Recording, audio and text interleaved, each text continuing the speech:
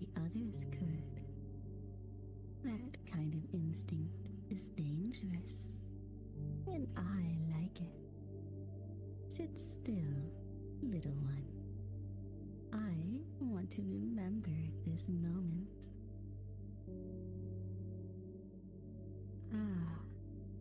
I felt the shift in the wind. So many souls guided here by moonlight and wonder. Come close. The story wants to be heard.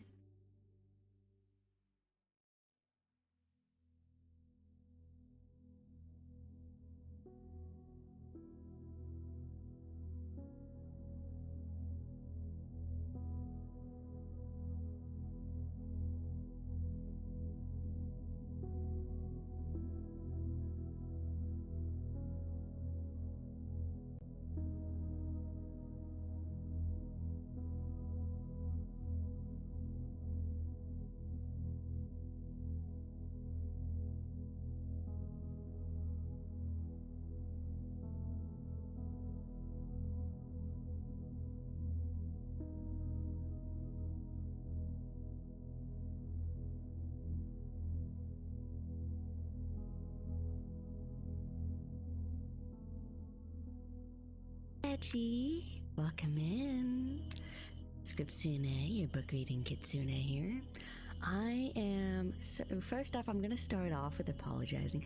I haven't streamed the last 2 Fridays, and the first one I had initially announced because my throat was sore. I had, you know how your sinuses like drain into your throat and like it causes a sore throat? Well, that is what I had. I had a cold. And then the second week, I left it up to everyone in my Discord to vote on if I should be streaming or not that week. And they're like asking me like, okay, so what are your symptoms currently? I'm like, well, I have phlegm and coughing fits. So they all said, nope, you're going to be streaming next week. So that's the reason why I was gone for 2 weeks. Oh, Lechi, is the head pat not working? Hang on a second, let me see what the heck's wrong with that.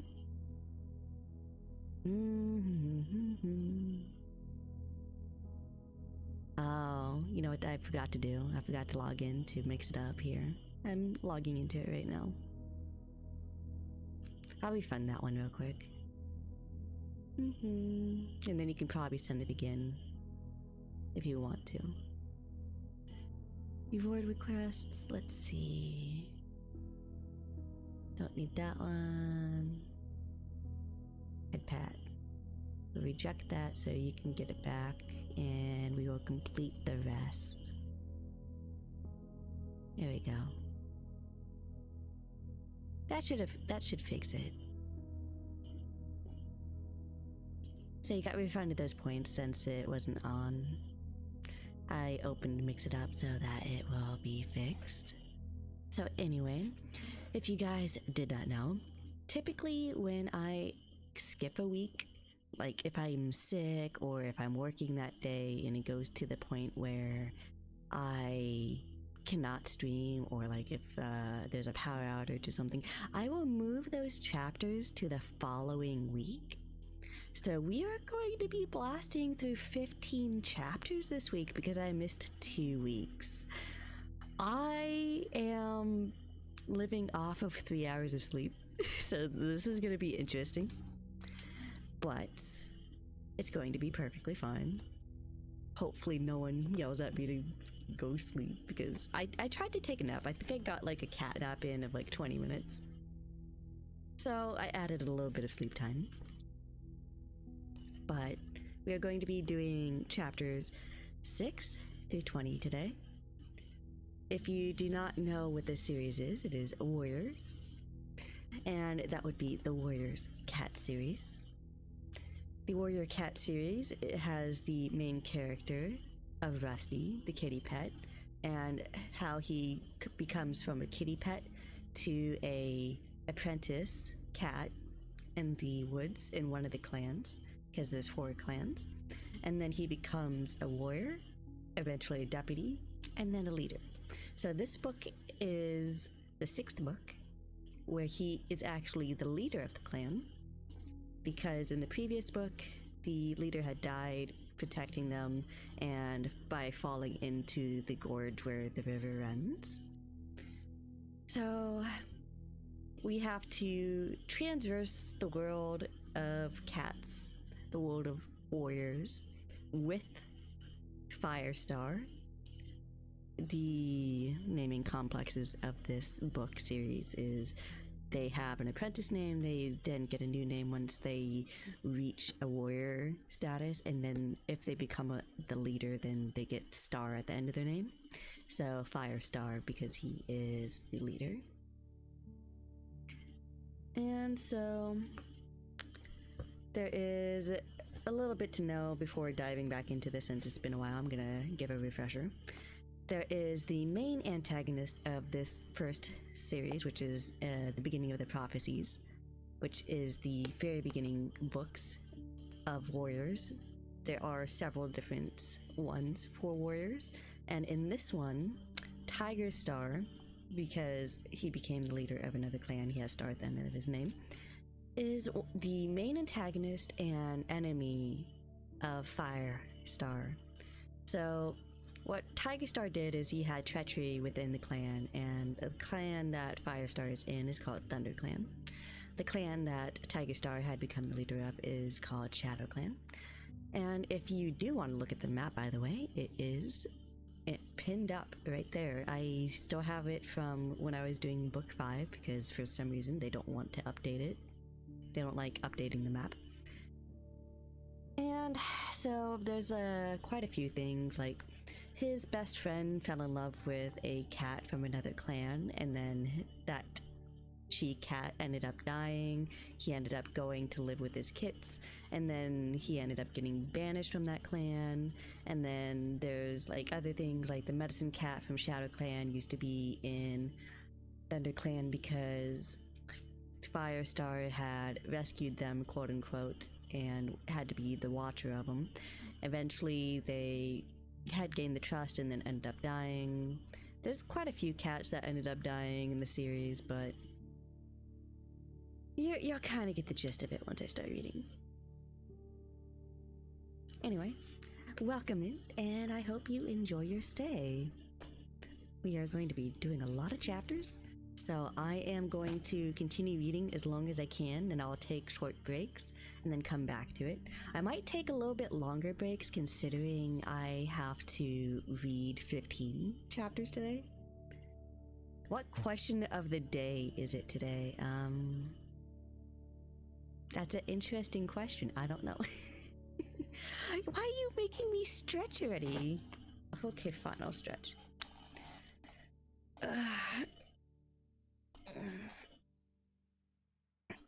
Welcome in, Holly. But you guys are free to ask me anything about the series as we go along, or just listen, or just chat normally. I will actually take a pause as I'm reading to reply to you, and normally I just go back to reading as well. So don't feel shy about talking if you want to. I'm not against it. I do not do a whole lot of whispering. I just like to do the storytelling, and you get to hear the page flips. So I know that there's like some people that don't like whispering. I'm one of those people. I'm not really into the whispering whole ASMR thing, but you guys get to just relax, calm down, listen to a story like it's an autobiography or, you know, one of those audiobooks.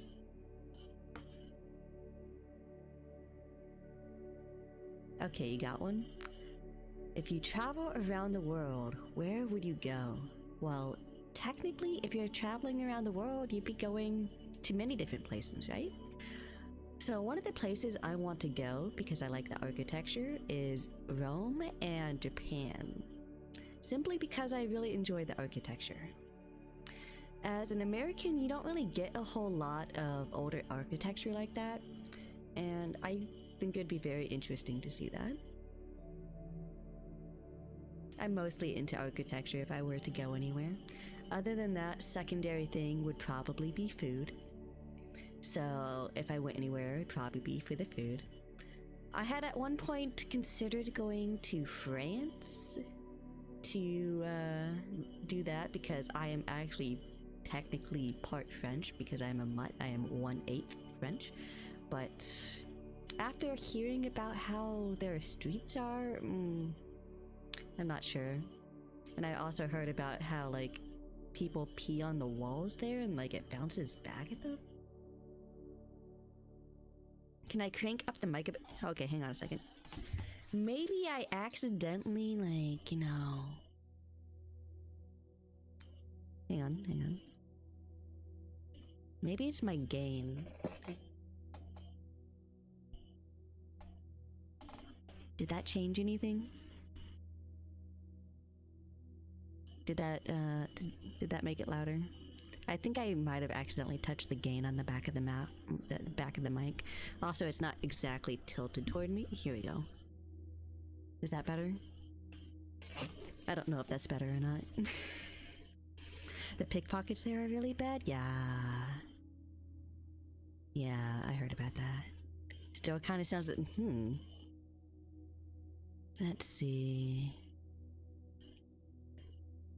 Well, it's on max. It's on max on the audio capture. Hang on. I guess I can try to do more? Okay, I really turned the gain up now. I really turned the gain up now. Is it any different?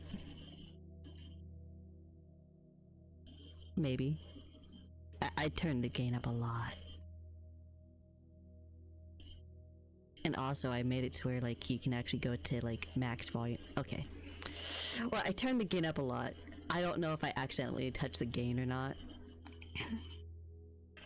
But yeah. Peaking a little bit. Okay, let me turn it down. Is that better? I turned it down a little bit.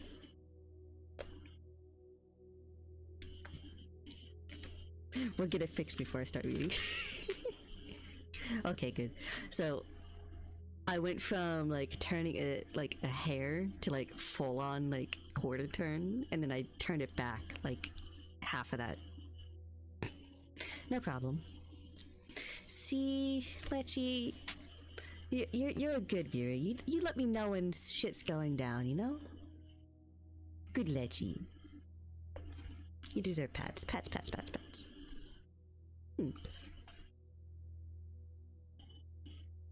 Anyway, I hope you guys have enjoyed your week. I am going to go ahead and start reading now. And so this, again, is book 6. We are going to be reading 15 chapters. I am going to take breaks as I feel like, because damn, a lot of chapters. I can't just take a break between each one. And the breaks might be 5 to 10 minutes instead of, like, 2 minutes that I normally take, because it's so many chapters and I'm gonna be trying to push through the chapters. Thank you, Lechy. Hang on a second. My microphone keeps, like, tilting downward.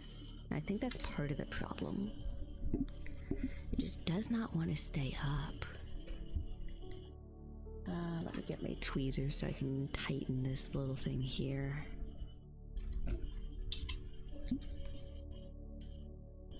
There we go. One other thing, you guys. I have been crafting. If you know the stuff I craft in, I like make horns and stuff. Currently I'm making a kig mask. That is a kigurumi mask, which is, like, if you know Japan culture and, like, Chinese culture, you know what those masks are. And I also have more building stuff. So after I get done with the chapters for the stream, I'm going to make a poll about if you guys want me to do another hand cam stream before we move on to the next book. So it'd be after we finish this book, but I'll make a poll. Okay, let's go ahead and get started. I will take care of myself, it's okay. Chapter 6. Twilight was thickening the shadows under the trees by the time Firestar and Cinderpelt slipped down the ravine towards the camp entrance. They had slept in their barn with Barley and Ravenpaw until the sun was well above the horizon, and feasted again on the plump mice before they set off for their own territory. So in the previous chapters, we had Firestar going to the journey for the Moonstone to get his 9 lives.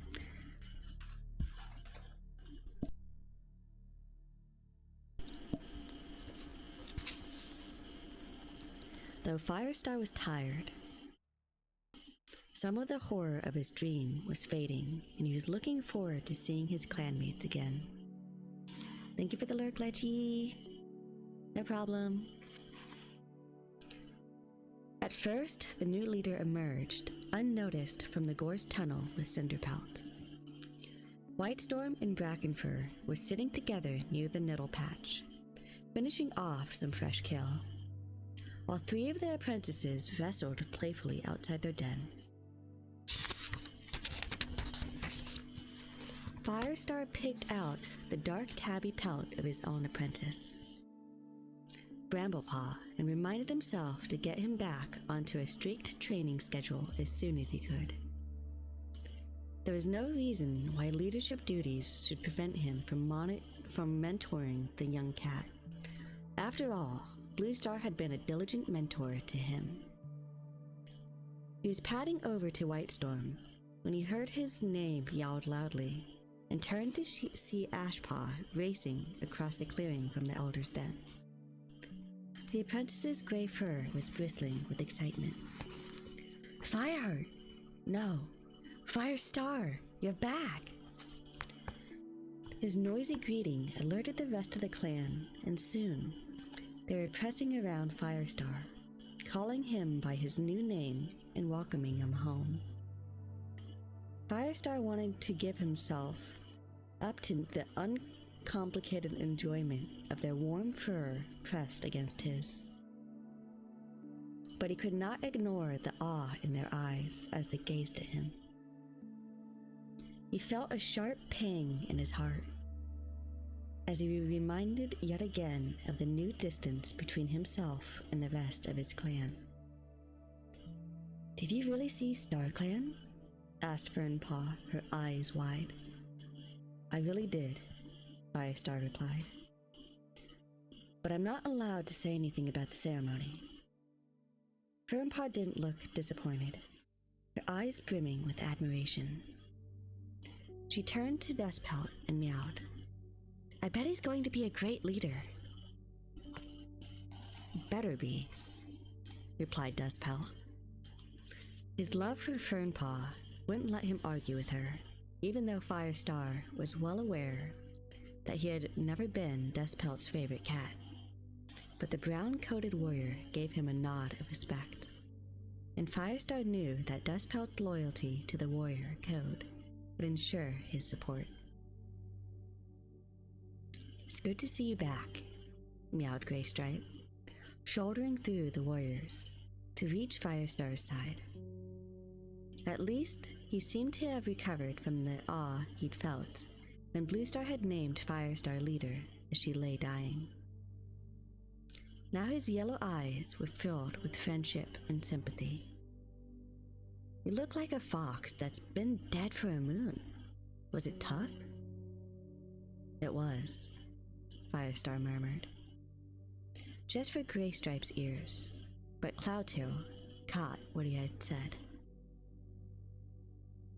"It's only your belief in ancient traditions that makes you think you can't be a leader without dragging all the way up to Highstones and back. As far as I'm concerned, you've already proved yourself to be a true leader of this clan, Firestar." Firestar gave his kin a hard stare. He was grateful for Cloudtail's loyalty and respect, but felt as frustrated as ever that the younger cat did not share his beliefs. He wished he could tell the White Warrior exactly what he had experienced, if only to shock him into respect for the StarClan. But he knew that was impossible. "Shh, The ancient traditions still matter. The quiet rebuke came from Lostface,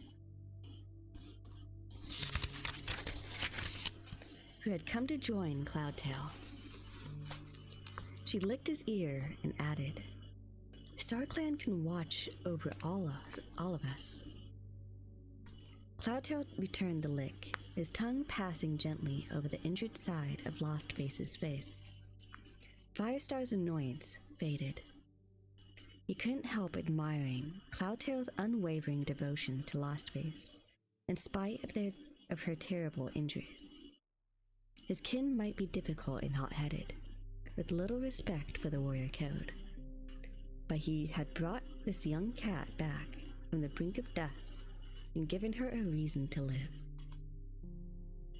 As the welcoming cats began to disperse, Firestar caught the eye of Whitestorm, who had greeted him and then backed off a pace or two, waiting to speak. How are things in the camp? Firestar asked. Was there any trouble while I was away? Not a thing, the senior warrior reported. We've patrolled the whole territory and there's no sign of dogs or ShadowClan. Good, Firestar mewed. Glancing at the well-stocked, fresh kill pile, he added, I see some cats have been hunting. Sandstorm took a patrol out, and Mousefur and Dragonfur put their apprentices to work, replied Whitestorm. Bramblepaw is a skillful hunter. I lost count of how much prey he brought in. Good, Firestar repeated. His pleasure in hearing his apprentice praised was tempered by the uneasiness he always felt when Tigerstar's son was mentioned. Tigerstar had been a good hunter too, but that had not stopped him from becoming a murderer and a traitor. Cinderbelt came up to him again. I'm off to my den, she meowed. Call me if you want anything. Have you remembered that you need to appoint a deputy before Moonhigh? Firestar nodded. Other duties had been more urgent, but now he needed to give this decision serious thought.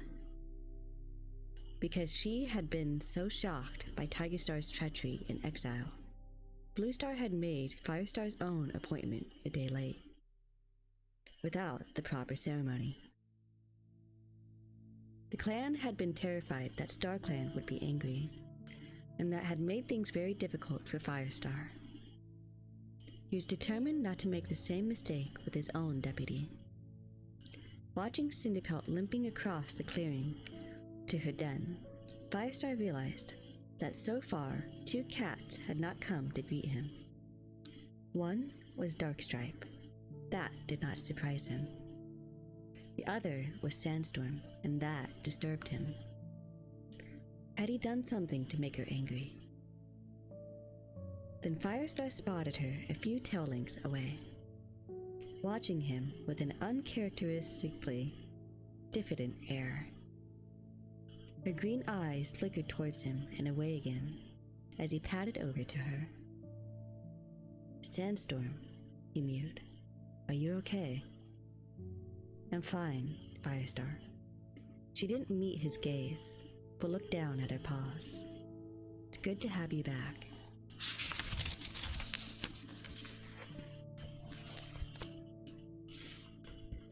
Now Firestar was certain something was wrong. He had been looking forward all day from the long journey home to lying beside Sandstorm in the warrior's den, to sharing tongues with her and catching up on her news. But he would not be able to do that again. From now on, he would sleep alone in Bluestar's old den, his den now, underneath the high rock. And with that realization came understanding of what was troubling Sandstorm. For all her confidence when he left the camp, she was not at ease with him now. Mousebrain, he purred affectionately, pressing his muzzle against hers. I'm still the same cat. Nothing has changed. Everything's changed, Sandstorm insisted. You're a clan leader now. and you're still the best hunter and most beautiful cat in the clan, Firestar assured her. You'll always be special to me. But you're so far away, meowed Sandstorm, unconsciously echoing Firestar's own fears. You're closer to Cinderpelt now than anyone else. You both know secrets about StarClan that ordinary warriors don't. Cinderpelt's our medicine cat, Firestar replied, and she's one of the best friends I have. But she's not you, Sandstorm. I know things are difficult right now. There's so much I have to do to take over the clan, especially after what Tigerstar tried to do with the pack of dogs. But in a few days, we'll be able to go out on patrol together, just like we used to. To his relief, he felt Sandstorm relax, and some of the uncertainty faded from her eyes. You need an evening patrol, she mewed. Her voice was crisp, more like the old Sandstorm, though Firestar guessed she was just covering up her unhappiness. Shall I round up some cats and go?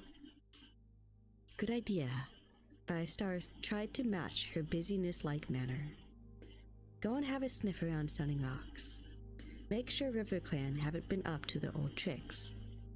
I would just be like Leopardstar, the ambitious leader of RiverClan, to try to claim the long-disputed territory while ThunderClan was shaken by the loss of Bluestar. Right. Sandstorm hurried off towards the Nettle Patch, where Brackenfur and Longtail were eating. Brackenfur called to his apprentice, Tawny Paw, and all 4 cats headed for the Gorse Tunnel. Firestar made his way towards the leader's den. He still couldn't think of it as his own, and he found himself missing his comfy patch of moss in the warrior's den even more sharply. Before he reached it, he heard his name being called, and turned to see Graystripe hurrying after him. Firestar, I wanted to tell you. He broke off, as if he was embarrassed. What's the problem? Well, Graystripe hesitated and then went on in a rush. I don't know if you're thinking of choosing me to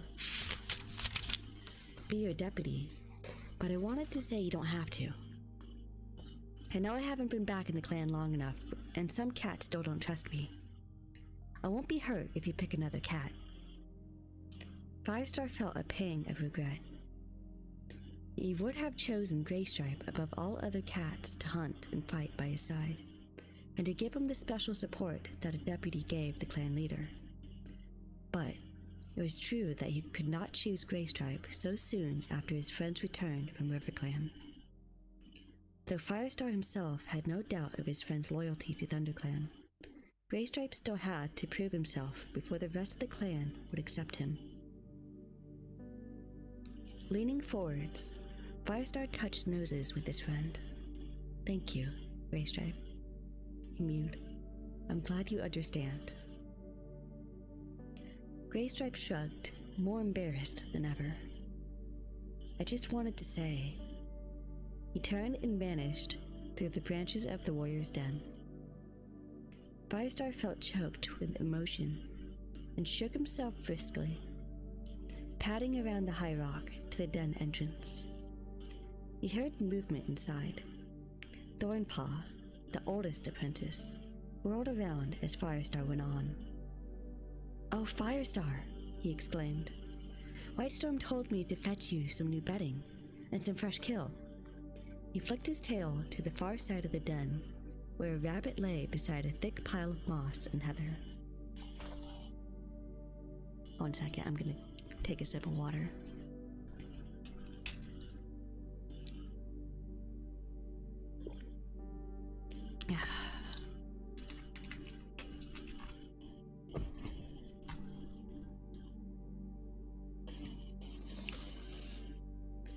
That looks great, Thornpaw, Firestar meowed.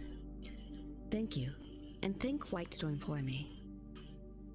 The ginger apprentice dipped his head and started to leave, only to halt as Firestar called him back.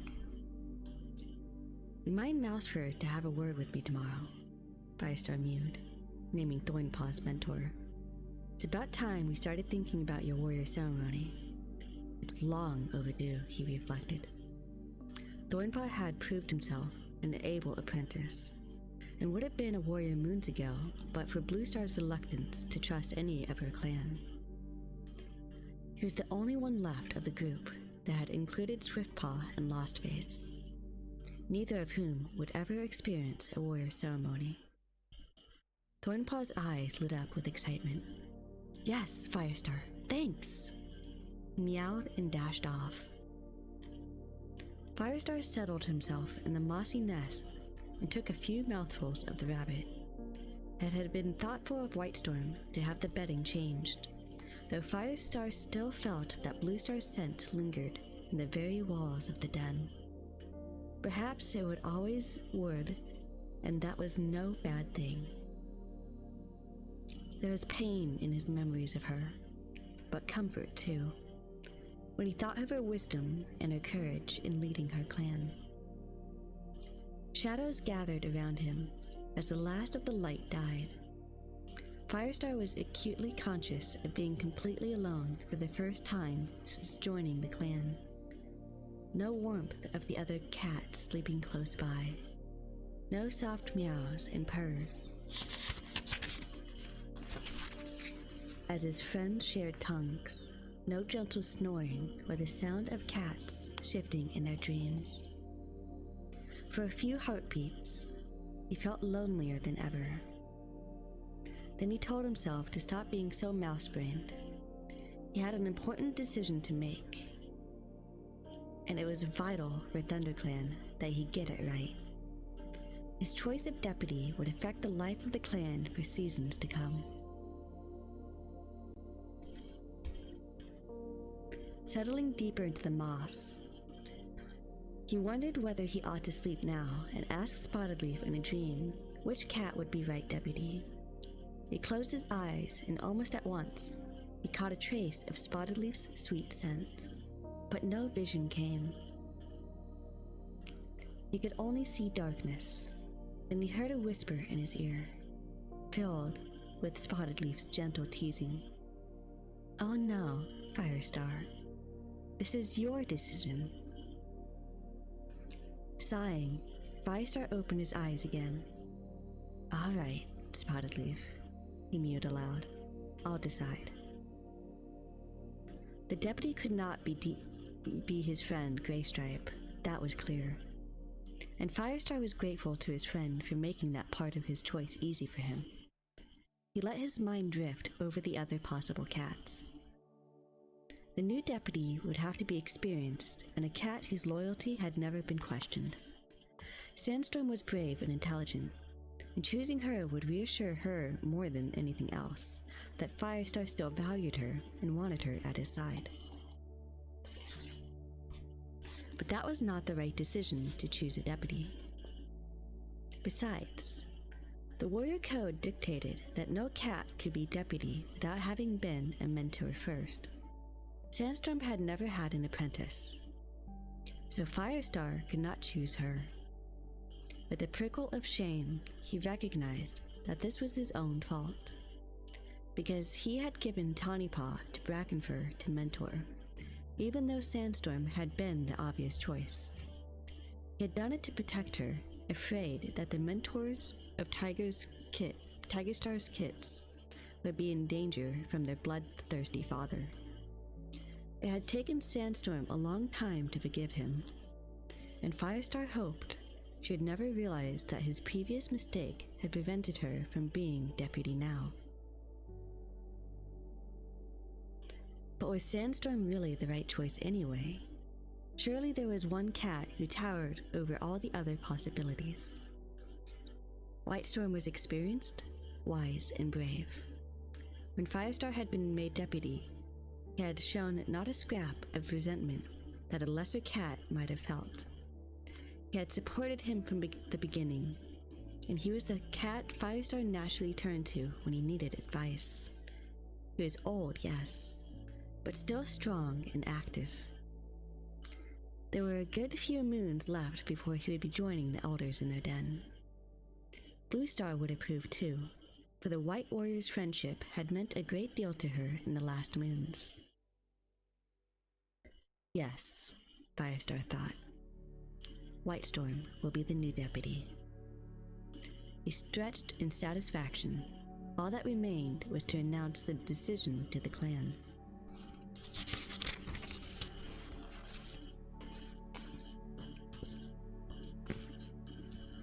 Firestar waited for a while, finishing the rabbit. Drowsing but not letting himself fall asleep, just in case he missed Moon High. Silver light seeped into the den as the moon rose. Eventually, he got to his paws, shook the scraps of moss from his fur, and padded out into the clearing. Several of the clan were pacing among the ferns at the edge, obviously waiting for the announcement. Sandstorm and the evening patrol had returned and were eating their share of fresh kill. Firestar flicked his tail in greeting to the ginger she-cat, but did not go over to her to speak. Instead, he sprang up on the high rock and yelled, "Let all cats old enough to catch their own prey join here beneath the high rock for a clan meeting." His summons was still ringing in the air when more cats began to appear, slipping from the shelter of their dens or padding into the moonlight from the shadows around the edges of the camp. Firestar saw Darkstripe stalk into the open and sit a few tail lengths away from the rock. His tail wrapped around his paws and a scornful look in his eyes.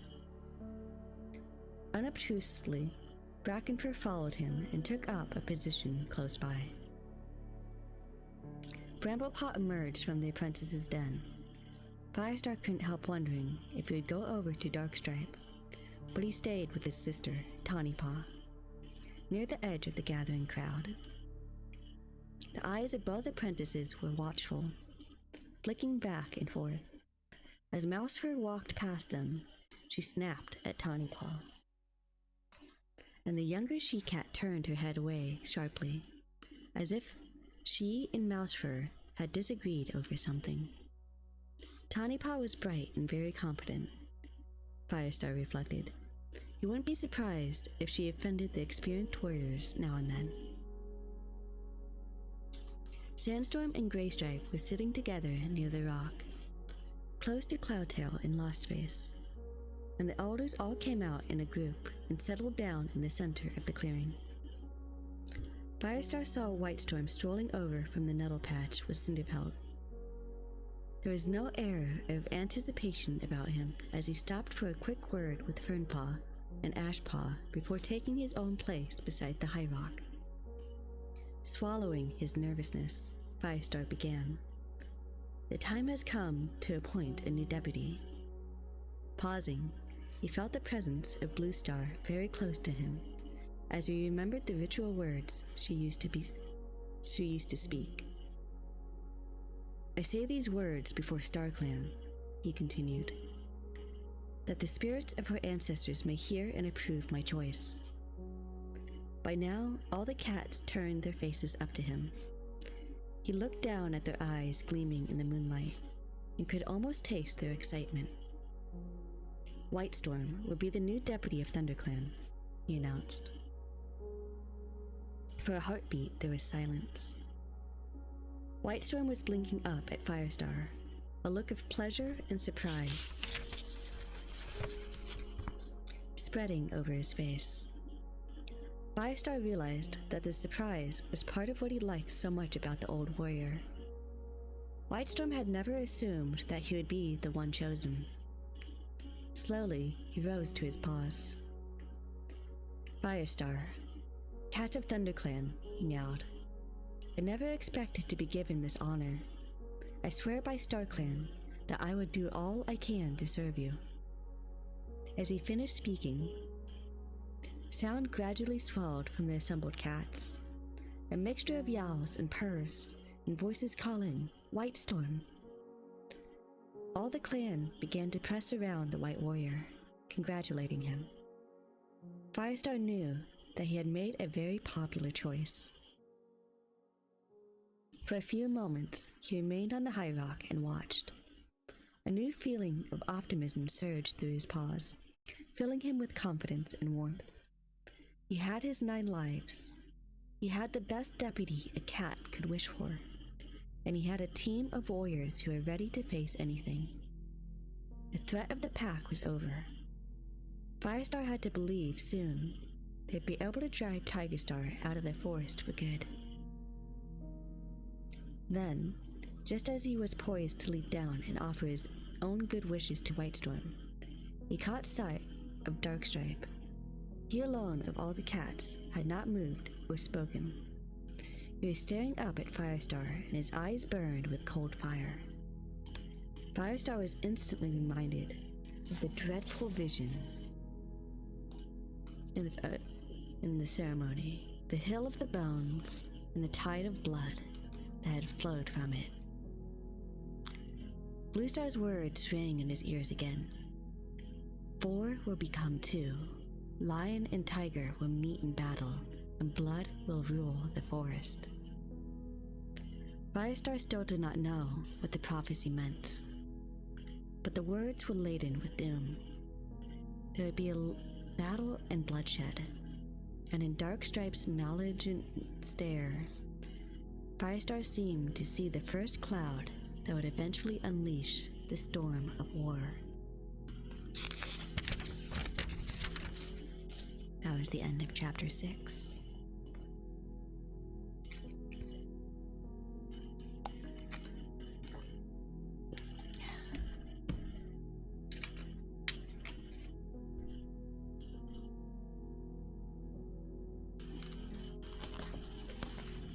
Chapter 7. A raw, damp cold pushed its way through Firestar's fur as he padded through tall pines. The sky was heavy with gray cloud and seemed undecided between sending rain or snow onto the forest. Here, where the ravages of the fire had been worst, ash still covered the ground, and the few plants that had begun to grow back had shriveled up again with the coming of Leaf Bear. It was the day after his announcement to the clan, and Firestar had left his new deputy in charge of the camp while he patrolled the border alone.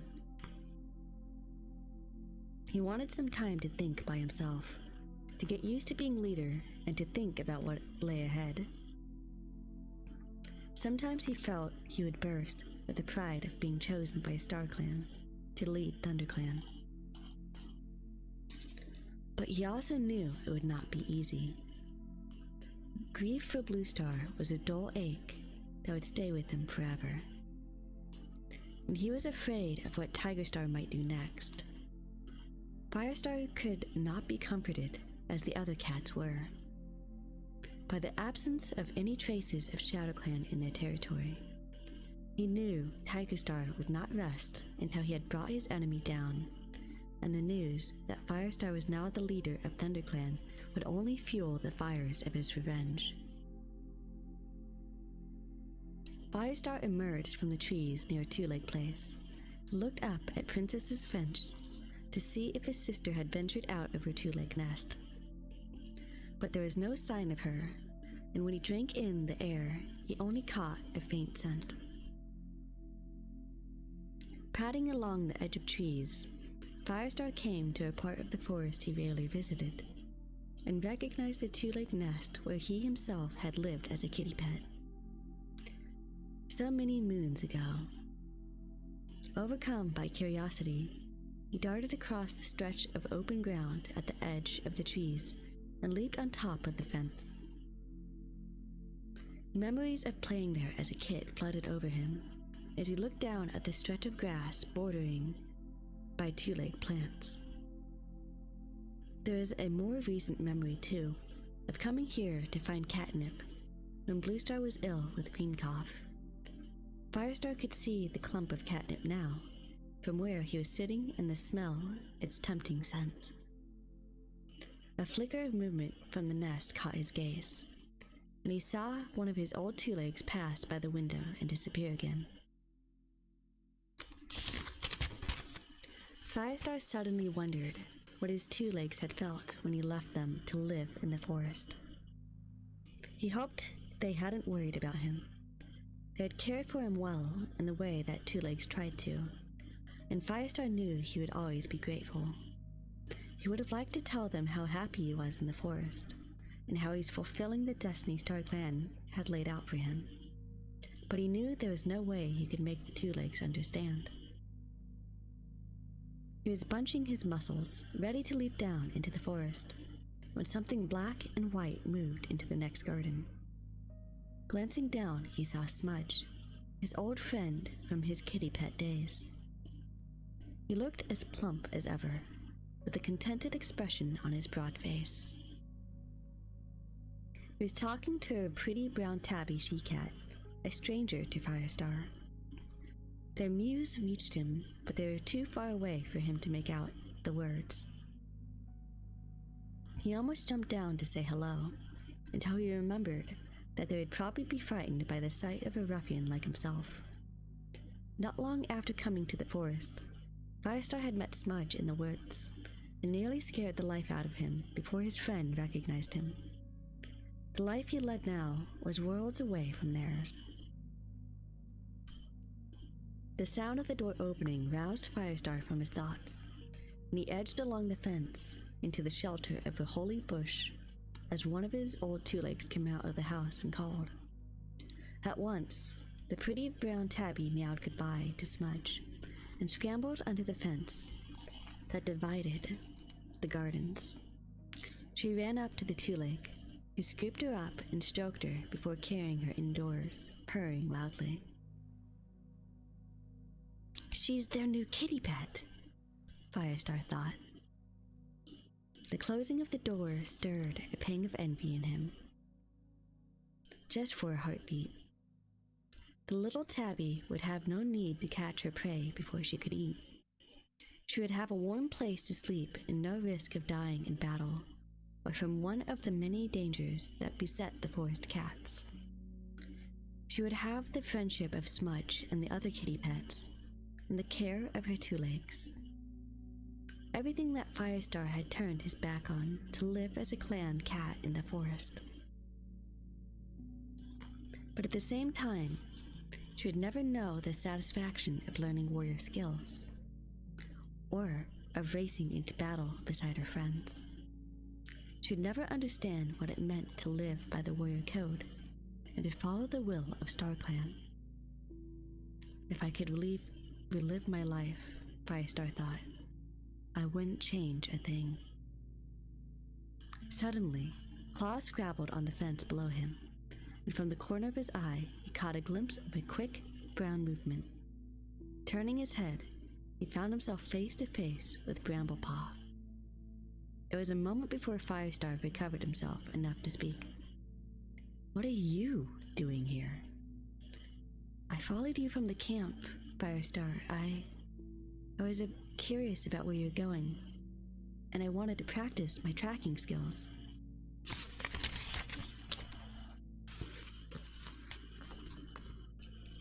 Well, they don't seem good enough if he got this far.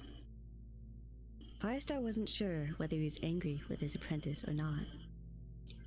Grandpapa shouldn't have followed him without permission, but it was impressive to have tracked him all the way from the camp. He felt a twinge of guilt, too, that Bramblepaw should have caught him looking over a two-leg fence at a pair of kitty pets. Once before, when Firestar was an apprentice, Tigerstar had spied on him and caught him talking to Smudge. The huge tabby had reported straight back to Bluestar, deliberately calling into question Firestar's loyalty to clan life. Reading Bramblepaw's eyes, Firestar saw the young cat's nervousness fading, to be replaced by a steady gaze, as if he were weighing his mentor up. It was a long, intelligent look, and Firestar realized that he could see respect in the amber depths. He was aware yet again of his certainty that Bramblepaw could be an outstanding warrior. If only he could escape his father's dark heritage. But would Bramblepaw ever be truly loyal to his birth clan? with his father still in the forest. "Can I trust you?" Firestar blurted out suddenly. The young cat didn't rush to defend himself. Instead, Bramblepaw held him with a serious gaze for a moment more. "Can I trust you?" he responded, twitching his ears in the direction of the two-legged garden. Bristling, Firestar initially had no intention of justifying himself to the apprentice. It was not Bramblepaw's place to question the actions of his mentor, who also happened to be clan leader. But in spite of the guilt Bramblepaw's question had provoked, Firestar couldn't help admiring the spirit that he had dared to ask. He took a deep breath. "You can trust me," he promised solemnly. "I chose to leave my life as a kitty pet. Whatever happens, I'll always put the clan first." It was time, he decided, to be more open with Bramblepaw. "But I do come here now and again," he continued. "I see my sister sometimes, and I wonder how things would have been if I had stayed. Yet I always leave knowing that my heart lies with ThunderClan." Bramblepaw gave a little nod, as if the answer satisfied him. "I know what it's like to have loyalties questioned," he meowed. Another pang of guilt stabbed Firestar, even though he knew he was not the only cat to have suspicions about Bramblepaw. "How do you get on with the other apprentices?" he asked. "They're okay, but I know some of the warriors don't like me and Tawnypaw because Tigerstar's our father." The words were spoken with such understanding that Firestar was even more ashamed of himself. "We're more alike than I ever realized," Firestar thought. "Constantly having to prove our loyalties by fighting twice as hard. Defending ourselves twice as much to our enemies and to our clanmates."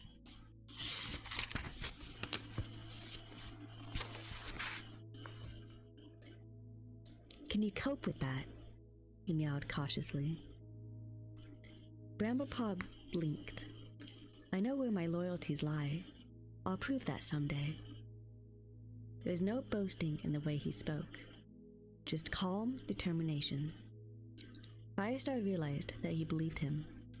His apprentice had rewarded him for his honesty about visiting the two-leg place by being honest with him in return. Now Firestar knew he owed it to Bramblepaw to trust his word. "What about Tawnypaw?" he asked. "Well," her brother hesitated, a troubled look in his eyes. "She can be a bit difficult at times, but it's just her way. She's a loyal cat at heart." "I'm sure she is," Firestar mewed, though he noticed that Bramblepaw wasn't entirely at ease discussing his sister with the clan leader. "We need to keep a closer eye on Tawnypaw in the future and make sure she had all the support she needed to become a reliable ThunderClan warrior. A word with her mentor, Brackenfur, would be a good idea." Struck by a sudden warmth towards his apprentice, Firestar added, "I've got to get on if I'm to finish patrolling the border before dark. Do you want to come with me?" Bramblepaw's amber eyes lit up. "Can I?" "Sure." Firestar leaped down from the fence and waited for the young cat to scrabble down beside him. "We'll do some training on the way." "Great!" Bramblepaw meowed enthusiastically. He patted close to his mentor's shoulder as Firestar led the way back into the trees.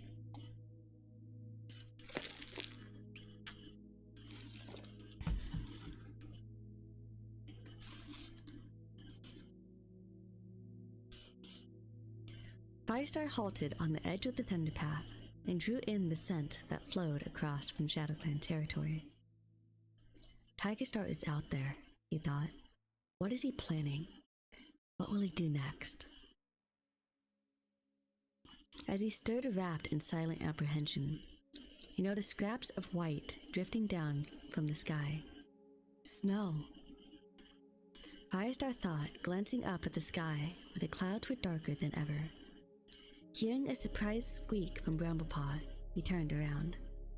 A snowflake had landed on Bramblepaw's nose and was slowly melting. The apprentice flicked out a pink tongue and licked it off, his yellow eyes round with wonder.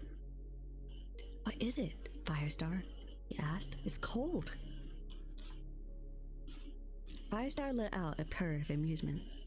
"It's snow," he replied. "It comes in leaf bearer. If it goes on like this, the flakes will cover all the ground and the trees." "Really? But they're so tiny." "There'd be lots of them, though." The flakes were already growing larger and falling more thickly, almost hiding the trees on the other side of the thunder path and smothering the Shadow Clan scent. Even the roar of the monsters was muffled, and they moved slowly, as if their glowing eyes couldn't see well through the snow.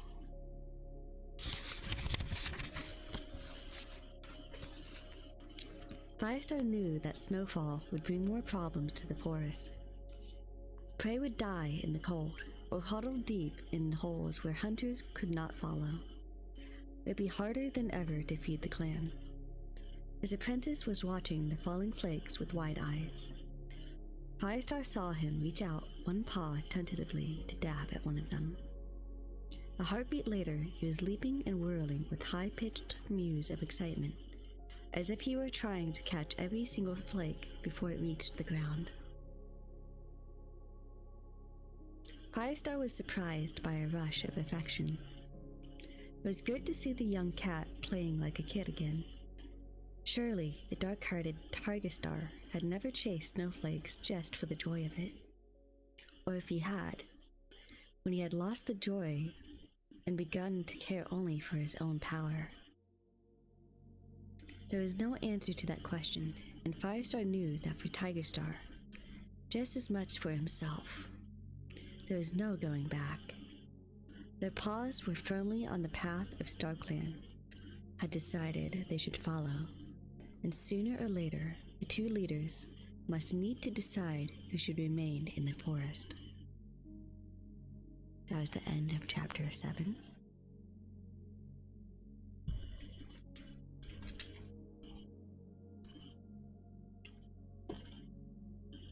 I think I'll take a break after Chapter 8. Just so I can make sure I can keep going, you know?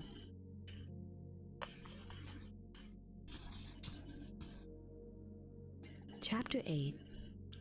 The snow had stopped by the time Firestar and Bramblepaw returned to the camp. The clouds had cleared away, and the setting sun cast long blue shadows over the thin coating of white that powdered the ground. Both cats were carrying fresh kill.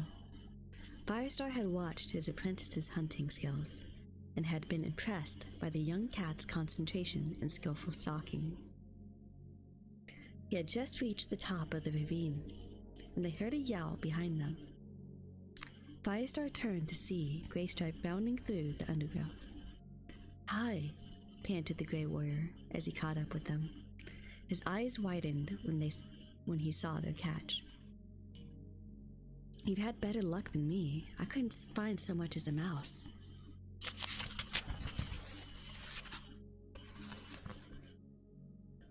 Firestar grunted sympathetically.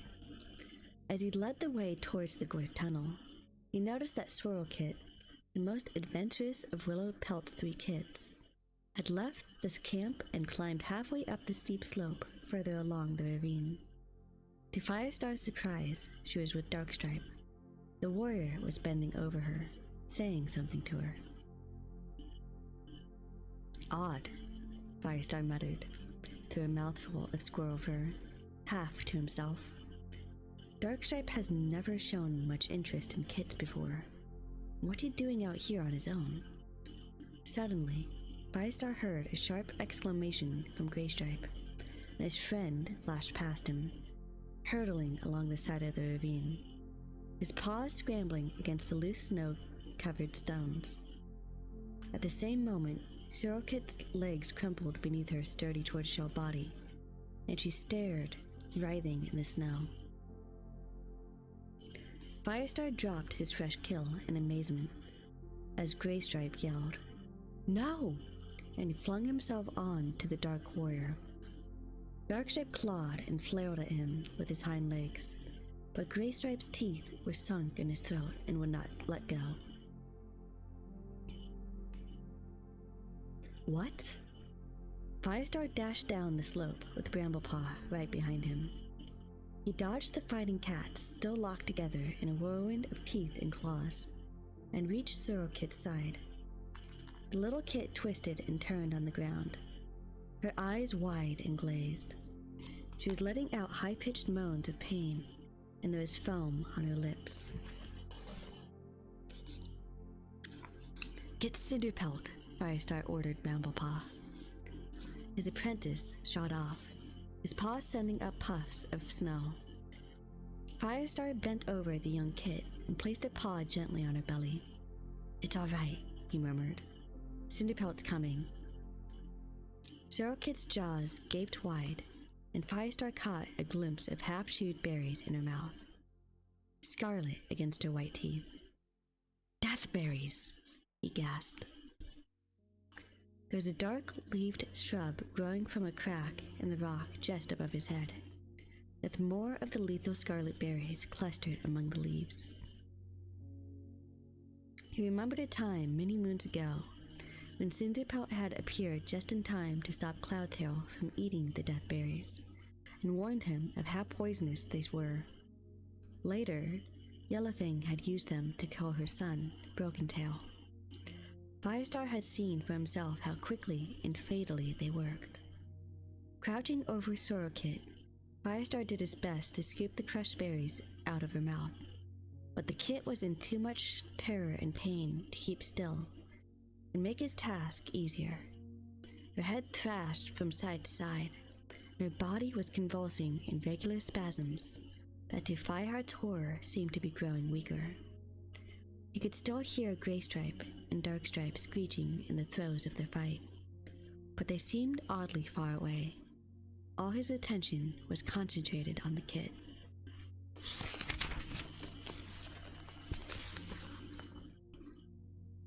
Then, to his relief, he felt Cinderpelt arrive beside him. "Deathberries," he told her quickly. "I've tried to get them out, but..." Cinderpelt took his place by the kit's side. She had a bundle of leaves in her mouth. Setting them down, she mewed. "Good. Keep holding her, Firestar, while I take a look." With two of them to help, and the kit's struggles definitely growing weaker, Cinderpelt was soon able to paw out the remains of the deathberries. Then she rapidly chewed up one of her leaves and stuffed the pulp into Sorrelkit's mouth. "Swallow it," she ordered. To Firestar, she added, "It's yarrow. It'll make her sick." The kit's throat convulsed. A moment later, she vomited.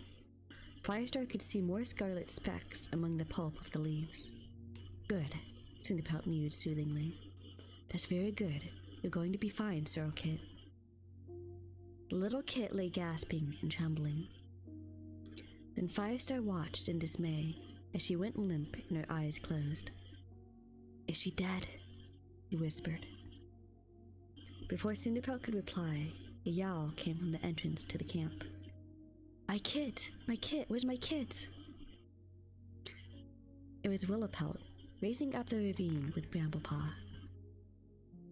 She crouched beside Sorrelkit, her blue eyes wide and distraught. "What happened?"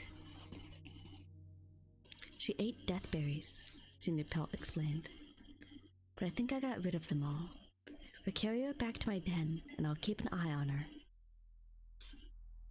Willowpelt began licking Sorrelkit's tortoiseshell fur. By now, Firestar had seen the faint rise and fall of the kit's flank as she breathed. She was not dead, but he could see from Cinderpelt's anxious look that she was still in danger from the effects of the poison. For the first time, Firestar had a chance to draw breath and look for Graystripe.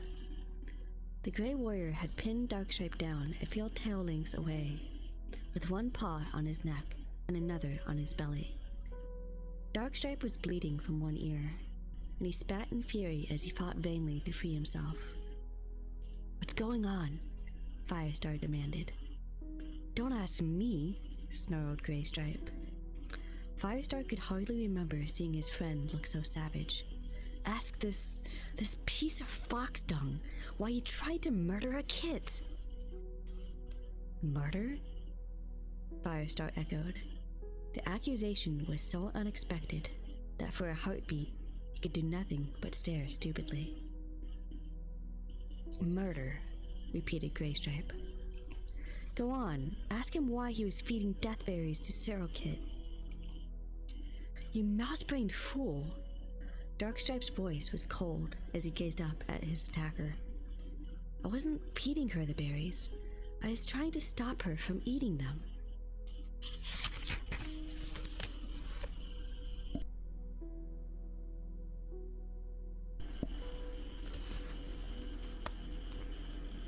"I know what I saw," Graystripe insisted through gritted teeth.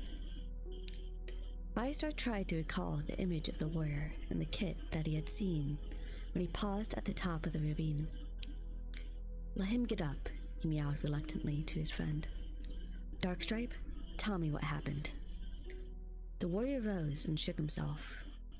Firestar could see bare patches on his flank where Graystripe had clawed out lumps of fur. "I was coming back to camp," he began. "I found this stupid kit stuffing herself with deathberries, and I was trying to stop her when this idiot jumped on me." He stared resentfully at Graystripe.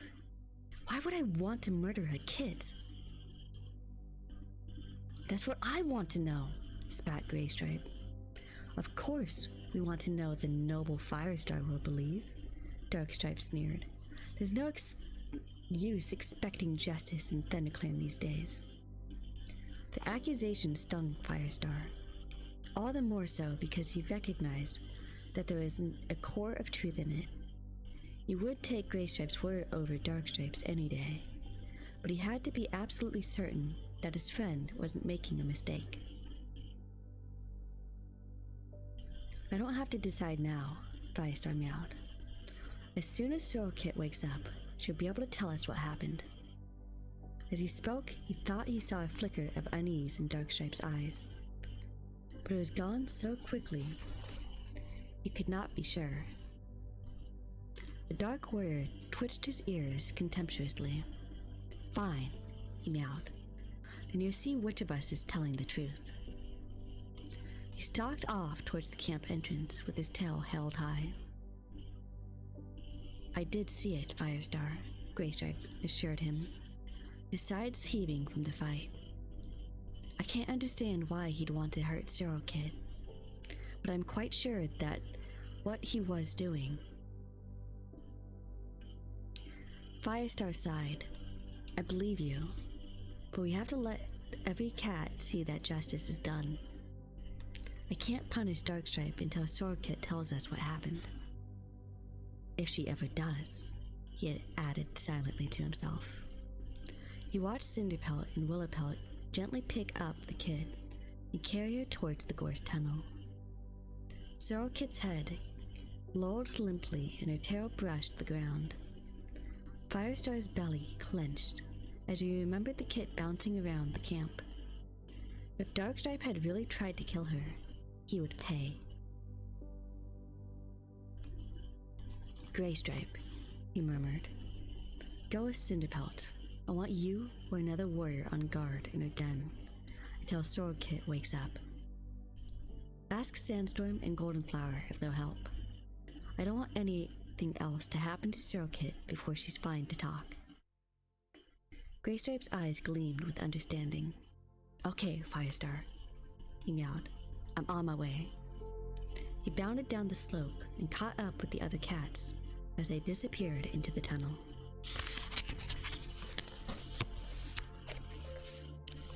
Firestar was left in the ravine with Bramblepaw.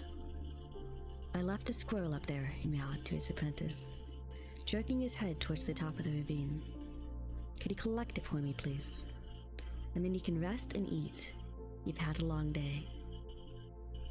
"Thanks," Bramblepaw mewed. He took a few steps up the ravine and glanced back.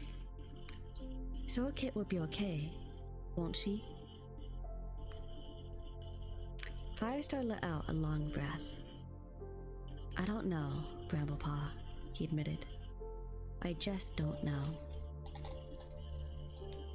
That is the end of chapter 8, and as I said, I will take a break, and then we will continue on to chapter 9. So I will be right back.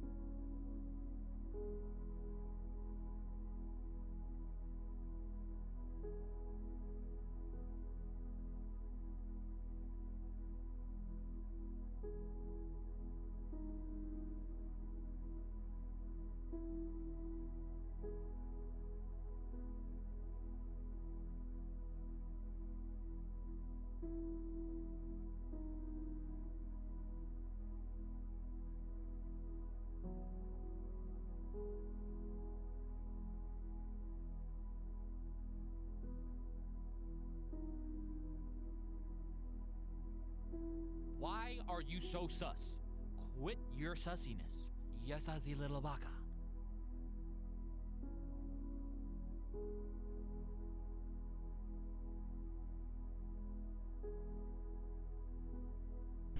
Ah, just right as soon as I got back. Hi.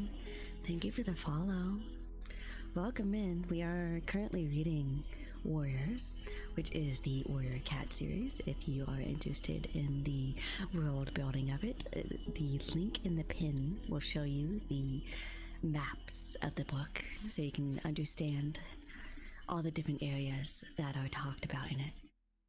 And I am Scriptsune, your book reading kitsune.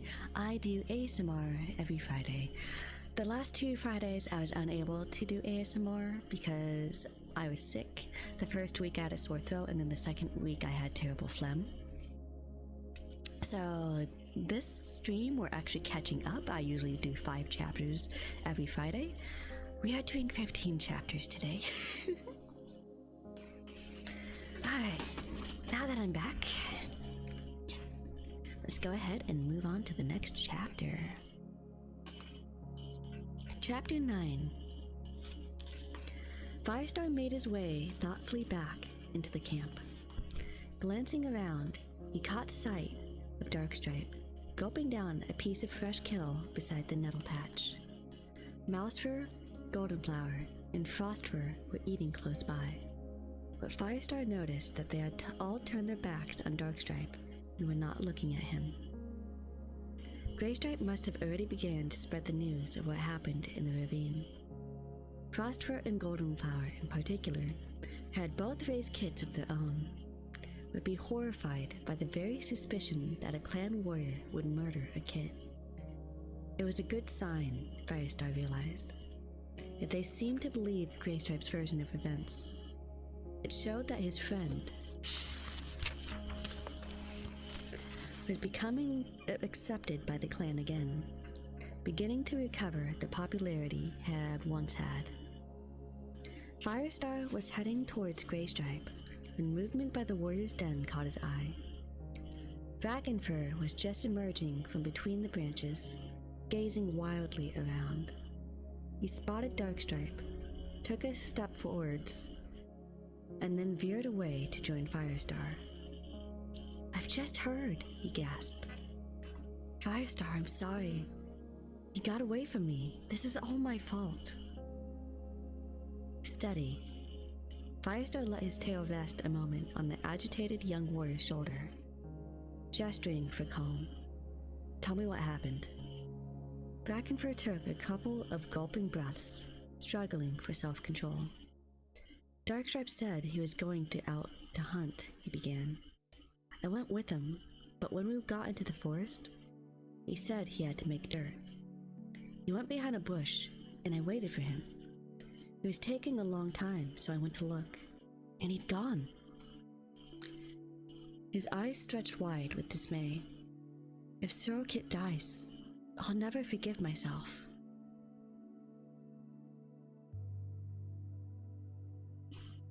"Sorokit won't die," Firestar reassured him, though he was not certain that it was the truth. The kit was still very ill. And now there was something else to worry about. Brackenfur's story showed that Darkstripe had realized he was being watched. He had got rid of his guard very neatly. He must have had a reason, Firestar reflected. What had the Dark Tabby meant to do, and why had he tried to kill Sorokit? "What do you mean? What do you want me to do now?" Brackenfur asked miserably. "Stop blaming yourself, to begin with," Firestar replied. "Darkstripe was bound to let us know where his loyalties lie, sooner or later. Except for his anxiety over Sorokit, Firestar wasn't sorry that Darkstripe had shown his true self in a way that no cat could ignore. Although he had hoped to keep the Dark Warrior in the clan, where he could watch him for the signs of treachery, now he knew that Darkstripe would never be loyal to him or to ThunderClan, and there would be no place for a cat who would poison a defenseless kid. Let him go to Tigerstar, where he belongs, Firestar thought. "Carry on guarding Darkstripe," he went on to Brackenfur. "You can't let him know you're doing it now." Hang on a second. I'm gonna retake that sentence after I drink some water. I'm actually starting to mess up now.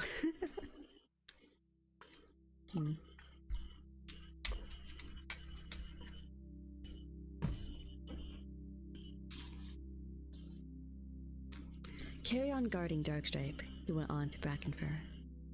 "You can let him know you're doing it now. Tell him from me he's not to leave camp until Sorokit can tell her story." Brackenfur gave a tense nod and hurried across to the nettle patch, where he crouched beside Darkstripe and spoke to him. The warrior snarled something in reply and went back to tearing apart his piece of fresh kill. As Firestar watched, a paw step sounded behind him, and he turned to see Sandstorm. The ginger she-cat pressed her muzzle against his, a purr deep in her throat.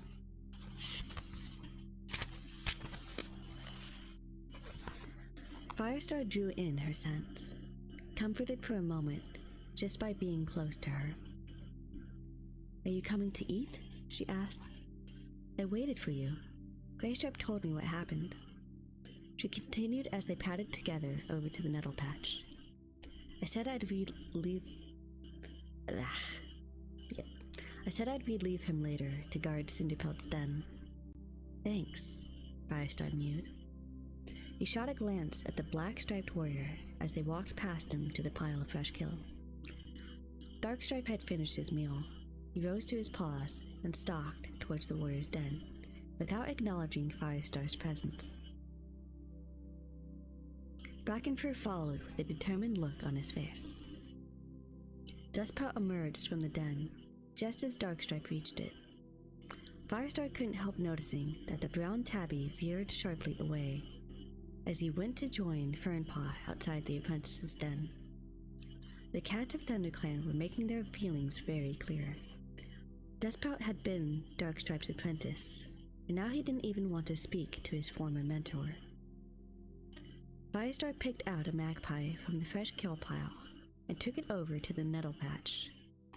Hey, Firestar, meowed Mousefur as he approached.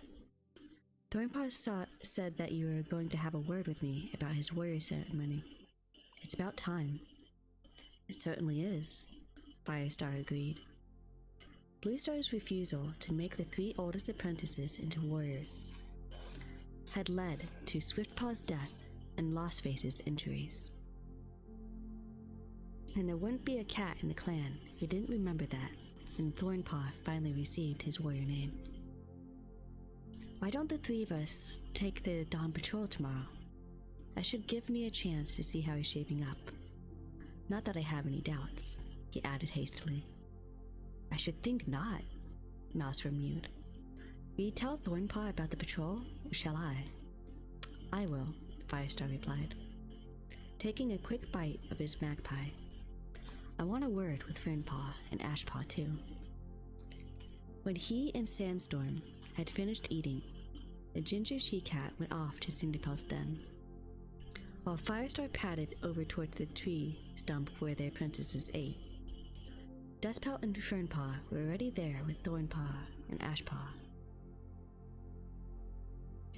And Cloudterror was strolling over from the Elder's Den, Lostface close beside him. Thornpaw, Firestar gave the apprentice a nod as he settled down beside him. Are your claws sharp? All your warrior skills ready? Thornpaw sat up straight, his eyes suddenly gleaming. Yes, Firestar. Dawn patrol tomorrow then, Firestar told him. If it goes well, we'll hold your ceremony at Sunhigh. Thornpaw's ears quivered with anticipation, but then the light in his eyes slowly died and he looked away. What's the matter? Firestar asked.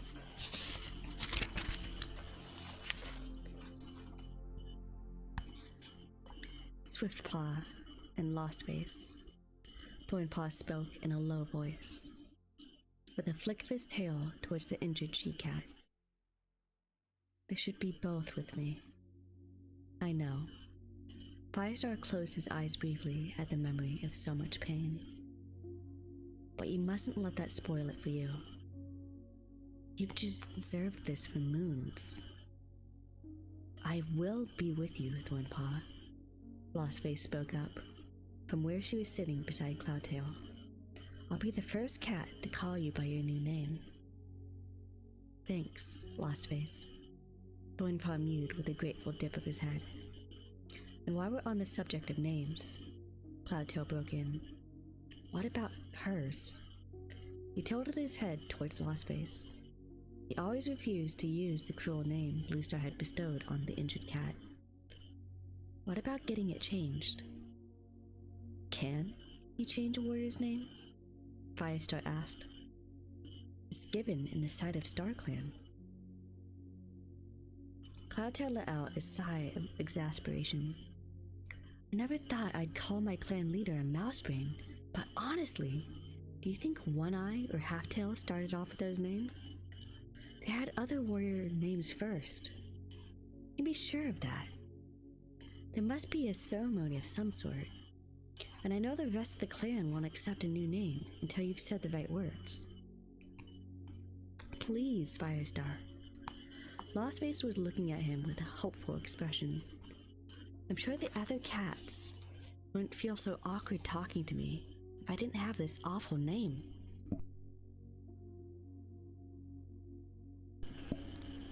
Of course, Firestar felt a stir of distress that he hadn't noticed the burden the young cat was carrying. I'll talk to the elders right away. One Eye is bound to know what to do. He rose to his paws and suddenly remembered what else he had meant to say. Ashpaw, Fernpaw, don't think that you've been forgotten. You're brilliant in the race with the dog pack, but you're still a bit young to be made warriors. That was true, but at the same time, Firestar wanted Thornpaw to keep his seniority by being made warrior first. I promise it won't be long, he told them. We understand, Ashpaw mewed. There's still stuff we need to learn. Firestar, Fernpaw asked nervously. What's going to happen about Darkstripe? If he did that to Sorokit, I don't want him for my mentor. If he did that to Sorokit, he won't be your mentor, Firestar promised. Sorokit? Cloudtail demanded. What's all this about Sorokit? Did something happen while we were out hunting? Immediately, Thornpaw and Ashpaw shifted position to crouch beside him, and Lostface began passing on the news in hushed voices.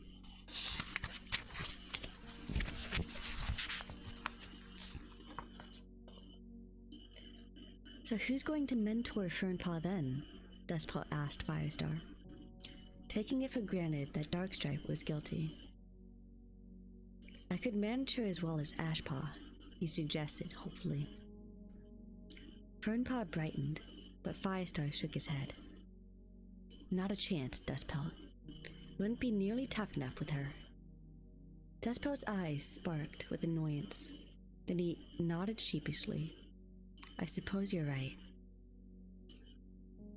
Don't worry, Firestar promised, as he headed for the Elder's Den. I'll make sure she gets a good mentor. Inside their den beside the fallen tree trunk, the Elders were settling down for the night. What's the matter now? Small Ear grumbled, raising his head from his mossy nest. Can't a cat get a wink of sleep around here? Dappletail let out a drowsy purr. Don't listen to him, Firestar. You're always welcome. Thanks, Dappletail, Firestar meowed. But it's One Eye I want to talk to. One Eye was curled up in a clump of ferns in the shelter of the trunk. She blinked her single eye and opened her jaws in a huge yawn. I'm listening, Firestar, but make it quick. I need to ask you about names, Firestar began, and he explained how Cloudtail wanted a new name for Lostface. At the sound of the young cat's name, Speckletail padded over and sat listening. She had cared for Lostface, and she was newly injured, and a strong bond had developed between them. I can't say I blame Cloudtail, she commented when Firestar had finished. No cat wants a name like that. One Eye yawned. I was already old when they changed my name to One Eye, she mewed. And to be honest, I don't care what they call me so long as they bring fresh kill on time. But it's different for a young cat. So can you tell me what to do? Firestar prompted. Of course I can. One Eye raised her tail and beckoned him closer. Come here and listen carefully. Heavy rain fell during the night. When Firestar led Mousefur and Thornpaw out of the camp at dawn, he saw that the light snowfall had vanished. Every fern and clump of grass was loaded with drops of water that shone as daylight seeped into the sky. Shivering, Firestar set a brisk pace. You could see from the gleam in Thornpaw's eyes that the young cat was wildly excited. But he kept calm, determined to show his leader that he was fit to be a warrior. The three cats paused at the top of the ravine, where the breeze was carrying a strong scent of mouse. Thornpaw flashed an inquiring look at Firestar, who nodded.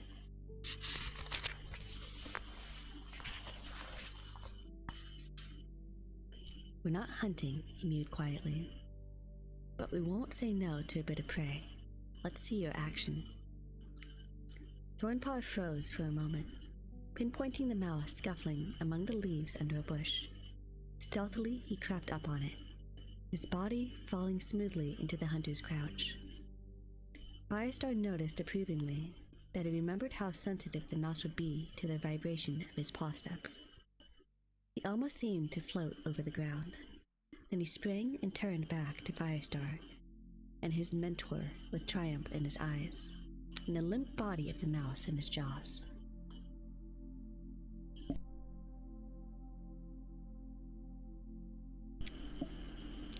Well done, yelled Mousefur. That was great, Firestar agreed. Bury it now, and we'll pick it up on the way back. When Thornpaw had scraped earth over his catch, Firestar led the patrol toward Snake Rocks. He had not been this way since the dreadful morning when he had discovered the trail of dead rabbits laid by Tigerstar to lead the dog pack to the ThunderClan camp. He swallowed bile in his throat as he remembered the reek of blood, but this morning, he could detect nothing but the ordinary forest scents. When they reached Snake Rocks, everything was silent. The howls and the barking that he had heard coming from the cave were now no more than a memory. Right, Thornpaw, Firestar meowed, trying not to reveal the clinging horror that he still felt about this place. What can you smell? The apprentice lifted his head and opened his jaws to draw air past his scent glands. Firestar could see that he was concentrating fiercely. Fox, he announced at last. It's stale though. 2 days old, I'd guess. Squirrel and just a trace of dog. He shot a glance at Firestar. You could see that the young cat shared his own misgivings. Thornpaw knew as well as any of them that this was where Swiftpaw had died and Lostface had been attacked. Anything else?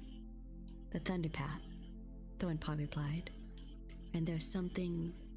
He tasted the air again. Firestar, I don't understand. I think I can smell cats, but it's not the scent of any of the clans. Coming from over there. He flicked his tail. What do you think? Firestar took a deep breath and realized that Thornpaw was right. The breeze was blowing a faint trace of unfamiliar cat scent towards them. Let's take a look, Firestar murmured. Be careful. It might only be a lost kitty pet, but you can never tell. As the three cats padded warily through the undergrowth, the scent grew stronger. Firestar felt more certain now about the scent. Rogues or loners, he meowed. 3 of them, I'd guess. And the scent is fresh. We must have just missed them. But what are they doing in our territory? Thornpaw asked. Are they Tigerstar's rogues, do you think?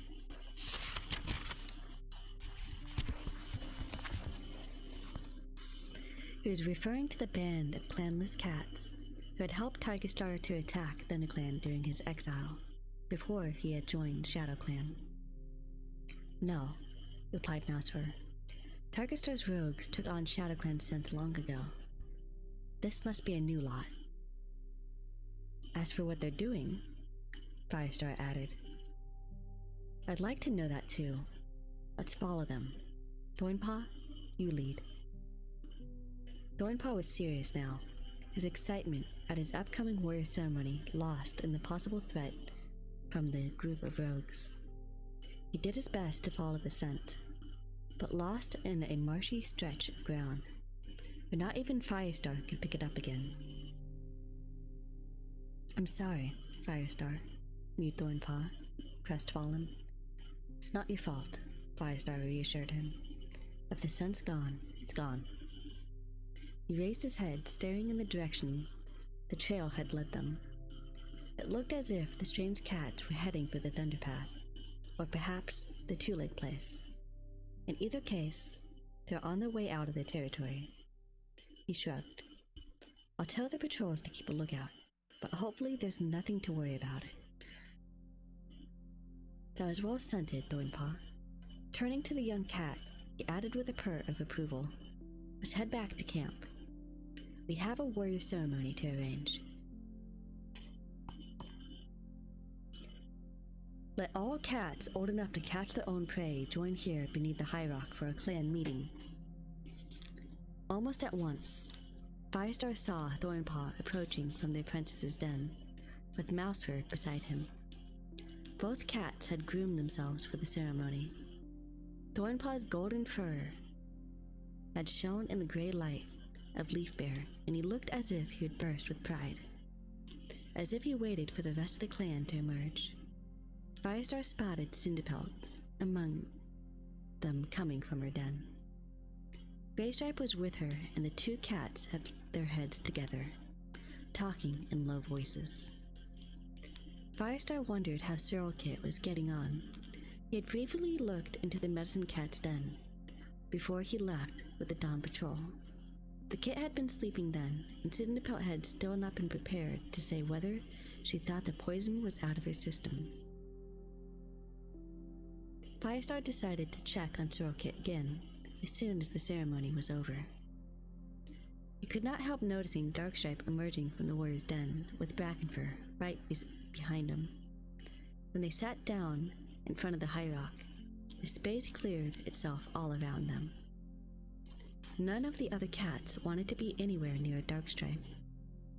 The warrior stared straight ahead with a sneer on his face, but Firestar guessed he would be as anxious as the rest of them to know if Sorrelkit would recover.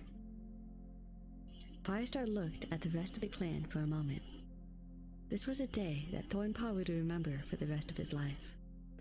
But it was special for Firestar too, because Thornpaw was the first warrior he would make as a clan leader.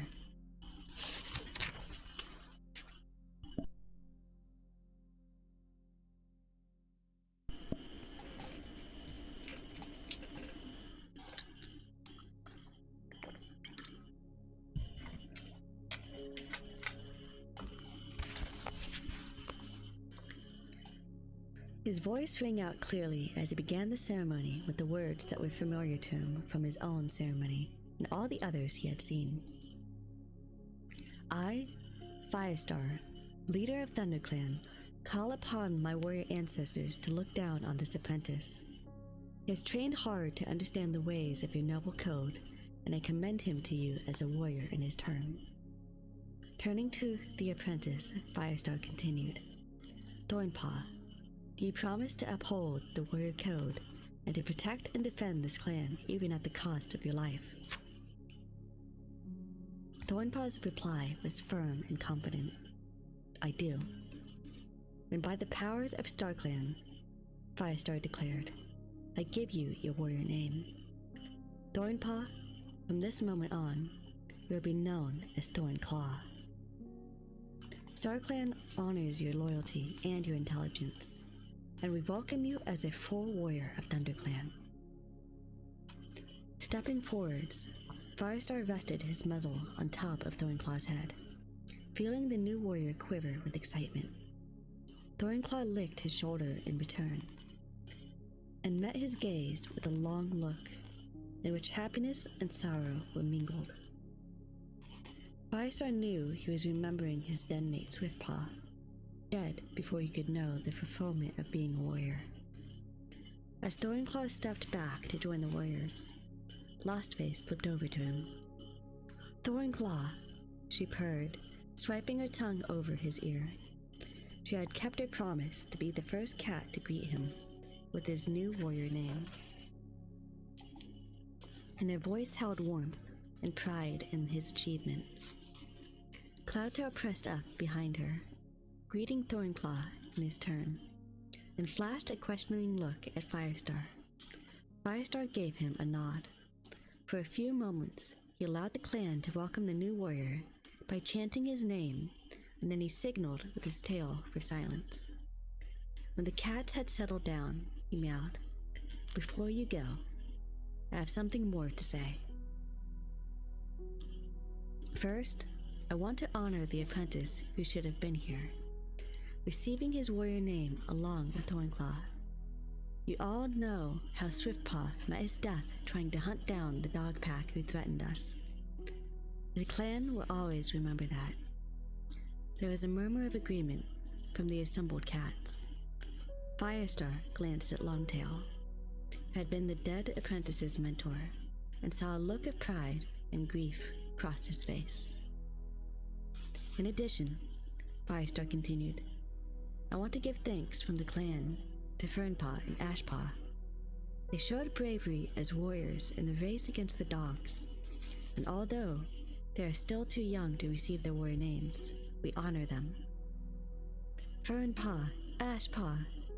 The two apprentices looked overwhelmed to hear themselves praised by their clanmates, and Despout's eyes shone with delight.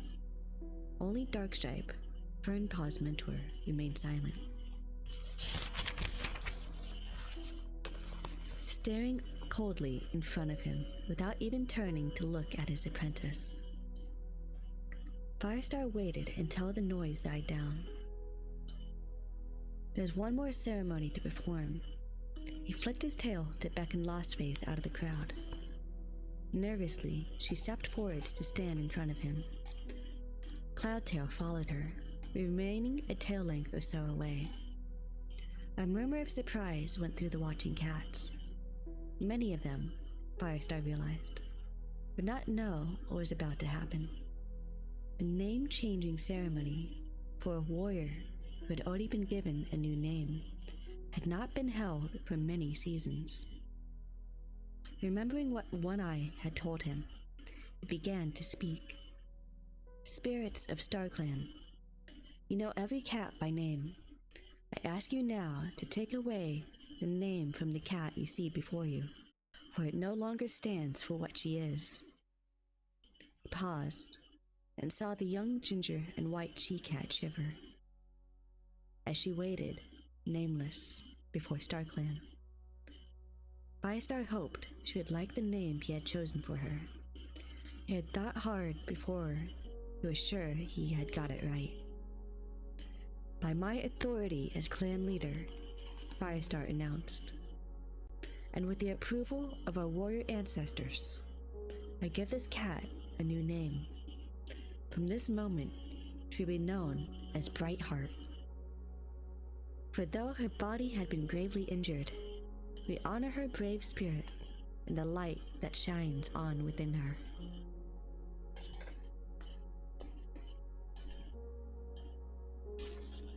He stepped close to the newly named Brightheart, and had done in the warrior ceremony, rested his muzzle on her head. She responded like a newly named warrior by licking his shoulder. "Brightheart! Brightheart!" The yell rose from the assembled cats. Brightheart had been popular when she was an apprentice, and the whole clan had grieved over her injuries. She would never be a warrior in the truest sense of the word, but there would always be a place for her in ThunderClan. Firestar led Brightheart to where Cloudtail was waiting. "Well?" he asked. "Is that fair enough for you?" Cloudtail could barely reply. He was too busy pressing his muzzle against Brightheart's and winding his tail with hers. "It's perfect, Firestar," he murmured. Brightheart's good eye brimmed with happiness, and she was purring too hard to speak, but she blinked her gratitude at Firestar. She had carried the burden of Blue Star's anger against StarClan for too long, and even if she could never become a full warrior, she had a name to be proud of now. Firestar swallowed, his throat choked with emotion. It was moments like this that made being a leader worthwhile. "Listen, Firestar," meowed Cloudtail after a moment. Brightheart and I are going to train together. We're going to work on a fighting technique she can manage with just one eye and ear. When she's able to fight again, can she leave the elders and come live in the warrior's den with the rest of us? Well, Firestar was uncertain. Brightheart could never be a full warrior because she couldn't hunt alone, and she'd be at a serious disadvantage in a fight. But it was hard to resist her determination. Besides, Firestar wanted her to be able to defend herself and her clanmates as best she could. You haven't got an apprentice yet, Cloudtail, he agreed. So you do have time to spend with Brightheart. Does that mean we can train together? Cloudtail urged. Please, Firestar, meowed Brightheart. I want to be of some use to the clan. All right, Firestar agreed. With a sudden thought, he added, if you work out some new moves, we can teach them to the others. Brightheart isn't the first warrior to be injured like this, and she won't be the last. Cloudtail meowed in agreement.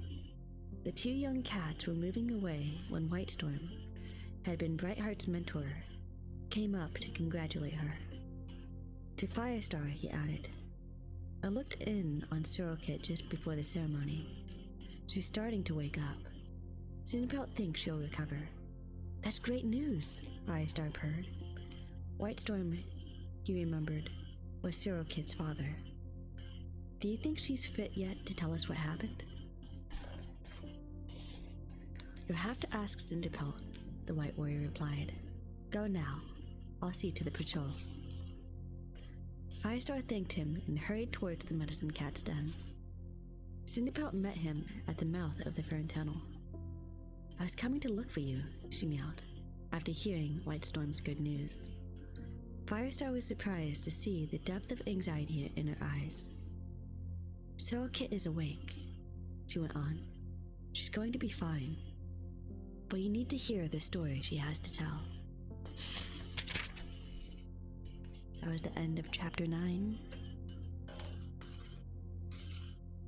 One moment.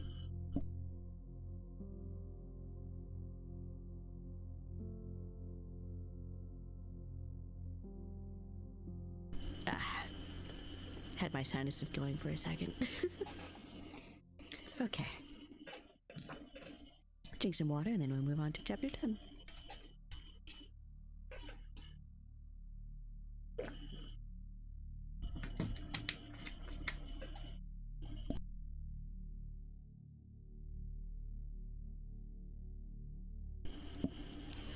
Chapter 10. Sorokit was curled up in a mossy nest near the entrance to Cinderpelt's den. She raised her head as Firestar approached with the medicine cat. But her eyes were heavy and it looked as though she was finding it difficult to move. Sandstorm was crouched close beside her on guard duty. Poor little Scrap, she murmured to Firestar. She nearly died. We've got to do something about Darkstripe. The pale ginger she-cat was looking as anxious as Cinderpelt.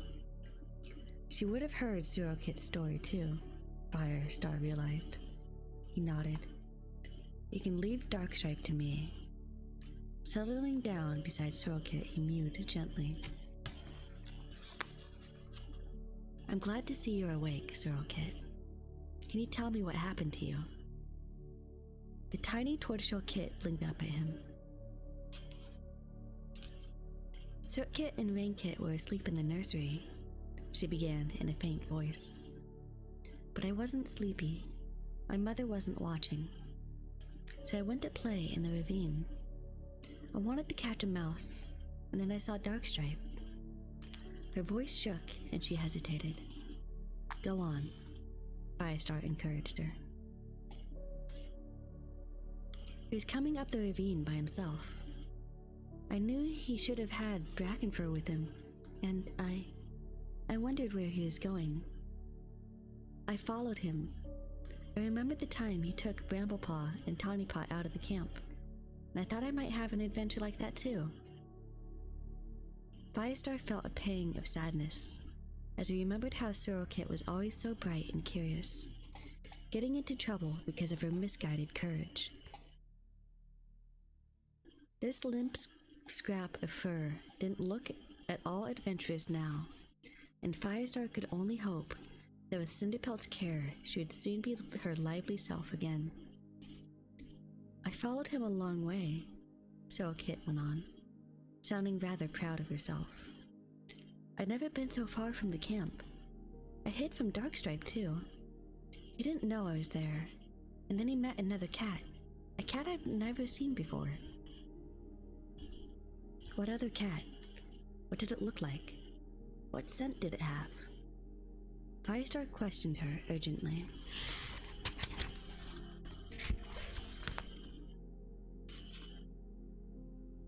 Sorokit looked bewildered. I didn't recognize the scent, she mewed. Her nose wrinkled. But it was yucky. It was a big white cat, bigger than you, Firestar. He had black paws. Firestar stared at her as he realized whom she had seen. Blackfoot, he exclaimed. Tigerstar's deputy. That was ShadowClan's scent you smelled, Sorokit. What's Darkstripe doing meeting ShadowClan deputy on our territory? Sandstorm growled. That's what I'd like to know. So what happened then? Firestar prompted the kit. I got scared, Sorokit admitted, looking down at her paws. I ran back to camp, but I think Darkstripe must have heard me, because he caught up with me in the ravine. I thought he would be angry because I spied on him, but he told me how clever I was. He gave me some red berries for a special treat. They looked tasty, but when I ate them, I started to feel really ill. I don't remember anything else except waking up here. She sank her head on her paws again as she finished, as if telling the long story had exhausted her. Cinderpelt nosed her gently, checking her breathing. Those were death berries, she mewed. You must never ever touch them again. I won't, Cinderpelt. I promise, murmured the tiny kit. Thank you, Sorokit, Firestar meowed. He was angry but not surprised to discover that Greystripe had been right all along.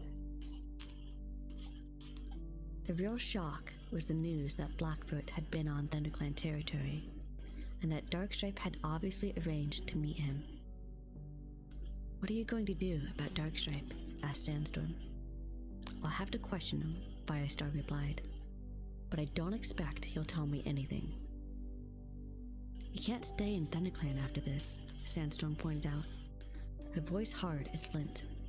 There's more than one cat who would rip his throat out for a couple of mouse tails.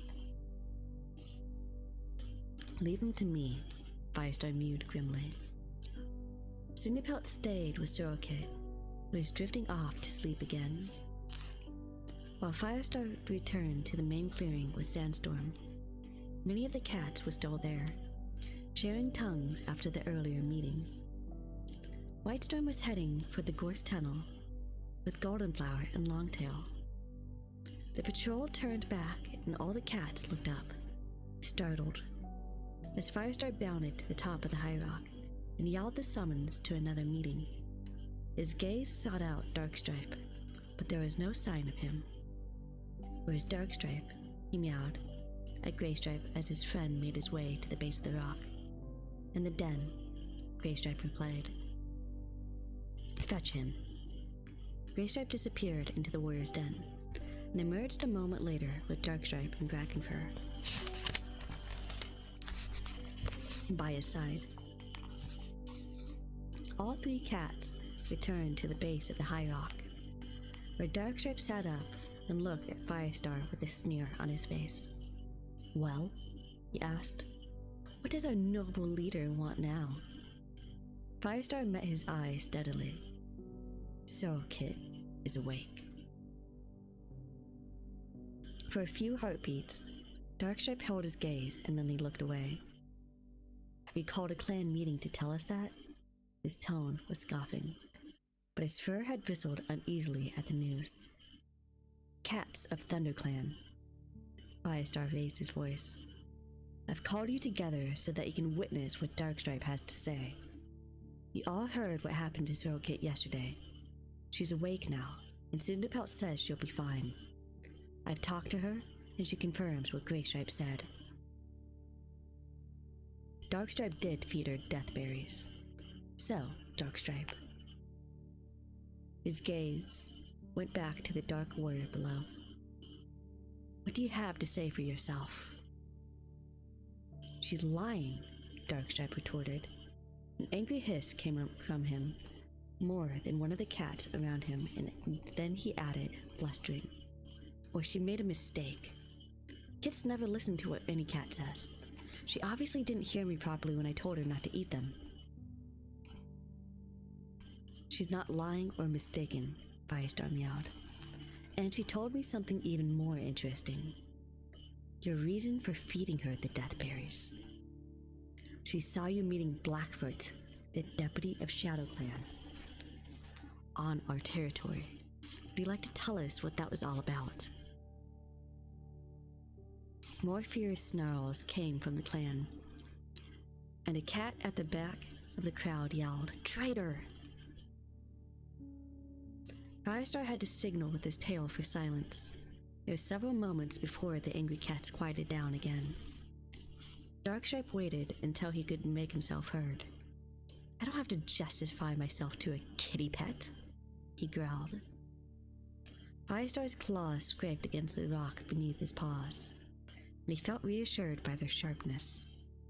That's exactly what you have to do. I want to know what you and Tigerstar are planning.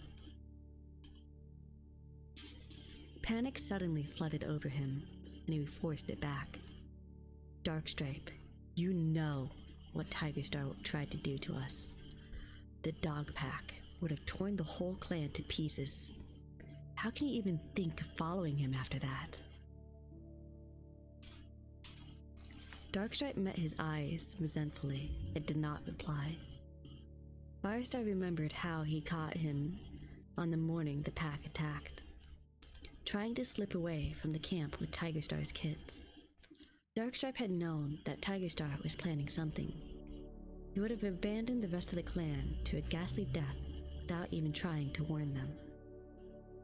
That was what his loyalty to ThunderClan was worth. Firestar wanted to be fair, so that no cat, not even Darkstripe himself, could accuse him of persecuting Tigerstar's former allies. Even more than that, Firestar was still afraid of what Darkstripe might do if he left ThunderClan and was free to go to Tigerstar. But he was left with no choice. Exile was the only possible sentence for a cat guilty of Darkstripe's crimes. You could have been a valuable warrior, he went on to Darkstripe.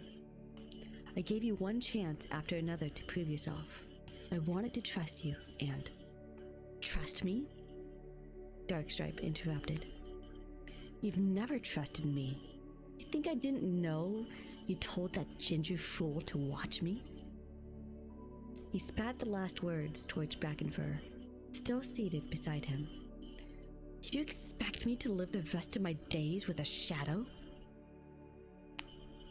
No. I was waiting for you to show your loyalty. Firestar crouched on the rock and held Darkstripe's furious gaze without flinching. This is the clan where you were born. These are the cats you grew up with. Doesn't that mean anything to you? The warrior code says you should protect them with your life. As Darkstripe rose to his paws, Firestar thought he could see fear flickering in his eyes, as if the Dark Warrior had never intended to make a final break with ThunderClan. He could not be sure, after all, that Tigerstar would welcome him. He had refused to follow the former deputy into exile, and he had failed in his attempt to take Bramblepaw and Tawnypaw to their father before the attack from the dogs.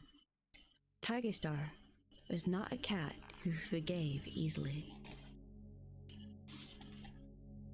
But there was no trace of fear or regret in Darkstripe's voice as he spoke. "This is not my clan," he hissed scornfully, to gasps of shock from the warriors around him. "Not any longer. ThunderClan is led by a kitty pet, and there's nothing left to fight for. I feel no loyalty to ThunderClan. In the whole forest, the only cat worth following is Tigerstar." "Then follow him," Firestar retorted. "You're no longer a warrior of ThunderClan. If you are found in our territory after sunset today, we shall treat you as we would any other enemy. Go, now." Darkstripe's burning gaze held Firestar's for a moment longer, but he did not reply. Unhurriedly, he turned his back on Firestar and stalked towards the camp entrance. The cats nearby drew back as he passed them. "You know what would be waiting for you if you tried to come back," Cloudtail snarled, curling his lip. Lillipelt said nothing but spat, her fur bristling. As soon as the tip of Darkstripe's tail had vanished into the tunnel, a murmur of speculation broke out among the crowd of cats. One voice rose up sharply. "Has Darkstripe gone to ShadowClan?" asked Tawny Paw. She had not joined in the clan's protests, and Firestar had tried to force Darkstripe to admit his guilt. Instead, she had watched everything in silent fascination, her eyes following the Dark Warrior every paw step of the way to the tunnel. She looked shocked and sickened.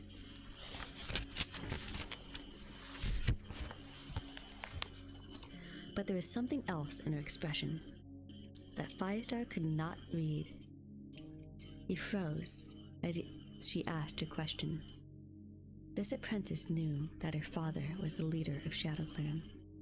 Did she understand the full extent of Darkstripe's treachery? "I don't know," he admitted. "Darkstripe can go where he likes. From now on, he is not a member of ThunderClan." "Does that mean we can chase him out of the territory if we see him?" Whitestorm called. "Yes, it does," Firestar replied. Addressing all the cats, he added, "If you scent him, or any ShadowClan cats, tell me, or Whitestorm. And that reminds me, this morning, Thornclaw scented rogue cats on our territory. Keep a lookout for them too, and report anything you find." Giving the orders helped him calm down. He could not help feeling the first creeping sensations of relief that at last he had Darkstripe out of his fur.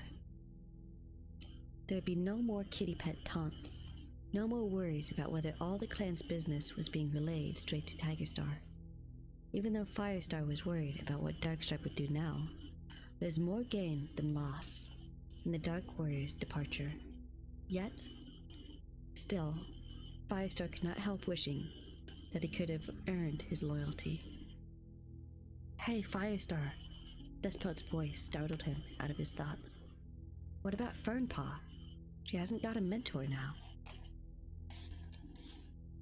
"Thanks, Dustpelt. I'll deal with that right away. Fernpaw, come up to the rock." Fernpaw obeyed, leaving Dustpelt's side to step delicately around the cats in her way until she stood at the foot of the high rock. Firestar glanced around to make sure the warrior he wanted was present and hastily summoned the right words. "Longtail, you are without an apprentice since Swiftpaw died. You're an excellent mentor to him, and I expect you to pass on your skills to Fernpaw for the rest of her apprenticeship." Longtail sprang to his paws, his eyes wide with surprise and gratitude. Firestar beckoned him with his tail, hoping that with Darkstripe gone, the last of the hostility between himself and Longtail could be buried. The pale tabby warrior could easily be a fine member of the clan. Still looking stunned, Longtail padded up to Fernpaw and touched noses with her. Fernpaw dipped her head, and both cats withdrew to where Dustpelt and Ashpaw were sitting. Firestar leaped down from the high rock. Now that everything was over, exhaustion hit him like a blow from a badger's paw. What he wanted more than anything was to curl up with his friends in the warrior's den, to share tongues and sleep. But as leader of the clan, he couldn't do that.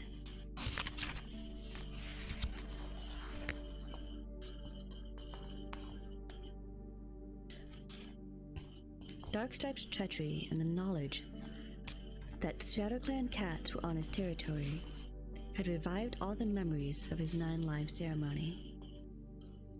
Why had the Hill of Bones appeared in his dream, and the river of blood that had flowed from it? What did Bluestar's prophecy mean? Desperate for answers, Firestar decided he would go to Cinderpelt's den to see if the medicine cat had received any guidance from StarClan. To his relief, Sandstorm was no longer on guard. He did not want the ginger she-cat to see him like this. Sorrelkit was asleep in her nest, and from the mouth of the split rock came faint sounds of Cinderpelt moving around inside. Firestar went closer and saw her rearranging piles of healing herbs and berries that she kept there. Nearly out of juniper, she muttered, then saw Firestar. What's the matter? What's happened now? She limped out of the den and came up to him, nosing him anxiously as she smelled his fear scent. Firestar, what's wrong? Firestar shook his head to clear it of apprehension. It was a relief to go right back to the beginning and tell Cinderpelt about the dream that had come to him as he lay beside the moonstone. Cinderpelt sat beside him and listened in silence, her steady gaze never leaving his face. Bluestar told me, 4 would become 2. Lion and tiger will meet in battle, and blood will rule the forest. Firestar finished, and then blood oozed out of the Hill of Bones and started to fill the hollow. Blood everywhere. Cinderpelt, what does it all mean? I don't know, Cinderpelt confessed. StarClan have not shown me any of this. Just they have the power to show me what will happen, so they can choose not to share with me. I'm sorry, Firestar. But I'll keep thinking about it. Maybe something will happen to make it clearer soon. She pushed her nose against Firestar's to comfort him, but though Firestar was grateful for her sympathy, he could not forget the horror of his dream. Hi, Lechi, thank you for the pats. Now I'll hydrate as soon as I'm done with this. What dreadful fate lay in store for him? And if even Cinderpelt could not answer that question, what hope was there for ThunderClan? That's the end of chapter 10. Let me go ahead and get some hydration.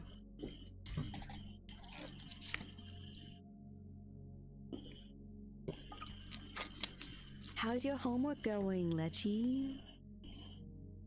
Is it going all right?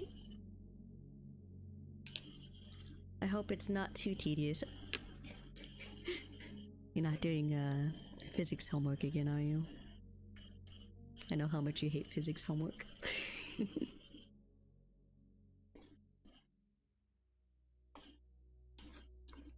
Jeez.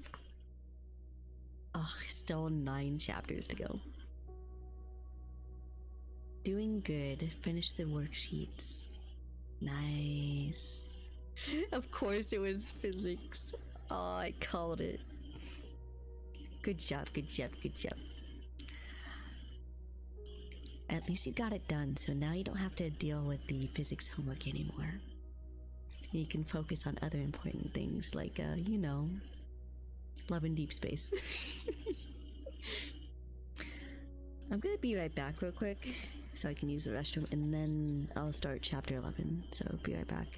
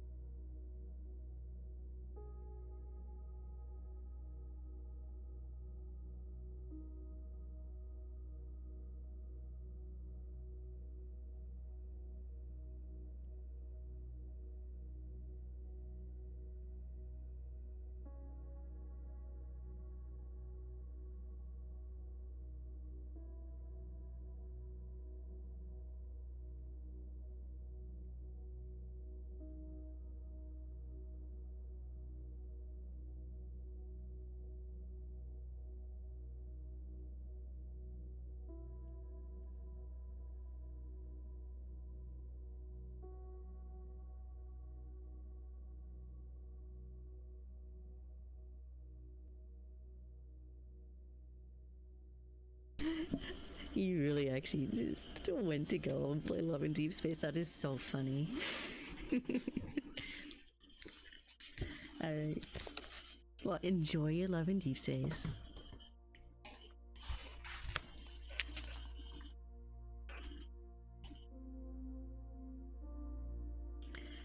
Chapter 11. Firestar emerged from the forest near Sunning Rocks and paused to taste the air. The sun was rising behind him, sending long shadows from the forest towards the river. Several days had passed since Darkstripe had left ThunderClan, and so far the patrols had not brought any news of him, nor of ShadowClan cats in the territory. But the memory of Firestar's dream was still too sharp for him to believe that the threat from the territory beyond the Thunderpath was over. Graystripe and Thornpaw padded out of the trees behind him. "Smell anything?" Graystripe asked. Firestar shrugged. "Only RiverClan cats. No more than I'd expect. This close to the border. But I want to go and make sure that they haven't been near Sunning Rocks. We'll renew the scent markings," meowed Graystripe. "Come on, Thornpaw." While his friends disappeared into the gullies among the rocks, Firestar remained where he was, carefully drawing the air over his scent glands. Though he was worried about ShadowClan, he had not forgotten RiverClan or their ambitious leader, Leopardstar. She had tried to take Sunning Rocks not long before, and Firestar would not be surprised if she decided to try again. Not many moments passed before he detected fresh RiverClan scent. Instantly suspicious, he padded around the base of the rocks, only to relax a few moments later as he caught sight of Mistyfoot. She was alone, crouched at the very edge of the river, and Firestar watched as she scooped a fish out of the water and killed it with one blow of her paw. "Well done," Firestar called. Mistyfoot turned, saw him, and padded up gently sloping bank as far as the border. Firestar went to meet her there, glad to see that she still looked friendly in spite of the way she had left ThunderClan camp. But he noticed with alarm that Mistyfoot was much thinner than when he had last seen her, and he wondered if something bad had happened following the revelation that Bluestar had been her mother.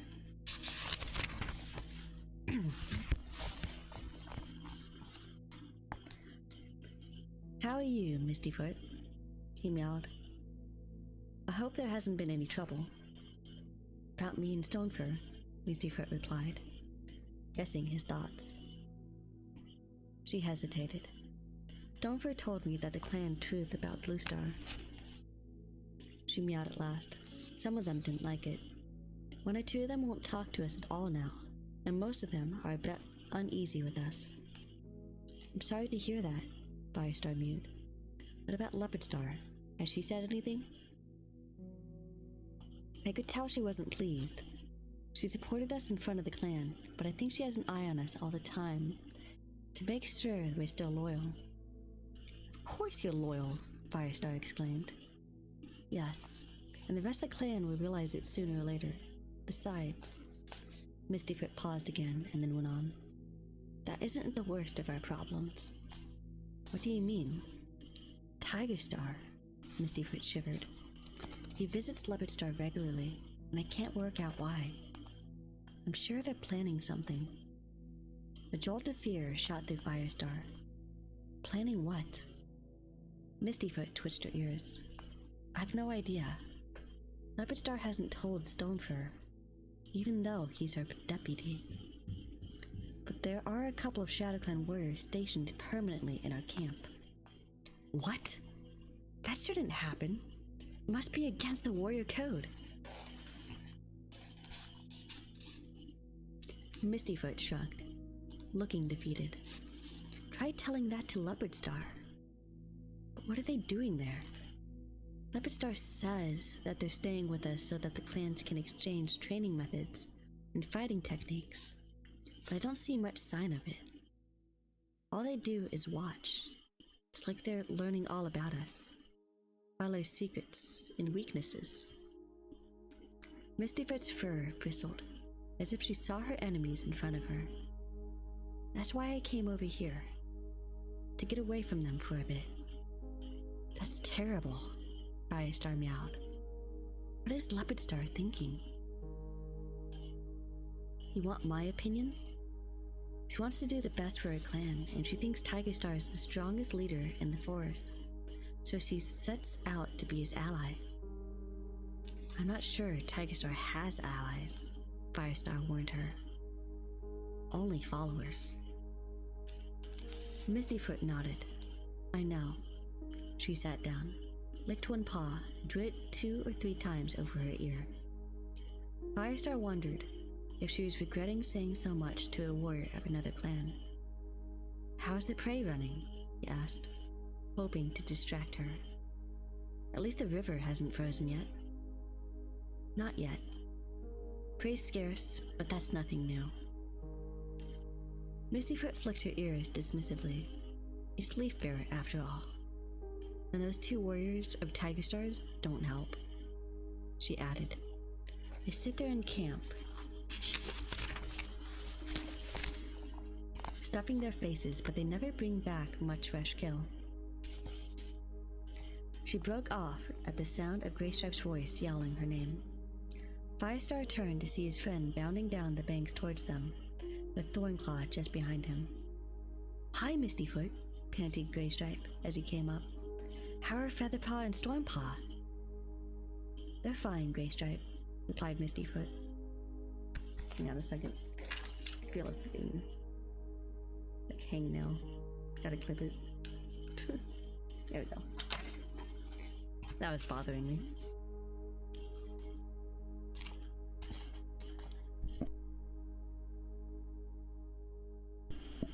They're fine, Greystripe, replied Mistyfoot, with a purr of welcome for her former clanmate.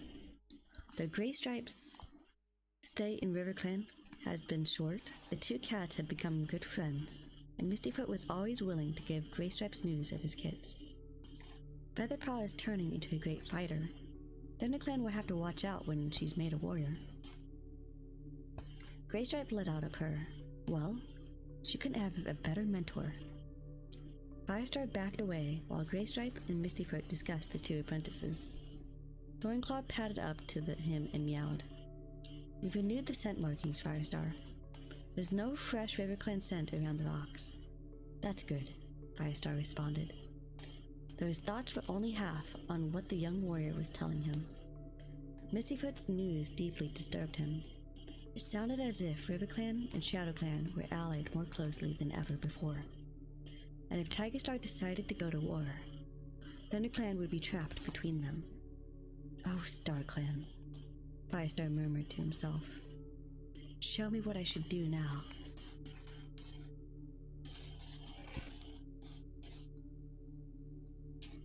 After his talk with Mistyfoot, Firestar ordered extra patrols, but no cat reported anything unusual. The day slipped past peacefully until the time of the next gathering approached. As the sun went down behind the thorn hedge, Firestar sat with Whitestorm beside the nettle patch, sharing fresh kill before the journey. Who will you take to the gathering? The White Warrior asked. Firestar swallowed a mouthful of squirrel. Not you, I think, he replied. I'm certain Tigerstar is going to make a move of some sort, and I want you to guard the camp. I'll leave you some strong warriors, too. I think you're right, Whitestorm swiped his tongue around his mouth as he finished the bowl. Tigerstar may have failed with the dog pack, but he's bound to try something else. I'll take Fernpaw and Ashpaw, Firestar decided. And Thornclaw. He'll be looking forward to his first gathering as a warrior.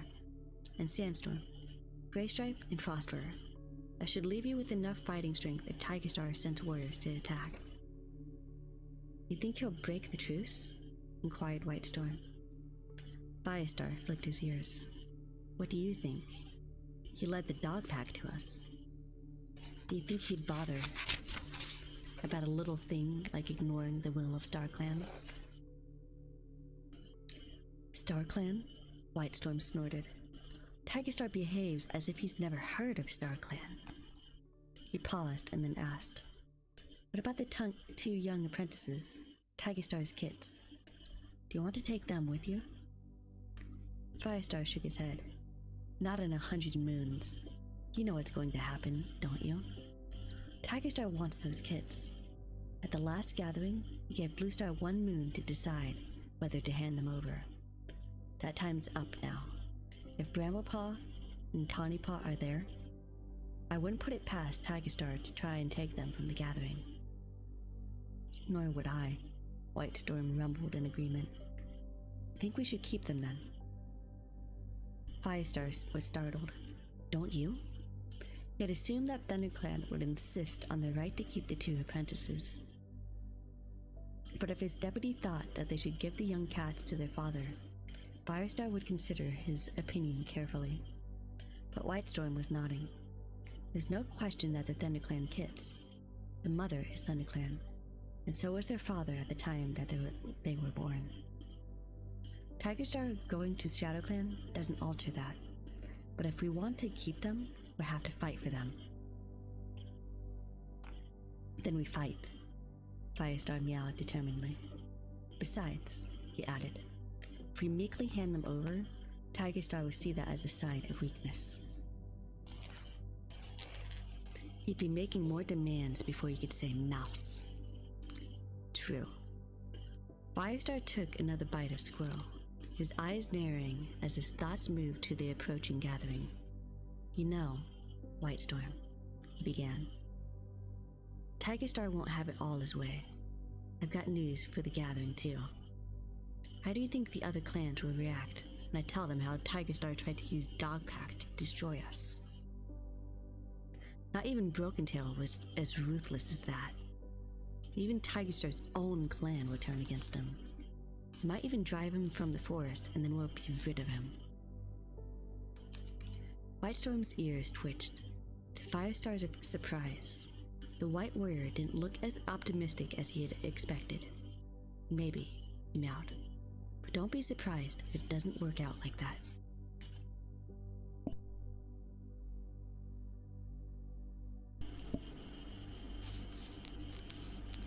Firestar stared at him. "You think the Warrior Code allows a cat to have another clan torn apart by dogs?" "No, of course not.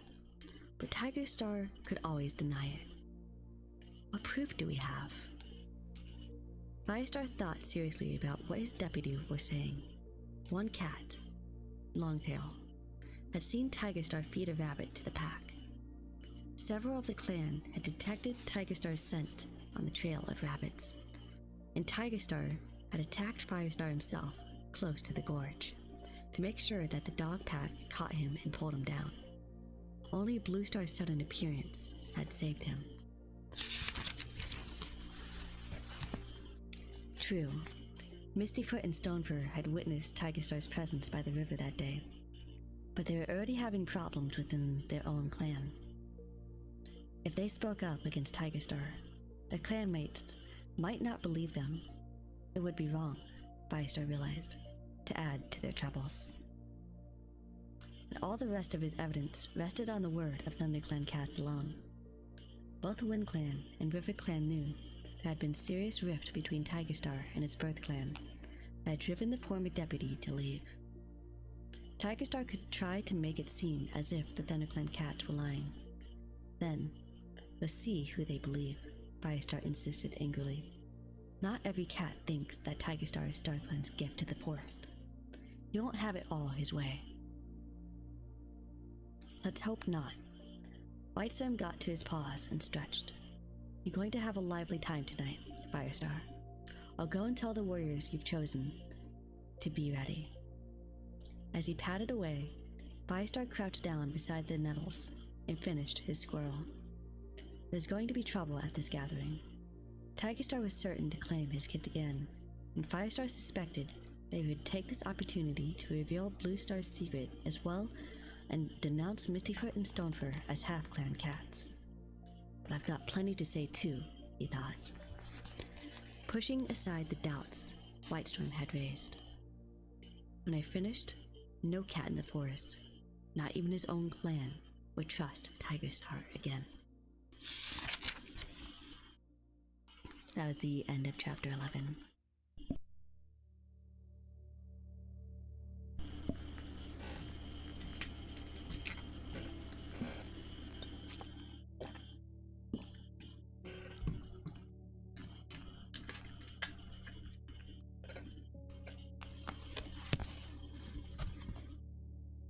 Chapter 12. Firestar paused at the top of the hollow before leading his cats down to the gathering. The night was still. Clouds were building up on the horizon, so that Firestar had begun to wonder if StarClan was going to hide the moon to show that it was not their will for the gathering to take place. But now, the moon rose high above the clouds. The scent of cats drifted up to Firestar from the hollow below.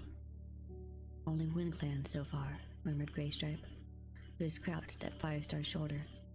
It's keeping the others. Firestar shrugged. StarClan knows. Personally, I wouldn't care if Tigerstar never showed up.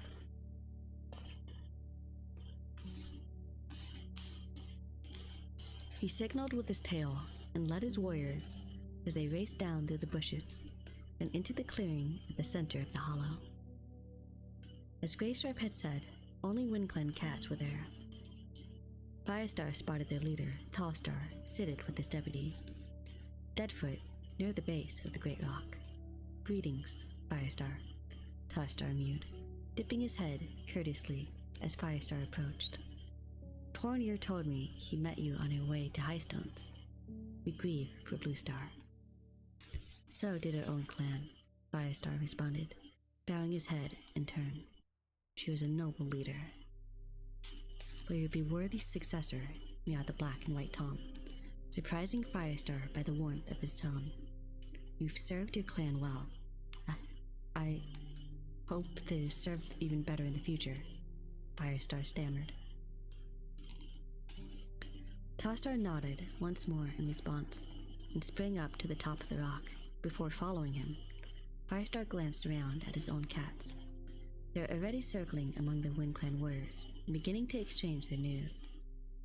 Firestar was pleased to see that the two clans seemed friendly towards each other, in spite of the recent clash over missing prey. Worried as he was about ShadowClan and RiverClan, it was good to think that he might find allies in WindClan. Waving his tail towards One Whisker and his apprentice, Gorsepaw, who was settling down to talk with Sandstorm, Firestar jumped up to stand beside Tallstar on the top of the great rock. He stood there once before, when he took Bluestar's place while she was ill after the fire. But he was still not used to looking down on his cats from such a great height, nor seeing their eyes gleam pale from reflected moonlight as they stared up at him. Firestar's tension increased as he thought about what was to come, and the confrontation with Tigerstar that would surely happen before moonset. ShadowClan and RiverClan are late, he remarked. Tallstar twitched his ears in agreement. Clouds threatened the moon, he pointed out. A trace of anxiety crossed his face. Perhaps StarClan is angry. Looking up, Firestar saw that the clouds had noticed earlier were spreading further across the sky. The air tasted damp and his fur prickled with expectation. What would it mean, Firestar wondered, if StarClan veiled the moon and Tigerstar was left to plot in secret until the next gathering? Tallstar, he began, deciding the time had come to confide in the WindClan leader and ask for his advice. I'm worried about what Tigerstar might be planning. He never finished. A triumphant yowling from the top of the hollow interrupted him, and a heartbeat later, more cats raced into the clearing as ShadowClan and RiverClan arrived together, the cats fanning out below him.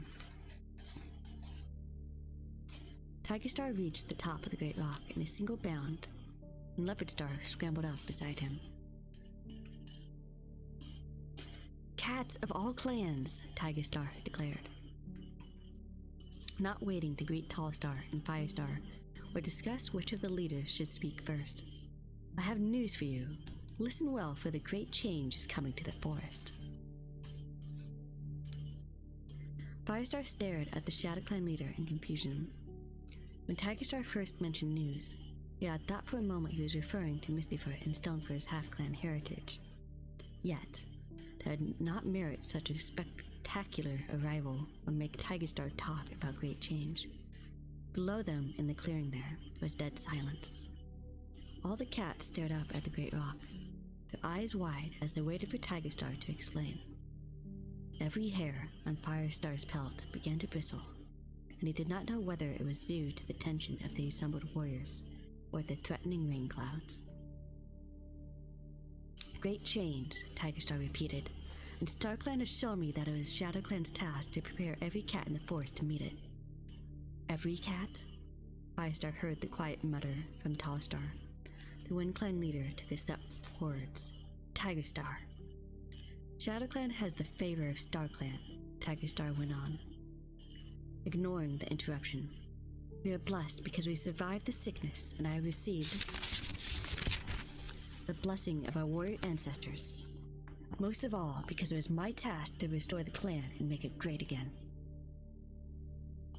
Oh yes, Firestar thought. He refused to believe that StarClan was showing favor to Tigerstar after all he had done to his birth clan. Glancing down to the clearing, he looked for Running Nose.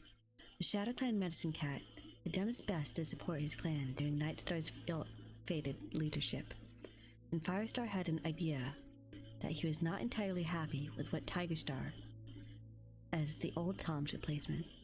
He wondered what Running Nose thought of the announcement Tigerstar had just made.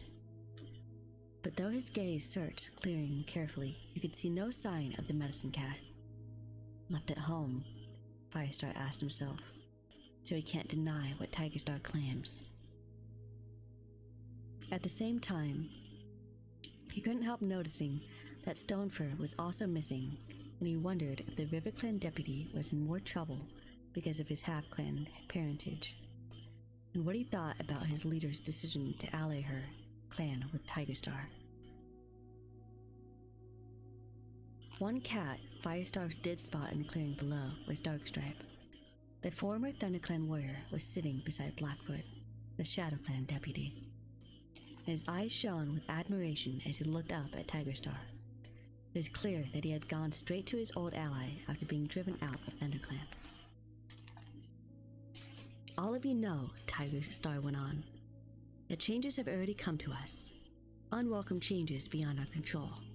Last Leafbearer, much of the forest was covered by floods. A fire swept through ThunderClan territory. As he mentioned the fire, he flashed a look at Firestar, who would have liked to claw the arrogance off his enemy's battle-scarred face. Two legs are moving into our territory in even greater numbers. Life is growing harder, and the forest changes around us. We must change it to meet the crisis. Yells of support rose from below, though Firestar noticed that they only came from ShadowClan and RiverClan cats. The warriors of ThunderClan and WindClan were exchanging stunned glances, as if they couldn't work out what Tigerstar was trying to say. Firestar felt just as shocked. He had been so certain that Tigerstar would reveal Mistyfoot and Stonefur's secret at this gathering and demand his own kits, Bramblepaw and Tawnypaw from ThunderClan. Firestar had braced himself, but now he was left to face a completely different challenge. StarClan have shown me the way, Tigerstar meowed with a glance at the sky, where the storm clouds were massing more thickly still. To survive the hardship ahead of us, we must join together. As 4 clans, we waste our energies in striving against each other. As one, we would be strong. We must unite. Oh my god, I understand the prophecy now. The 4 clans are gonna split into 2. WindClan and ThunderClan are gonna end up together in freaking ShadowClan and RiverClan. Ah. Damn.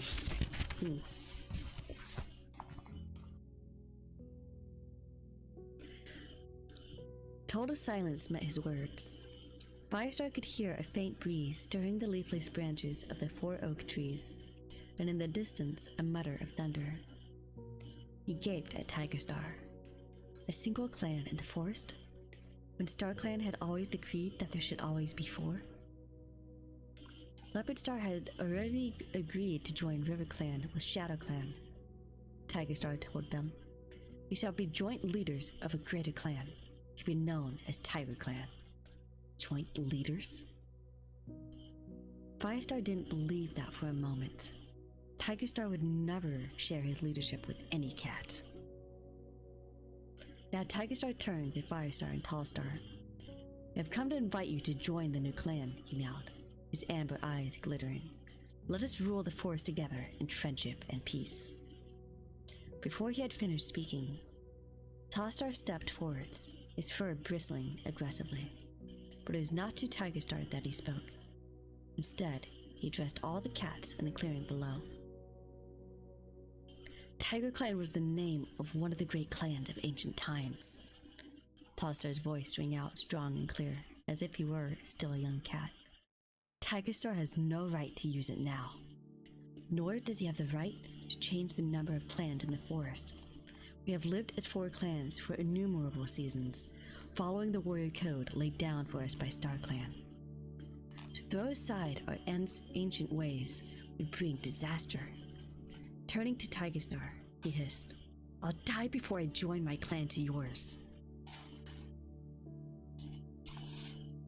Tigerstar blinked slowly.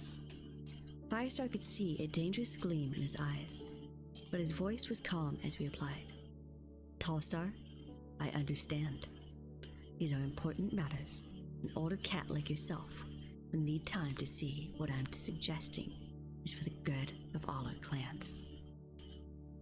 "I'm not so old I've lost my wits, you piece of fox dung," Tallstar sneered. Tigerstar flattened his ears, but he kept his temper. "And what does the new leader of ThunderClan think?" he sneered. All the hatred he had ever felt towards the flame-colored warrior was contained in those words, and the air felt scorched. Firestar's veins throbbed, as though they were filled with ice, as he imagined the future.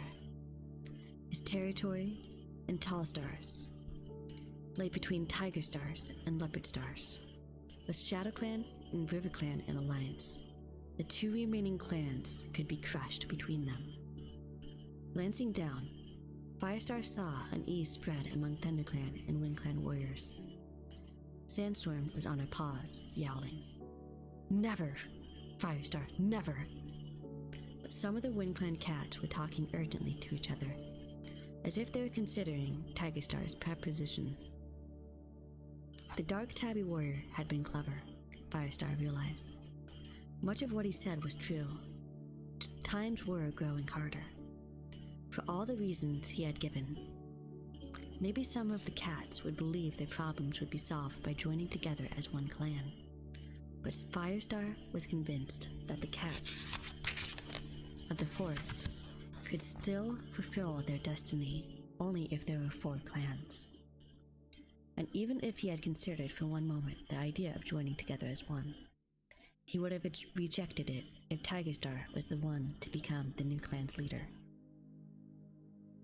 "Well, Firestar," Tigerstar rumbled, with another swift glance at the storm-dark sky. "Have you lost your tongue?" Firestar took a couple of paces that brought him to Tallstar's side. "I'll never let you take over my clan," he spat at Tigerstar. "Make us," Tallstar invited. "If you can." "Make you?" Tigerstar's amber eyes widened. For a heartbeat, he looked almost genuinely hurt. "I came here in peace, with a plan to help us all. Tallstar, Firestar, I want you to recognize this is the right decision and come to me willingly. But don't delay too long," he added, a hint of menace in his voice. "StarClan would not wait forever." Fury blazed up in Firestar. How dared Tigerstar claim that his attempt to take over the whole forest was the will of StarClan. Spinning around, he turned his back on the ShadowClan leader and paced to the front of the rock, where he could look down on all the assembled cats. The time had come for him to speak. When he had finished, Tigerstar would be revealed for what he was, a murderer who would be wad through the blood of countless cats to get what he wanted. Let Leopardstar see what kind of cat she had trusted. Cats of WindClan, RiverClan, and ShadowClan, Firestar yelled. I can stay silent no longer. You cannot trust Tigerstar any more than you could trust a cornered badger. Out of the corner of his eye, he saw a shift of movement from Tigerstar, a bunching of muscles under the rippling tabby pelt. But then the ShadowClan leader glanced at the sky again, controlled himself, and went on listening with a look of deliberate indifference. I know many of you must have wondered why Tigerstar left ThunderClan, Firestar went on. You want to know the truth? This cat is power-hungry and dangerous, and he's willing to murder other cats to get what he wants. He broke off as lightning stabbed down from the sky, a blazing claw of white fire that raked the forest. Thunder crashed overhead, drowning Firestar's words. It sounded as if the great rock itself were being torn open. A sign! A sign! Tigerstar yelled. He gazed up at the sky, his yellow eyes glowing in the light of the moon that still shone between the gathering clouds. I thank you, StarClan, for showing us your will. This gathering is over. Calling a command to his cats to follow him, he bunched his muscles to leap down from the great rock. Before he sprang, he turned his head, eyes narrowed with hatred. Bad luck, kitty pet, he spat. Think about my offer. It's your last chance to save those miserable cats.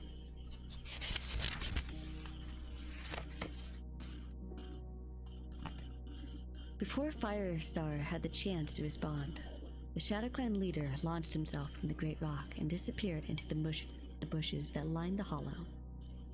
ShadowClan cats poured after him. Leopardstar jumped down in her turn and gathered the warriors of RiverClan. Firestar and Tallstar faced each other, shocked and bewildered. And lightning stabbed down again. A gust of wind buffeted the rock, almost carrying Firestar off his paws, and rain poured from the sky as the storm broke. Almost blinded by the lashing rain, Firestar half jumped, half slithered down the side of the rock, and streaked across the open ground to shelter of the bushes, calling to his warriors as he went. Moments later, he found himself crouching beneath a hawthorn bush with Graystripe and Sandstorm huddled close to him, shaking rain from his pelt. He looked around for Tallstar, but the WindClan leader had not followed him. The rain was striking the ground so hard that the drops scattered into a mist of spray. The four oaks thrashed and groaned in the wind. Grasses and ferns were flattened in the fury of the storm. But the chaos in the clearing was no worse than the chaos in Firestar's mind. I can't believe this, he meowed, raising his voice above the howling wind. I didn't think even Tigerstar would dare to claim power over all the forest. What can we do about it? Asked Graystripe. You didn't get to tell the truth about Tigerstar. It's not Firestar's fault that the storm broke, Sandstorm pointed out, her hackles rising. Too late to worry about it, Firestar told them. That prey's killed and eaten now. We have to decide what we do next. What is there to decide? Snarled Sandstorm. The light of battle shone in her green eyes. We fight, of course, until we've driven the piece of crowfoot out of the forest for good. Firestar nodded. Though he said nothing, he couldn't help thinking of Bluestar's prophecy during his dream at the Moonstone. 4 will become 2. Lion and Tiger will meet in battle. Tiger must mean the new Tiger Clan, but who or what is Lion? Firestar pushed the question aside as he remembered Bluestar's ominous parting words. Blood will rule the forest. that is the end of chapter 12.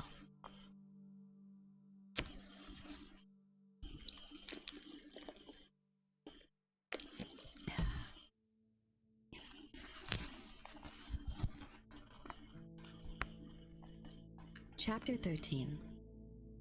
The squall was soon over.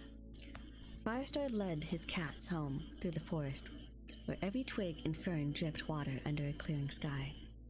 Silverpelt glittered brightly, and Firestar raised his eyes to utter a silent prayer.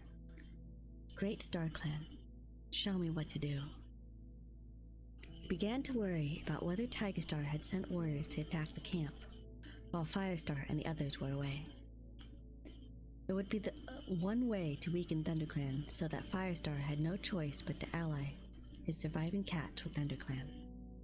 Relief flooded over him as he emerged from the gorse tunnel to see that everything was peaceful. Whitestorm got up from sentry duty outside the warrior's den and padded over. You're back early. I wondered if this storm cloud would ever cover the moon. Yes, but it was worse than that, Firestar replied. Worse. Whitestorm's eyes widened in astonishment as Firestar told him what happened at the gathering just before thunder and lightning prevented his revealing words. More cats joined them, and Firestar was aware of shocked mews as his clan learned what Tigerstar was planning. When the storm broke, Firestar finished. Tigerstar said it was a sign from StarClan that he had their favor. He and Leopardstar left, so the gathering broke up. It might as well have been a sign, reads Whitestorm thoughtfully, but one that shows StarClan are angry with Tigerstar.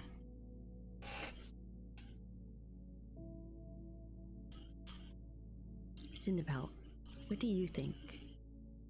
Firestar asked the medicine cat, who had listened to the story with deep foreboding in her blue eyes.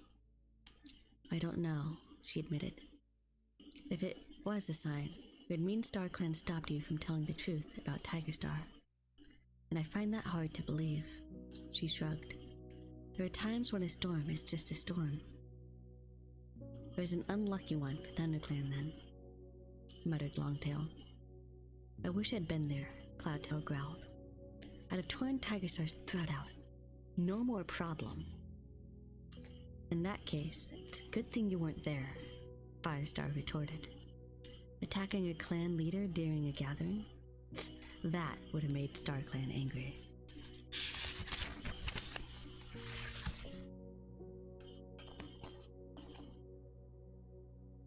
Cloudtail narrowed his eyes at Firestar, a challenge clear in his blue gaze. Why don't StarClan do something to help us then, if they're so powerful? Maybe they will, Brightheart suggested gently. So what are we going to do? Asked Mousefur. She was shifting from paw to paw as if she wanted to race out of camp and confront her enemies right away.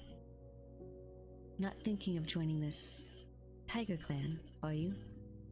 Never, Firestar assured her. We need time to think and rest. He yawned and stretched. For now, we need extra patrols. Any volunteers to go out at dawn? I will, Mousefur offered instantly. Thanks, meowed its Firestar. Keep a lookout along the border with ShadowClan. And if you come across any Tigerstar's warriors, you know what to do. Oh yes, Cloudtail lashed his tail eagerly. I'll come with you, Mousefur. I could do with some ShadowClan fur to line my nest. Firestar didn't try to check the young warrior's hostility. No cat could doubt Cloudtail's loyalty to ThunderClan, however scornful he was about StarClan and the warrior code. Whitestorm named Brackenfur and Thornclaw to join the patrol as well, and all four cats padded off to get some rest before dawn. One by one, the other clan cats headed for their dens.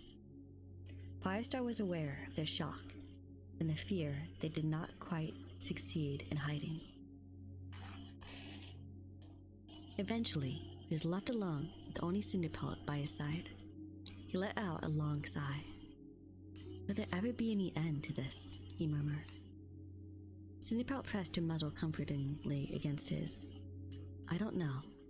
It's in the paws of StarClan. She narrowed her eyes.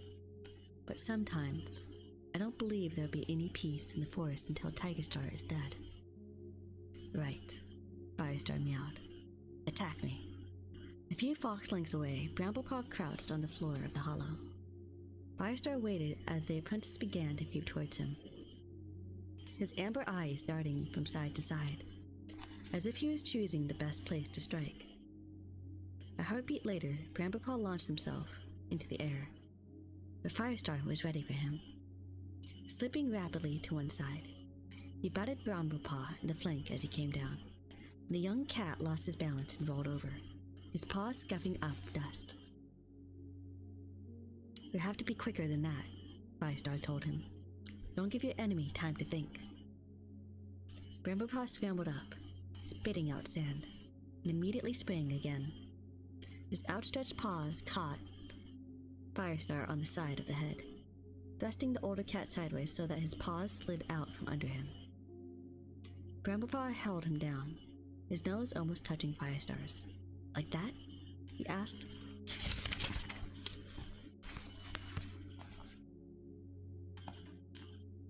Firestar pushed him off. Let me up, you great lump.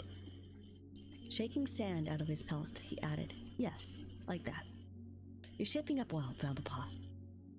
The apprentice's eyes glowed, and Firestar suddenly felt as if he were looking at a young Tigerstar. But this was a Tigerstar that he should have been. Strong, skillful, brave, yes. Ambitious, but in Bramblepaw, all the ambition seemed to be focused on becoming the best warrior that he could be in service to his clan. Firestar couldn't resist letting out a purr of satisfaction.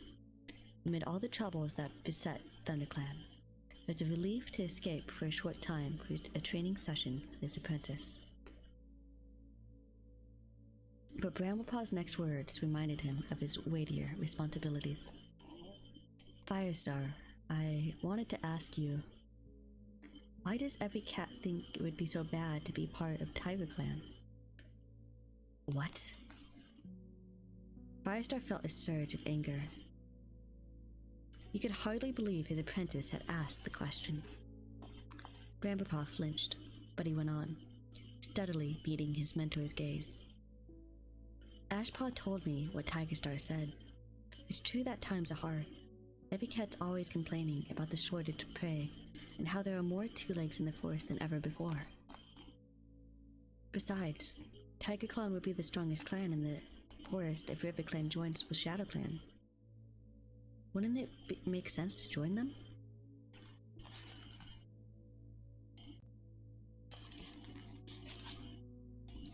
Firestar took a deep breath.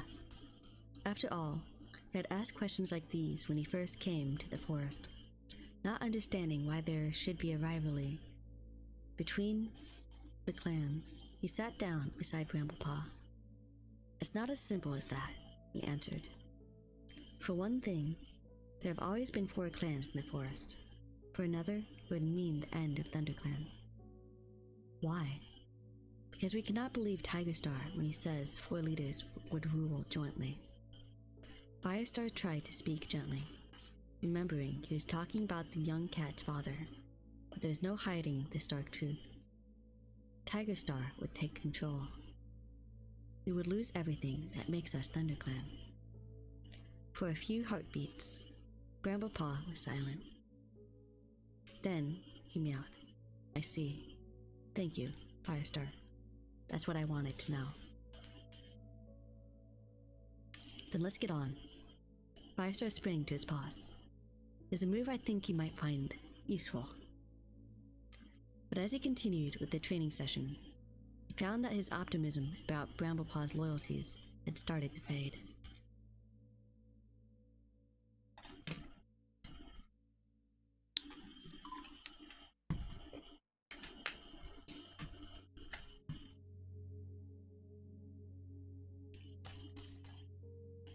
When the training session was over, Firestar sent Bramblepaw to hunt for the elders. He was about to return to camp when Cloudtail bounded over the top of the training hollow, closely followed by Brightheart.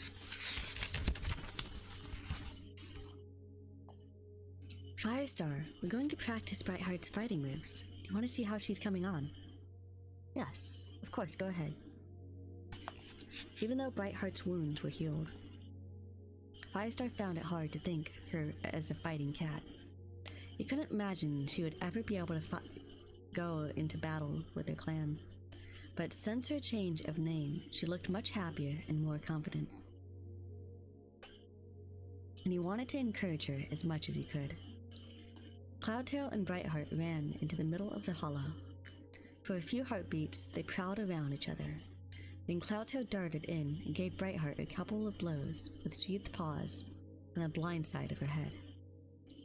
Brightheart rolled with the impact, and Firestar tensed, imagining the damage an enemy cat might have done with his claws out and all his strength behind the blow.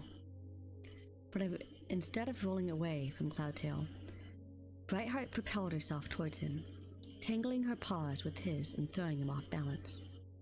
Firestar pricked his ears with interest as the two cats writhed together on the ground, and suddenly, Brightheart was on top, pinning Cloudtail down with one paw on his neck.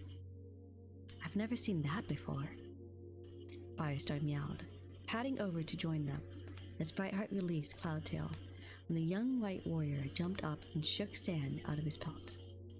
Brightheart, try it on me. Looking nervous, Brightheart faced him.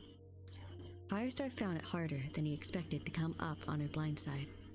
The young she-cat kept weaving back and forth so that he had to change his position. When at last he leaped at her, she slid under his outstretched paws and tripped him in the same way that had surprised Cloudtail. For a few heartbeats, they wrestled together until at last Firestar managed to hold her down. Harder than it looks, isn't it? Meowed Cloudtail, strolling up beside them with a delighted expression. It certainly is. Well done, Brightheart. Firestar let the she-cat get up. Her uninjured eye was shining in his praise. For the first time, he began to wonder if she had a future as a warrior after all. Keep practicing, he told her. And let me watch you again soon. I think you might have something to teach the clan.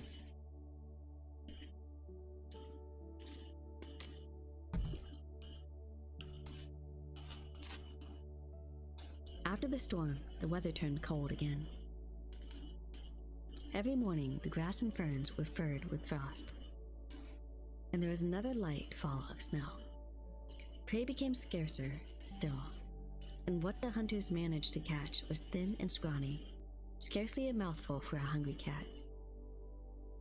If I don't get a decent meal soon, I'll fade away to the shadow, Greystripe complained. He and Firestar were on patrol not far from 4 trees. Along with Longtail and Thornclaw, Firestar had hoped they would find more prey further from the camp, where the fire had never reached. But the catch was pitifully small. I'm going to try it down by the stream, Firestar meowed. He headed up down the slope to where a thicker growth of fern and shrubs marked the line of the stream. When he paused to taste the air, the prey scent was faint. He could not hear any of the small sounds that would have alerted him to creatures scurrying across the grass. With so little fresh kill, the clan was growing weaker by the day. Just enduring Leaf Bear would be hard enough, but on top of that, there was the new threat from Tiger Clan. Would they be strong enough to defend themselves? Firestar wondered. His paw steps led him by instinct down towards the stream, and he crouched down to drink, prodding the thin ice at the very edge and shaking icy drops off his paw when it gave way. As Firestar bent his head to lap from the stream, the sun came out behind him, striking through the leaves. Light dazzled on the water and surrounded Firestar's reflection with golden rays. For a moment, the image of his head disappeared, to be replaced by that of a roaring lion. It was the beast Firestar had heard described in so many elders' tales. His flame-colored pelt blazing into a luxuriant mane, his eyes shining with unlimited strength and power. Startled, Firestar leapt backwards. He let out a yell as he collided with a tree and stumbled into the dead leaves among its roots. When he looked up, Spotted Leaf was facing him from across the stream. The beautiful tortoiseshell's eyes were brimming with amusement, and she let out a little meow of laughter. Spotted Leaf! Firestar gasped. She had never come to him before when he was awake, and he wondered what this might mean. He sprang to his paws, ready to splash through the stream to her side, but she signaled with her tail for him to stay where he was. Take heed of what you have seen, Firestar, she told him, her amusement vanishing like the frost at dawn. Learn what you must be. What do you mean? Firestar asked urgently. But as she finished speaking, Spotted Leaf began to fade. Her eyes rested on him, filled with love, and her body paled until Firestar could see the bank of the stream through it. Spotted Leaf, don't leave me yet, he begged. I need you. But her eyes shone for a heartbeat longer, and then she was gone. Firestar, his Graystripe's voice. Firestar shook his head to clear it and turned to face his friend as he came padding down the bank. Are you okay? Graystripe asked. You yelled loud enough to scare all the prey between here and 4 trees. I'm fine, Firestar replied. Something startled me, that's all. Graystripe examined him for a moment longer, as if he wasn't quite satisfied with his leader's explanation, and then turned away. If you say so, he meowed. Retreating up the bank, come and see the rabbit Longtail caught. It's as big as a fox. Firestar stayed where he was. He was still trembling from the shock of his vision. He had seen himself like one of the great warriors of old, a member of Lion Clan. Bluestar's prophecy echoed in his head again. Lion and Tiger will meet in battle. Did this mean that a new clan, Lion Clan, would arise to combat Tiger Clan? And did Star Clan intend Firestar to lead it? That was the end of chapter 13.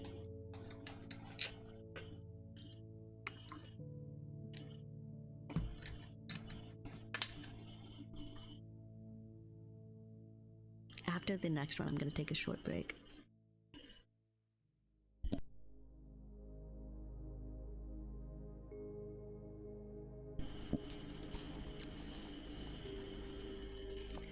Chapter 14. Firestar, meowed Graystripe. I wanted to ask you something.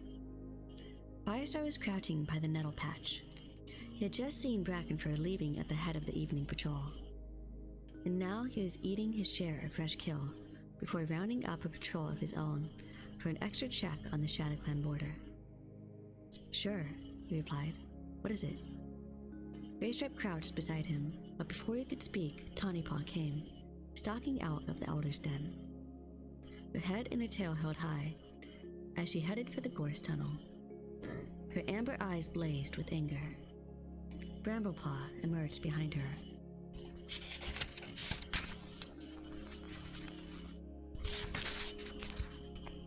His jaws clamped on a bundle of bedding moss. He looked worried. Tawnypaw, Firestar called. What's the matter? For a heartbeat, he thought the apprentice was going to ignore him. Then she veered sharply to stand in front of him. Small ear, she spat. If ever a cat asked to have his fur clawed off... You shouldn't talk like that about an elder, Firestar rebuked her. Small Ear's given good service to the clan, and we should respect that. What about a bit of respect for me? Tawnypaw was so furious. She seemed to have forgotten she was talking to her leader. Just because I was a little late going to clear out the old bedding, Small Ear said that Tigerstar had never wanted to serve the elders either, and he could see I was going to turn out just like my father. She scraped her claws on the sandy floor of the clearing, as if she were picturing the old Tom's fur. It's not the first time he said things either. I don't see why I should have to put up with it. While she was speaking, Grandpapa had come to join them, putting down the moss he was carrying. You know Smallier's joints are aching because of the cold weather, he meowed. You're not my mentor, Tiny Paw flared up at her brother. Don't tell me what to do. Calm down, Tiny Paw, Firestar mewed. He wanted to reassure her that no cat believed that she would end up a murderer and a traitor like her father. But he knew that it wasn't entirely true. You're going to do very well as an apprentice, and you're going to make a great warrior. Sooner or later, the clan will see that. That's what I've been telling her, Grandpapa meowed and added to his sister. We gotta live down what Tigerstar did. That's the only way the clan will believe our loyalty. Some cats believe in it already, Greystripe put in, and Grandpapa flashed him a grateful glance. The worst of Tiny Paw's fury was fading, though her amber eyes still burned. With a toss of her head, she turned away, flinging her parting words over her shoulder as she stalked towards the course tunnel. I'm going to fetch some fresh moss. I'm sorry, Firestar, Grandpapa murmured when she had gone. But Tiny Paw's right to be upset.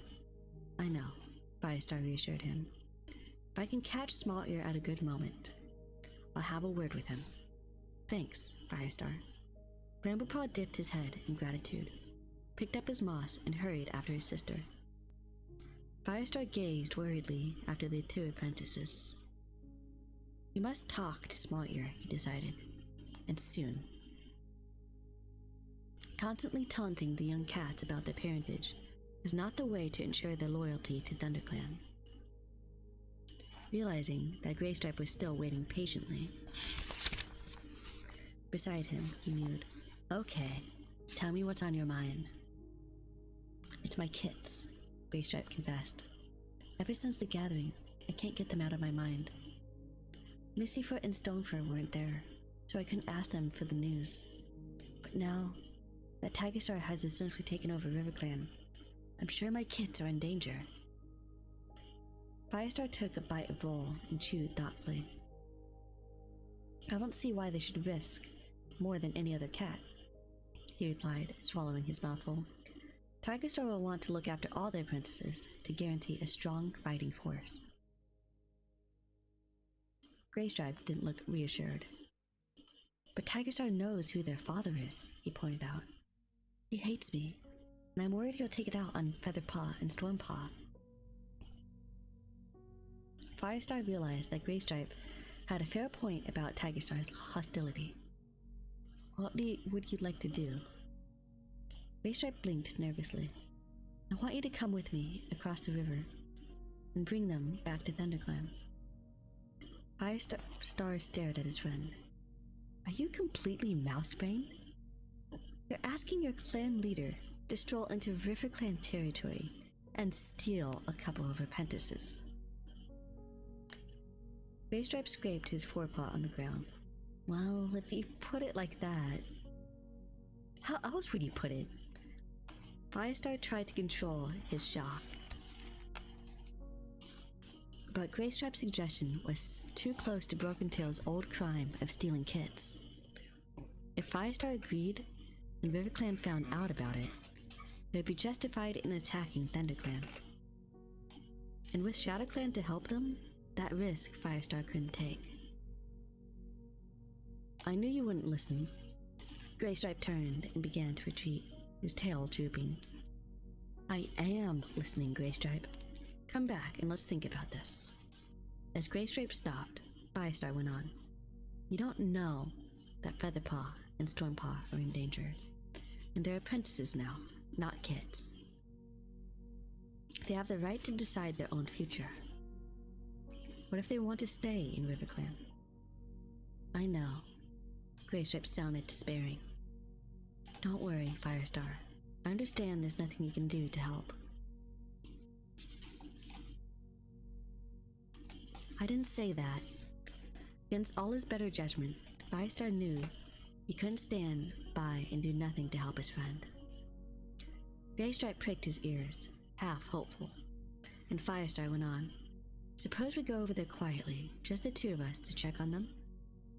And if they're okay, then you won't need to worry anymore. And if they're not, I'll tell them there's a place for them in ThunderClan, if that's what they choose. Graystripe's yellow eyes had begun to glow as Firestar spoke. That's great, he meowed. Thanks, Firestar. Can we go now? If you like. Let me finish this roll first.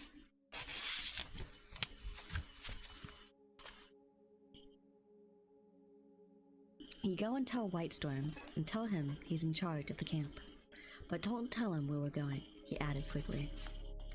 Graystripe bounded off to the warrior's den, while Firestar swallowed the last few gulps of Vol and swiped his tongue over his mouth. By the time he had finished, Graystripe had reappeared and the two friends headed for the mouth of the gorse tunnel. Reaching it, however, they stopped short as a familiar black shape slipped into the clearing. Ravenpaw! Firestar exclaimed happily. It's good to see you. It's good to see you, Ravenpaw responded, touching noses in greeting with Firestar and then with Graystripe. Graystripe, I haven't seen you in moons. How are you? I'm fine.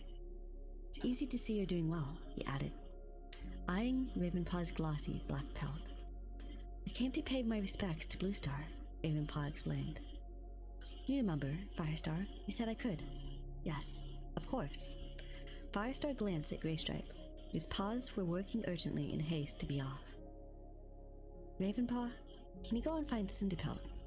She'll show you the place where Bluestar is buried. Graystripe and I are just off on a mission. That sounds just like the old days, meowed Ravenpaw, half enviously. What is it this time? We're going over to RiverClan to check on my kids, Graystripe told him in a rush.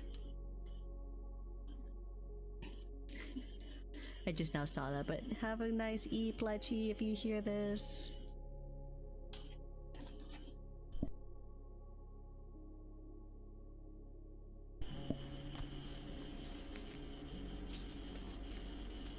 I'm worried about them, now that Tigerstar is taking over. Ravenpaw's shocked look reminded Firestar that he had knew nothing of the recent developments in the forest. Rapidly, he told the Black Cat what Tigerstar had announced at the last gathering. But that's a disaster, Ravenpaw hissed when he had finished. Is there anything I can do to help? I could come with you. His eyes were gleaming. Firestar guessed Ravenpaw was excited by the prospect of adventure. How different he was now from the nervous apprentice he had once been, bullied by his fierce mentor, Tigerpaw. All right, he meowed, trusting his instincts that it would be good to have Ravenpaw with them. We'll be glad to have you. As he bounded through the forest, the two oldest friends by his side, Firestar felt his mind flood with memories of how they had trained and hunted together as apprentices. For a short time, he could almost imagine that those days had returned, that he had shed his responsibilities like falling leaves, and was young and carefree again. But he knew that this was impossible. He was clan leader now, and he could never escape from his duty to the cats who depended on him.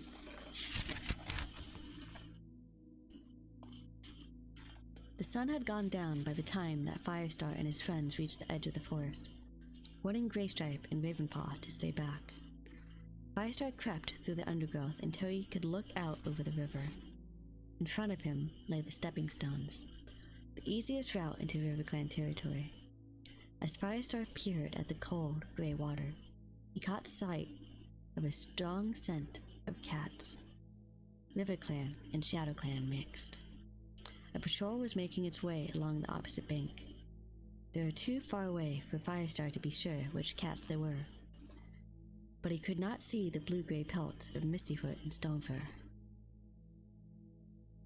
He felt a pang of disappointment. If either of their friends had been near the border, Greystripe could have asked them for news, and the matter could have been ended there. Now, it would have to go right into RiverClan territory. Firestar knew he was risking everything on slipping in and slipping out again quietly, unobserved.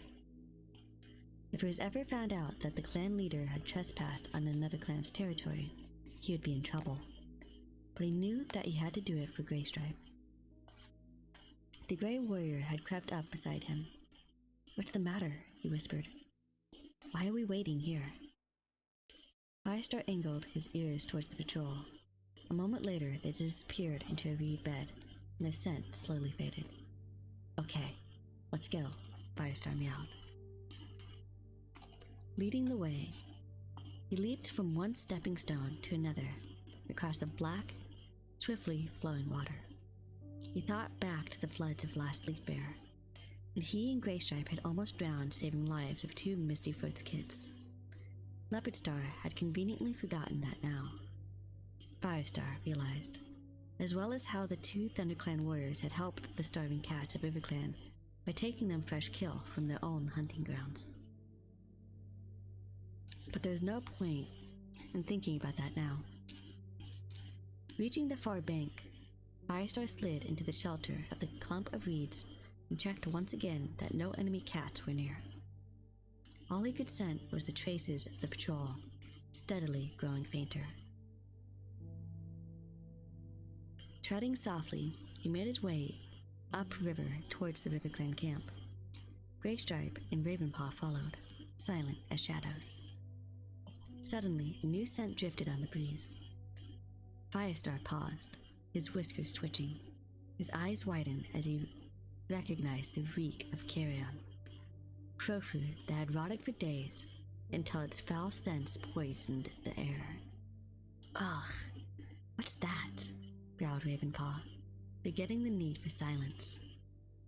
Firestar swallowed the bile that rose in his throat. "I don't know. I'd say it was a foxhole, but there's no scent of fox.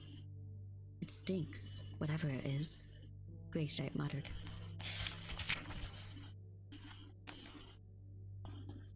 "Come on, Firestar. We need to keep going before some cat catches us." "No," Firestar meowed. "I know you're worried about your kids, Greystripe, but this is too strange. We have to investigate."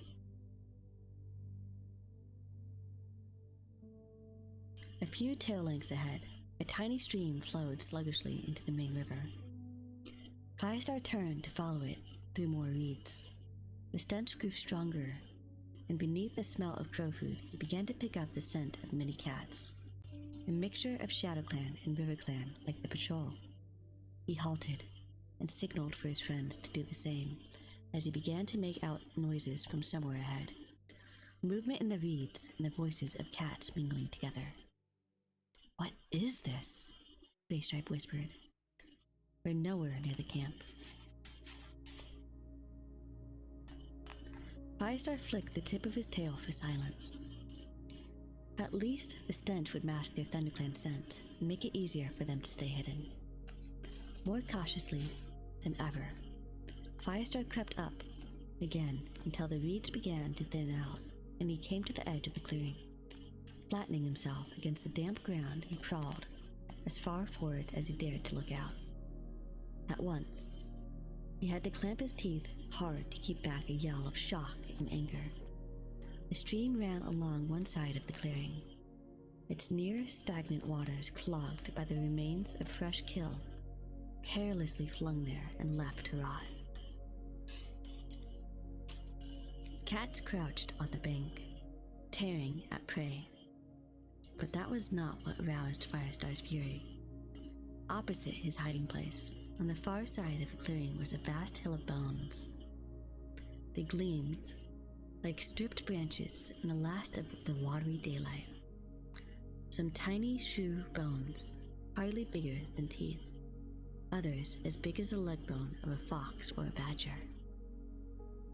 Icy trembling seized Firestar's body. For a heartbeat, he thought he was back in the dream at Four Trees. He remembered the blood that had come oozing out of that hill of bones and longed to flee in terror.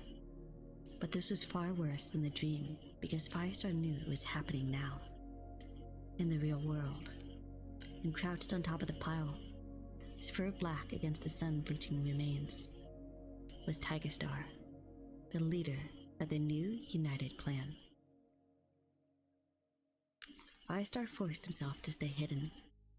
He had to find out what Tigerstar was doing. Graystripe and Ravenpaw crept forwards to crouch beside him. Ravenpaw's fur bristled, and Graystripe looked as if he were going to be sick. After the first shock ebbed, Firestar examined the scene more closely. The hill was made up of only prey bones, not mixed with cat bones like the one in his dream. On one side of it stood the Shadow Clan deputy, Blackfoot. On the other side was Leopardstar. Her gaze flicked nervously back and forth across the clearing.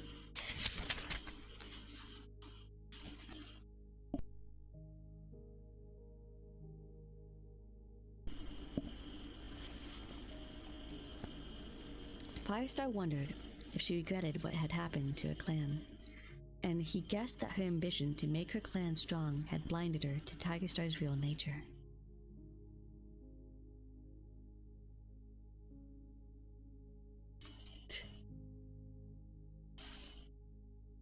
But whatever the former River Clan leader felt, it was too late for her to go back now.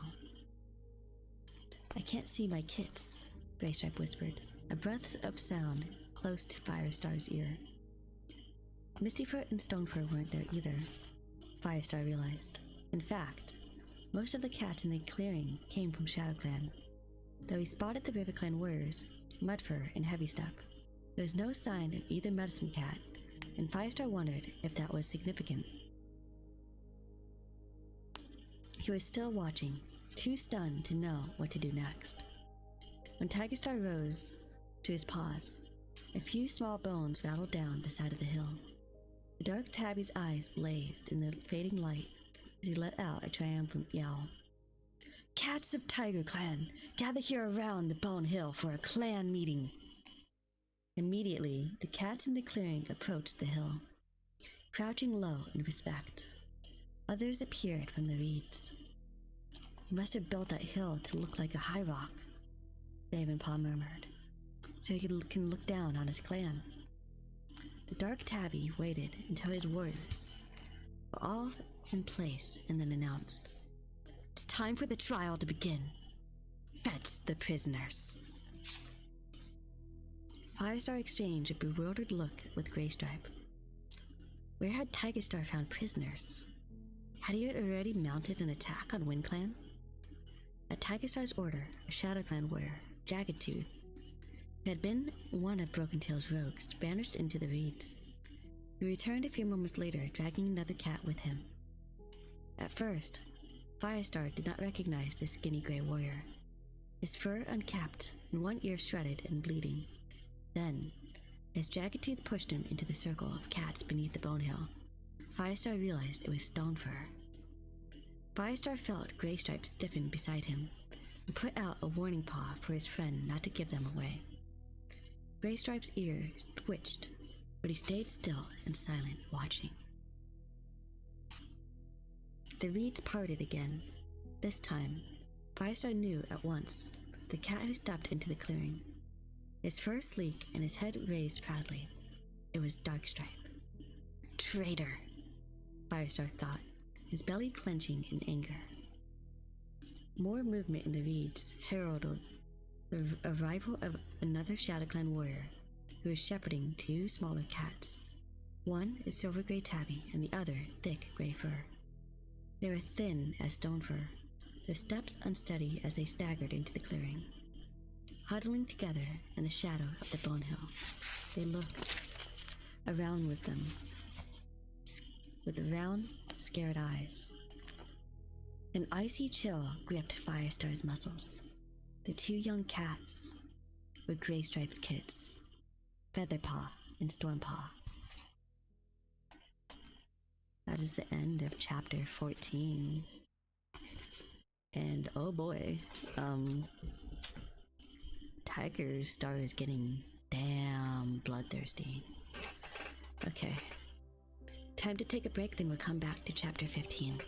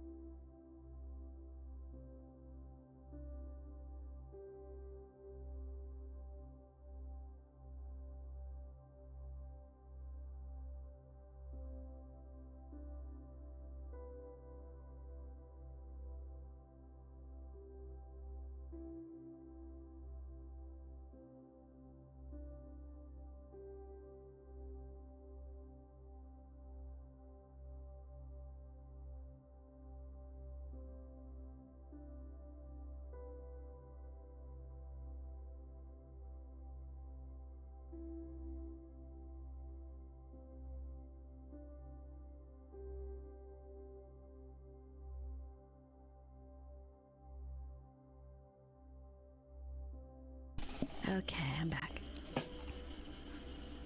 Well, I guess we're about to witness some horrors.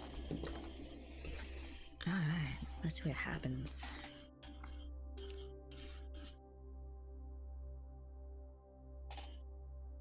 Chapter 15. Greystripe growled deep in his throat and gathered himself to spring. Hi, welcome in. How you doing?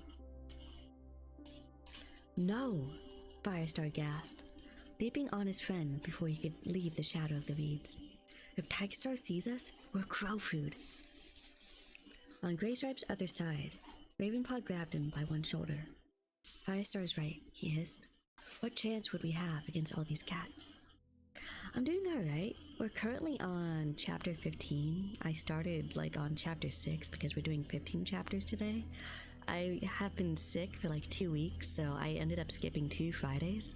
So we're getting all 15 chapters done because I would have the 5 today and 5 for each Friday. So we're doing all 15 today. It's crazy.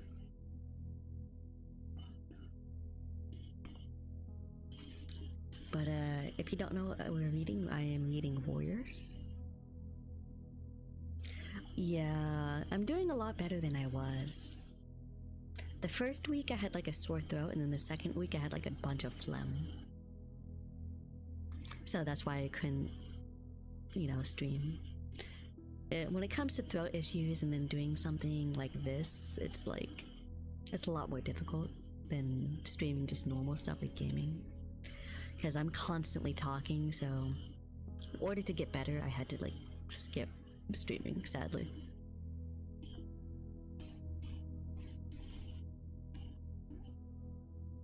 Greystripe writhed desperately, as if he hadn't heard. Let me go, he snarled. I'll flay that piece of fox dung. I'll rip his heart out. No, Firestar repeated in an agonized whisper. We'll be slaughtered if we show ourselves now. We won't leave your kids, Greystripe. I promise, we won't. But we've got to wait for the right moment to rescue them. For sure, I hope you got good rest and feel 100% soon. Yeah. I'm almost 100%. I would say I'm at 95.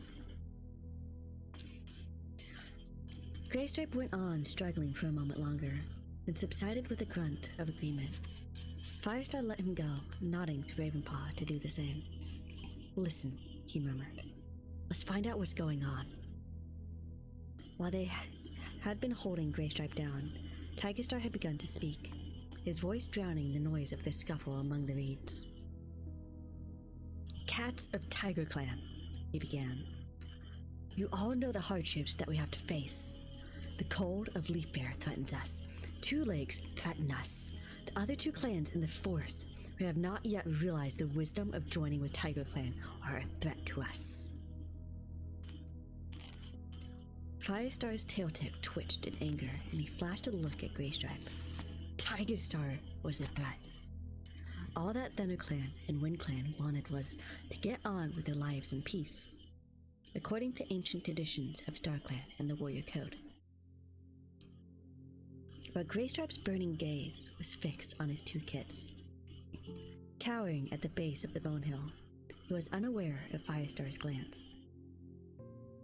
Surrounded as we are by enemies, Tiger Star went on, we must be sure of the loyalty of our own warriors. There is no room in Tiger Clan for the half-hearted. No room for cats who might waver in battle. Or worse still, turn their own clanmates. Tiger Clan would not tolerate traitors. Except the traitor who leads it, Firestar thought. Or Darkstripe, who would have watched his own clan be devoured by dogs. The cats in the clearing broke out into yells of agreement. Tiger Star allowed the clamor to continue for a moment before signaling with his tail for silence.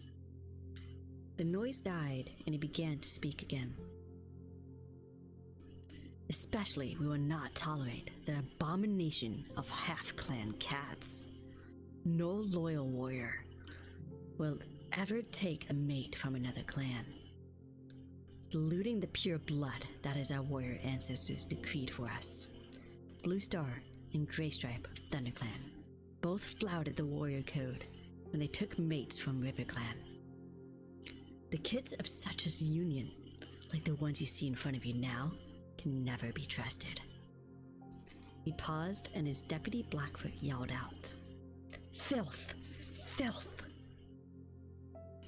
Darkstripe took up the cry, and a chorus of yells, screeches, echoed his words. This time, Tiger Star let them fall quiet in their own time, gazing out over the cats below him with a look of calm satisfaction. 1 second, I gotta another hang down. I did clip this.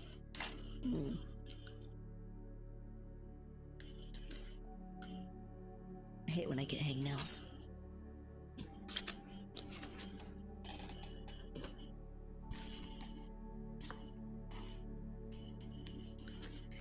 He and Blackfoot must have rehearsed all this, Firestar realized in horror. He noticed that it was ShadowClan's warriors who yowled the loudest. The RiverClan cats joined in less enthusiastically. Firestar guessed they might not fully agree with the ShadowClan leader, but they did not dare stay silent.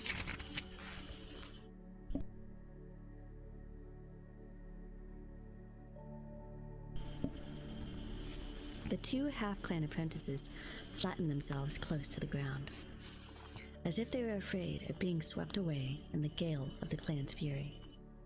Stonefur crouched over them, as if he could protect them, gazing around with defiance in his eyes. Where's Mistyfoot? Firestar wondered. Tiger Star knows she's half-clan too. What has he done with her? Tiger Star spoke again. Half-clan cats have been tolerated until now, but the time for tolerance is past. There is no place in Tiger Clan for warriors who owe allegiance to two clans. How can we trust them not to betray our secrets or even turn on us and kill us? Can we expect Star Clan to fight on our side if we allow those who are not pure in heart and blood to walk freely among us?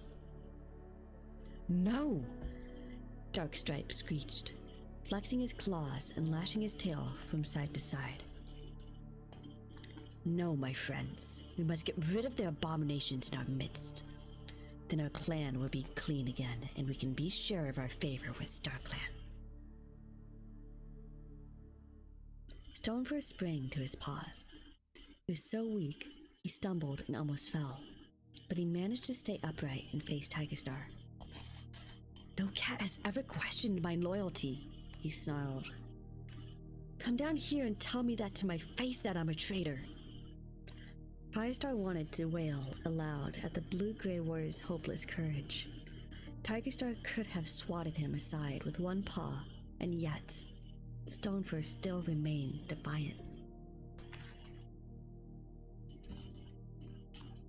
Mistyfoot and I never even knew that Blue Star was our mother until a couple moons ago, Stonefur insisted. We've been loyal RiverClan warriors all our lives. Let any cat who thinks different come out here and prove it. Tigerstar angrily swept his tail towards Leopardstar. You showed poor judgment when you chose this cat as your deputy, he growled.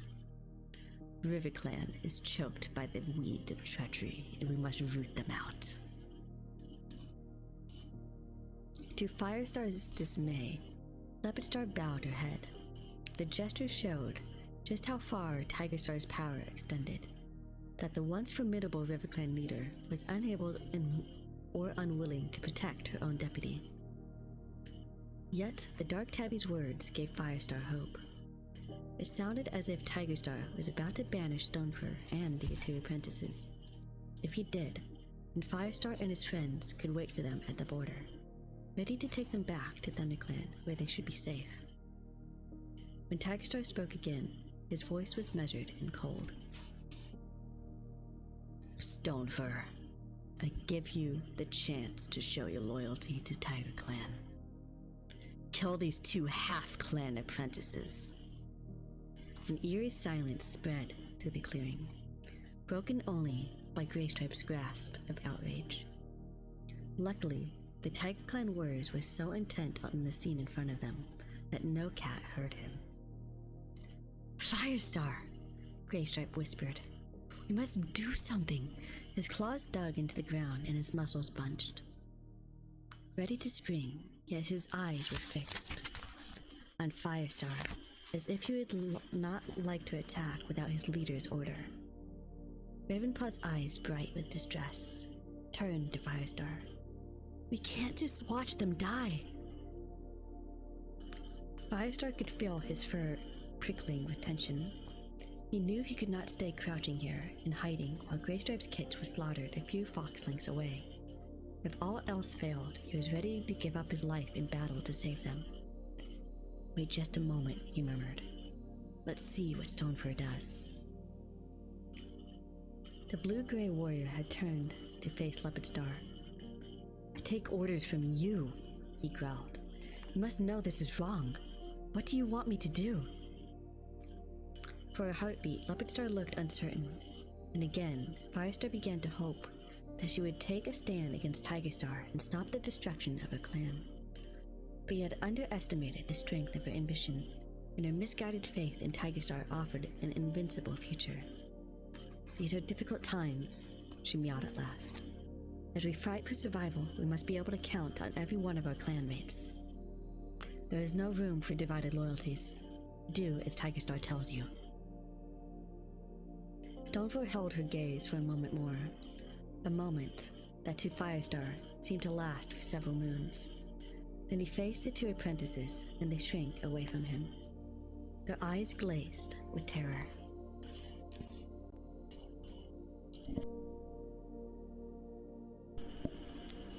Stormpaw gave his sister a comforting lick. We'll fight him, he promised. I won't let him kill us.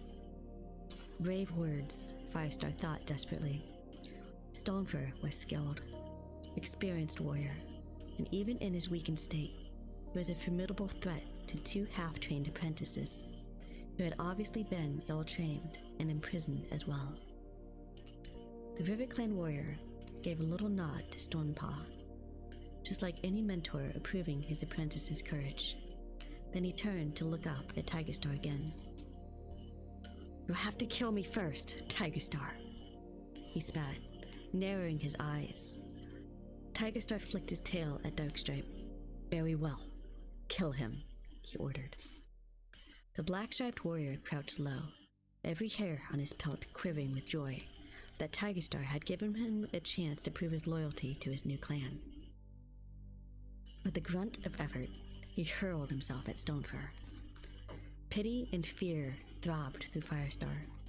He could only see one end to the fight, The blue-gray warrior was so weak that he would be no match for Darkstripe. Firestar wanted to leap into the clearing and fight on Stonefur's side, but he knew it would be suicidal in the presence of so many enemy cats. He knew he had to hold back in hope, however slight, of saving the apprentices. Firestar had scarcely known an ordeal worse than the one he faced now, remaining hidden while his friend was slaughtered.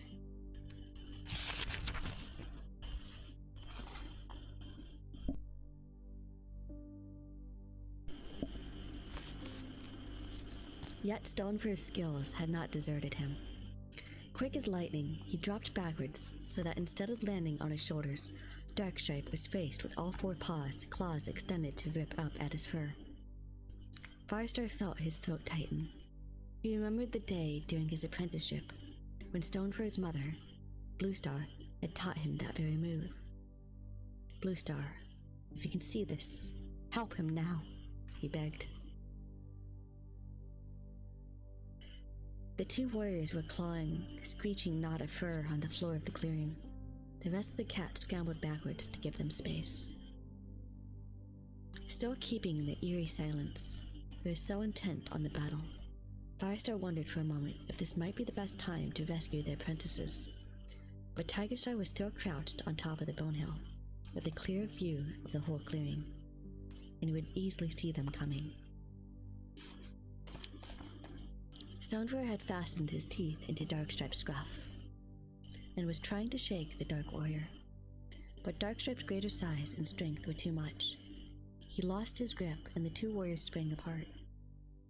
Breathing hard, blood was trickling from a scratch above Darkstripe's left eye, and clumps of fur were missing from his flank. Stonefur's pelt was even more ragged, and he shook one forepaw. Spots of blood splattered on the ground. "Get a move on, Darkstripe." Blackfoot jeered. "You're fighting like a kitty pet." With a hiss of fury, Darkstripe launched another attack. But Stonefur was ready for him again. Slipping to one side, he raked his claws down Darkstripe's side and followed up with a blow to his back leg as the Dark Warrior crashed past him. Stonefur staggered from the force of the impact, but by the time Darkstripe regained his paws, he had recovered this time. The River Clan warrior went on the attack, bowling Darkstripe over and fastening teeth and claws in his neck. Firestar heard Graystripe's intake of breath. His yellow eyes were blazing. On the other side, Ravenpaw was sinking his unsheathed claws into the ground. Firestar felt hope burn in his belly. Was it possible that Stonefur could win? But Tigerstar had no intention of letting Stonefur escape. As Darkstripe struggled vainly to break free, the massive tabby flicked his ears at Blackfoot. "Finish it," he ordered. The Shadow Clan deputy flung himself into battle. He bit Stonefur in the shoulder and dragged him off Darkstripe, ducking to avoid his flailing paws. Darkstripe sprang onto Stonefur to hold his hindquarters down, while Blackfoot scored his claws across the blue-gray warrior's throat. Stonefur let out a gurgling cry that was cut short.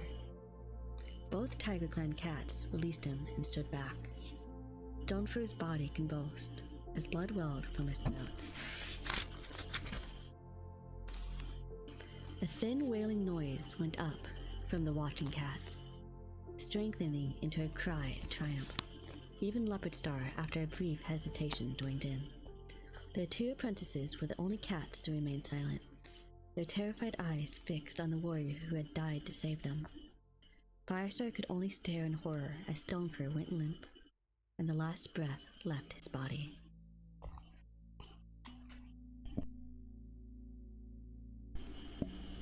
That was the end of chapter 15, and damn, it's getting brutal.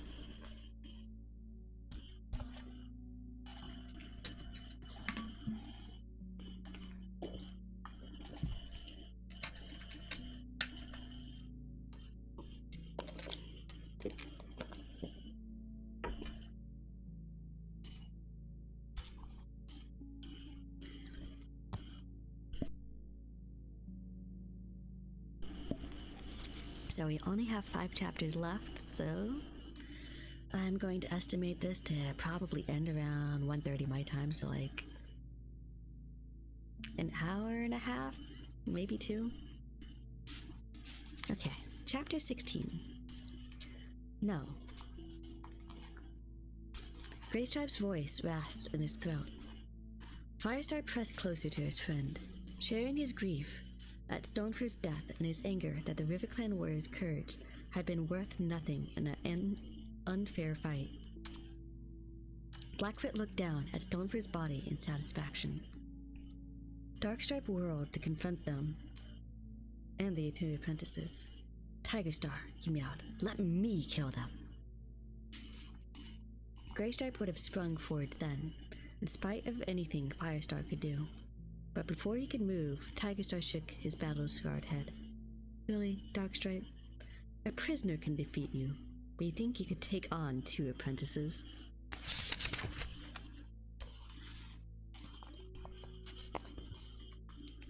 Darkstripe bowed his head in shame. His leader's eyes narrowed coldly as he stared at the 2 young cats.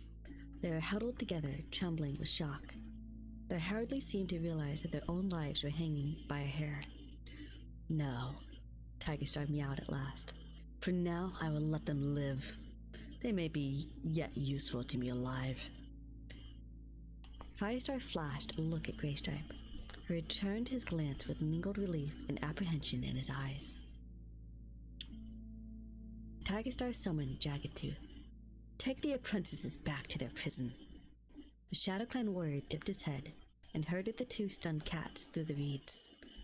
Greystripe's hungry gaze followed them out of sight. The meeting is at an end, Tigerstar declared. At once, the cats in the clearing began to slip away. Tigerstar leaped down from the bone hill and vanished into the reeds, flanked by Blackfoot and Darkstripe. Eventually, only Leopardstar was left. She padded forward until she stood over the broken body of her former deputy. Slowly, she bent her head and nosed Stoneford's torn gray pelt. If she meowed a last farewell, Firestar did not hear it. And after a moment, she turned and followed Tigerstar through the reeds. Now! Greystripe sprang to his paws. Firestar, we've got to rescue my kids. Yes, but don't go rushing off, Firestar warned him. You have to make sure all the cats have gone. His friend's body was quivering with suppressed tension. I don't care, he spat. If they try to stop us, I'll rip them all apart. The kids are safe for the moment, murmured Ravenpaw. There's no need to take risks. Firestar cautiously raised his head above the level of the reeds. By now, it is quite dark. The only light came from Silverpelt and the pale glow from the moon low in the sky. The Shadow Clan and River Clan scents were rapidly fading. The only sound was the dry rustle of the wind in the reeds. Crouching down, again, Firestar murmured. They've gone for now. This is our chance. We've got to find where they're keeping the apprentices and get them away, Greystripe interrupted. Whatever it takes. Firestar nodded. Ravenpaw, are you up for it? It will be dangerous. The loner's eyes widened. You think I'd leave? After we saw that? No way. I'm with you, Firestar. Good. Firestar blinked in gratitude. I thought you would be. Beckoning his 2 friends with his tail, he led the way into the clearing, his pawseps growing hesitant as he left the shelter of the reeds. He knew what he was doing was against the warrior code, but what Tigerstar had done had left him no alternative.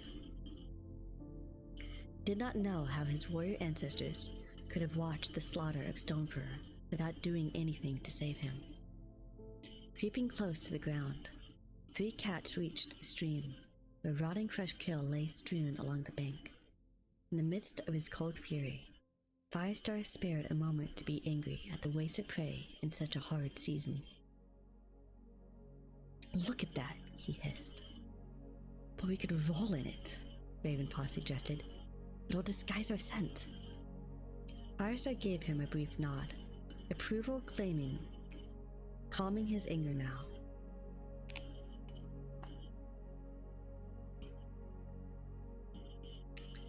Ravenpaw was thinking like a warrior.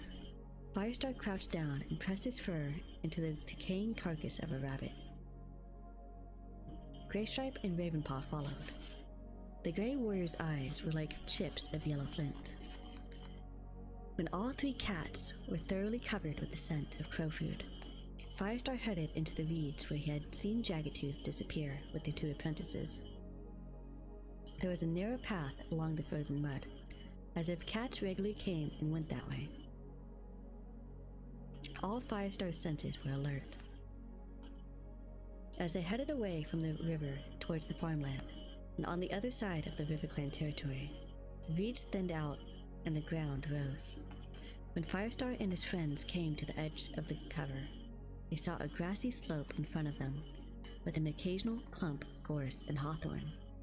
About halfway up, a dark hole yawned in the hillside. Jaggedtooth was crouched outside it. There are paw prints leading into that hole, Firestar murmured. Graystripe lifted his muzzle to taste the air and let out a faint sound of disgust. Sick cats, he meowed quietly. You're right, Firestar, this is the place. He bared his teeth. Jaggedtooth is mine. No. Firestar's tail whipped out, signaling his friend to stay where he was. We can't afford a fight. The noise would bring every cat in the territory. We have to get rid of him another way. I can do that. Ravenpaw's paws anxiously kneaded the ground, but his expression was determined. He'll recognize you two, but he doesn't know me. Firestar hesitated, then nodded. How will you do it? I've got a plan. Ravenpaw's eyes shone with anticipation, and Firestar realized that the loner was almost relishing the danger, as if he had missed having a chance to use his warrior skills. Don't worry, it'll be fine, the black cat assured him. Straightening up, he strolled out of the reeds and up the slope, his head and tail held high. Jaggedtooth got up and paced forwards to meet him, the tabby fur on his neck bristling. Firestar gathered himself, ready to spring if the ShadowClan warrior attacked. But though Jaggedtooth looked aggressive, he did nothing more than give Ravenpaw a suspicious sniff.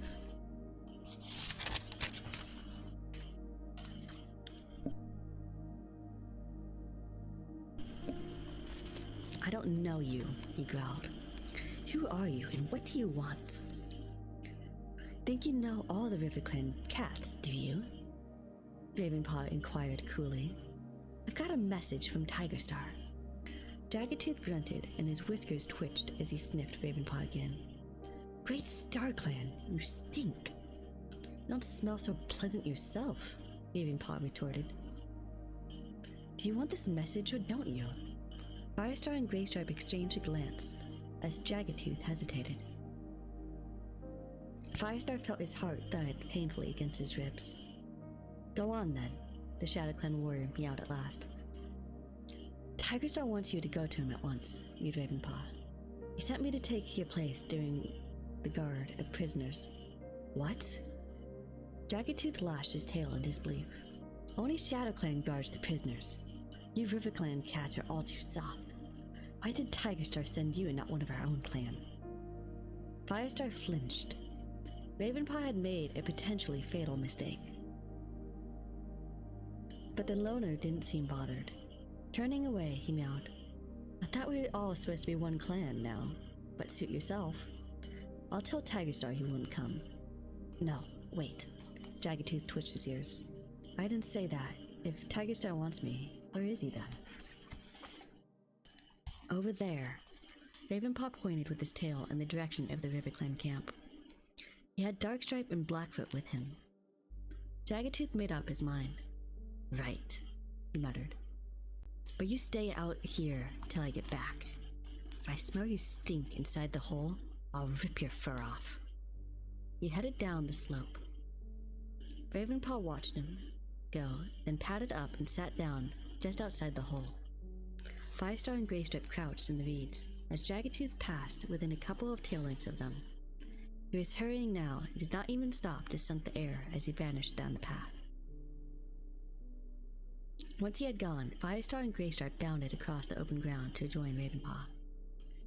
Greystripe paused briefly to sniff and meowed, "Yes, they're in there," before he vanished inside the hole. Firestar stopped in front of Ravenpaw. "Well done." Ravenpaw licked his paw and drew it over his ear 2 or 3 times to hide his embarrassment. "It was easy. He's such a stupid furball." "Yes, but he'll know something's up as soon as he finds Tigerstar," Firestar pointed out. "Keep watch and call out if you see any cat." With a last glance behind him, he plunged into the hole after Greystripe. He found himself in a long, narrow passage carved out of a sandy soil. Thick darkness engulfed him after the first few tail lengths. There was a lingering scent of fox, but it was faint and stale, as if the original occupant of the hole was long gone. Stronger by far was the fear, scent rising from the darkness, the scent of cats who had given up all hope. The passage led steadily downward. Before he reached the end of it, Firestar heard the sound of scuffling and surprised mews. One of the apprentices called out, "Father, is it really you?" A moment later, Firestar could no longer feel his fur brushing the passage walls on either side. His next step brought him against the cat's haunches. He recognized Greystripe by his scent. The scent of the 2 apprentices was stronger than ever, and with a jolt of relief, Firestar recognized another cat. "Mistyfoot!"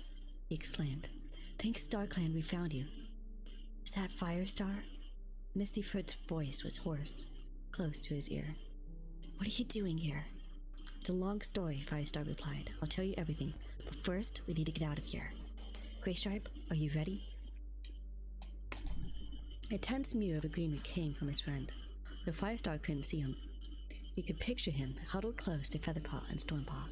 "Let's go," Firestar meowed, turning with difficulty the narrow passage of the underground den. "Mistyfoot, we're going to take you all back to ThunderClan with us." Remembering how weak Stonefur and the apprentices had looked, he added, "Can you make it that far?" "Once I'm out of this hole, I can make it anywhere," Mistyfoot mewed determinedly. "So can we," added Featherpaw. "That's great. Mistyfoot, I'm so sorry, but we couldn't rescue Stonefur." Firestar began, looking for words to tell the she-cat about their brother's death. "I already know," meowed Mistyfoot, a voice ragged with grief. "The apprentices told me. They say he died bravely. Very bravely. All StarClan will honor him." Firestar pushed his muzzle into Mistyfoot's fur, a gesture of comfort. "Come on, we'll make sure you didn't die for nothing. Tigerstar will not hurt you as well." His heart thudding with fear, Firestar scrabbled his way back through the tunnel. At the top, he paused to check that it was safe to emerge. Then he led the way into the open. He felt as if the rancid stench of the prison would cling to his fur forever. Ravenpaw took his place at the back of the group, keeping a lookout as they crept down the slope. Silent as shadows, the cats followed the path through the reeds until they came to the clearing again. It was empty. Bone Hill casting its ominous shadow as far as the body of Stonefur lying still in the moonlight. Mistyfoot went over to her brother and bent her head to nose his fur, outside the darkness of her prison. Firestar saw that she was as skinny as an unkept as dead warrior, every rib showing, her fur matted and her eyes dull with suffering. "Stonefur, Stonefur," she murmured. "What will I do without you?" Firestar's fur bristled with tension as he listened for the sound of approaching cats, but he forced himself to give Mistyfoot time to mourn. They could not take Stonefur's body with them for the proper warrior's vigil. This was Mistyfoot's last farewell. Stormpaw, who had been Stonefur's apprentice, approached as well. He touched his nose to his mentor's. head before padding back to stand beside his father. Firestar could not help remembering Bluestar and how much she had loved her lost kids. Had she been here, he wondered, to lead her son to StarClan? She and Stonefur had both died bravely, their cruel deaths caused by Tigerstar's evil ambition. Every hair on Firestar's pelt pricked with his longing to comfort the dark tabby warrior and make him pay for his crimes. Firestar, we have to go, Greystripe hissed, the white of his eyes bright in the half-light. His words roused Mistyfoot. Before Firestar could reply, she raised her head, gave Stonefoot one last, loving look, and padded over to where the others were waiting for her. Firestar set a brisk pace back towards the river, feeling himself relax as the stench of the Bone Hill and the scattered prey began to fade. Greystripe helped the two apprentices along, encouraging them with gentle nudges and mews. Mistyfoot kept up bravely, limping on paws cracked and sore after imprisonment, while Ravenpaw stayed at the rear, his ears tilted back for the sounds of pursuit. The night was silent except for the murmur of water. By the time the river came in sight, they had not encountered any other cats. Turning downstream towards the stepping stones, Firestar dared to hope that they would escape undetected. And a distant yowling sounded through the reeds, and the 6 cats froze in their tracks. The prisoners have escaped!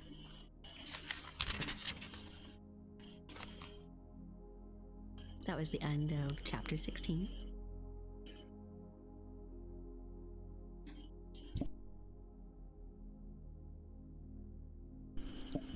After this next chapter, I'm going to take another break, and then we'll finish the following 3 chapters.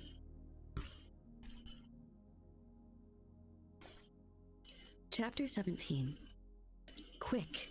The stepping stones! Firestar hissed. Alone, the ThunderClan cats could have raced easily out of danger, but none of them would abandon the prisoners. Greystripe fell back to join Ravenpaw as the rear guard, while Firestar tried to urge on the RiverClan cats.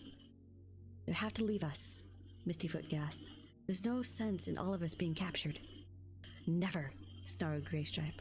"We're all in this together." By now, they were bounding alongside the river, the RiverClan cats stumbling in their effort to keep up. Firestar could hardly see the ripples in the water where the current was broken by the stepping stones, but the yowling behind them grew louder, and when he turned his head to draw in the rapid gulp of air, he could taste the scent of ShadowClan. "Great StarClan," he whispered. "They're catching up." None of the pursuing cats had appeared yet by the time they reached the stepping stones.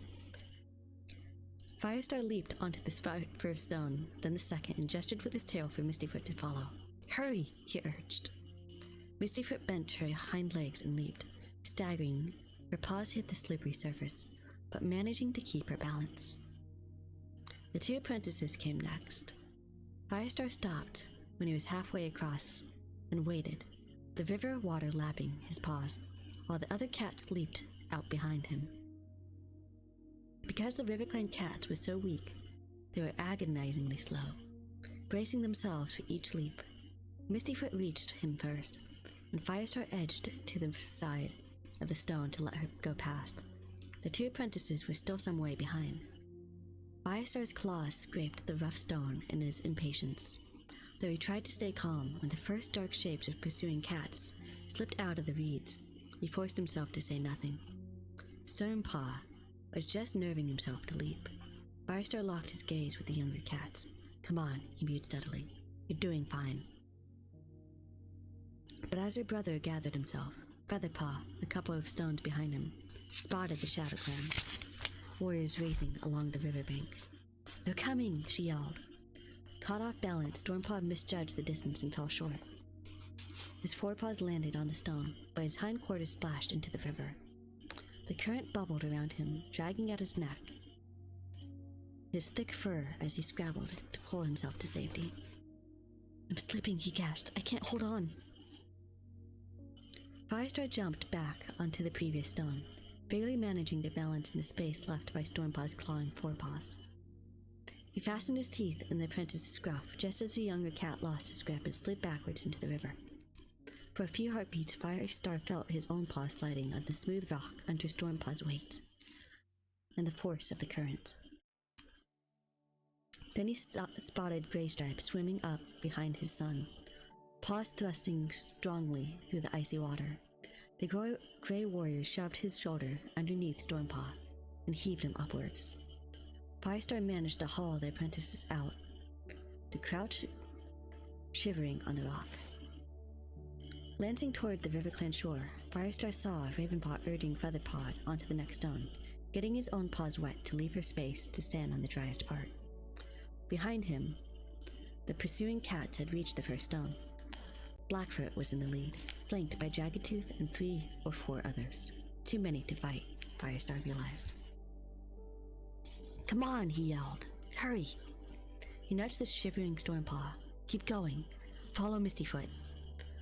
Blackfoot crouched, ready to spring, his eyes fixed on the stepping stone, where Ravenpaw had put himself between Featherpaw and the ShadowClan warrior. Firestar's belly clenched. The loner was brave, but his training days were far behind him, and would be no match for a seasoned warrior like Tigerstar's deputy. Graystripe began swimming back towards Ravenpaw. A wild screech split the air as the rest of the ShadowClan warriors spread along the bank in a menacing line. "Keep going," Firestar gasped to Mistyfoot. "Take Stormpaw with you, I'm going back." But before he could move, a fierce battle yell went up from the forest on the ThunderClan side of the river. Firestar saw 3 shapes streaking out of the undergrowth. Cloudtail, with Sandstorm and Thornclaw just behind him. "Thanks, StarClan," he began, breaking off as Cloudtail leapt towards the river, eyes blazing and claws extended. He was heading straight for Mistyfoot, who was just jumping from the last stone to the bank. Firestar raced across the remaining stones to intercept the white warrior, barreling into his side and knocking him off at his paws. "Mousebrain," he snapped. "The enemy's back there!"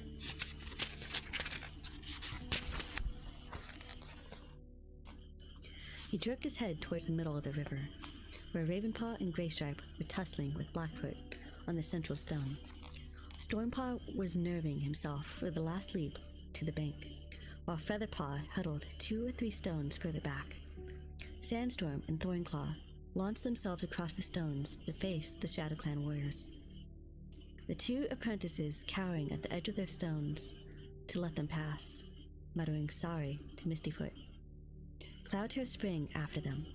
Firestar bunched his muscles to follow, but before he leaped, he saw Blackfoot slip off the stone to be swept away in the current. He ducked briefly below the surface of the water and reappeared swimming clumsily back towards the RiverClan side, his ears flat against his head.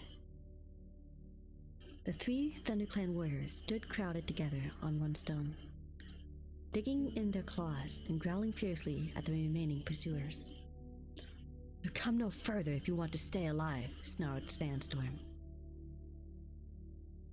The ShadowClan warriors milled about uncertainly on the first 2 or 3 stones, unused to the river. They're unsteady on their paws and clearly unwilling to join the battle with the furious ThunderClan cats. "Get back!" Blackfoot yelled as he clambered onto the bank, his fur streaming. "Let them escape. The only half-clan crow food." His warriors seemed happy to obey, and within a few moments all ShadowClan cats had vanished into the reeds. Firestar concentrated on helping the 2 apprentices finish crossing. Graystripe and Ravenpaw followed closely behind. Checking his cats for wounds, Firestar saw that Graystripe had lost a clump of fur from one shoulder, and Ravenpaw's left ear was bleeding, but otherwise they seemed unhurt. "Well done, all of you," he meowed, turning to the other ThunderClan warriors. "I was never so glad to see any cats as when you 3 came out of the forest. What brought you here?" "You did," Cloudtail panted. "You ordered extra patrols to watch the border. Lucky for you that we came along when we did." Firestar felt his legs go weak with relief. StarClan had sent the patrol at just the right moment. Okay, he meowed. Better get back to camp. These 3 cats need to rest. Ravenpaw, you'd better come too and let Cinderpelt look at that ear.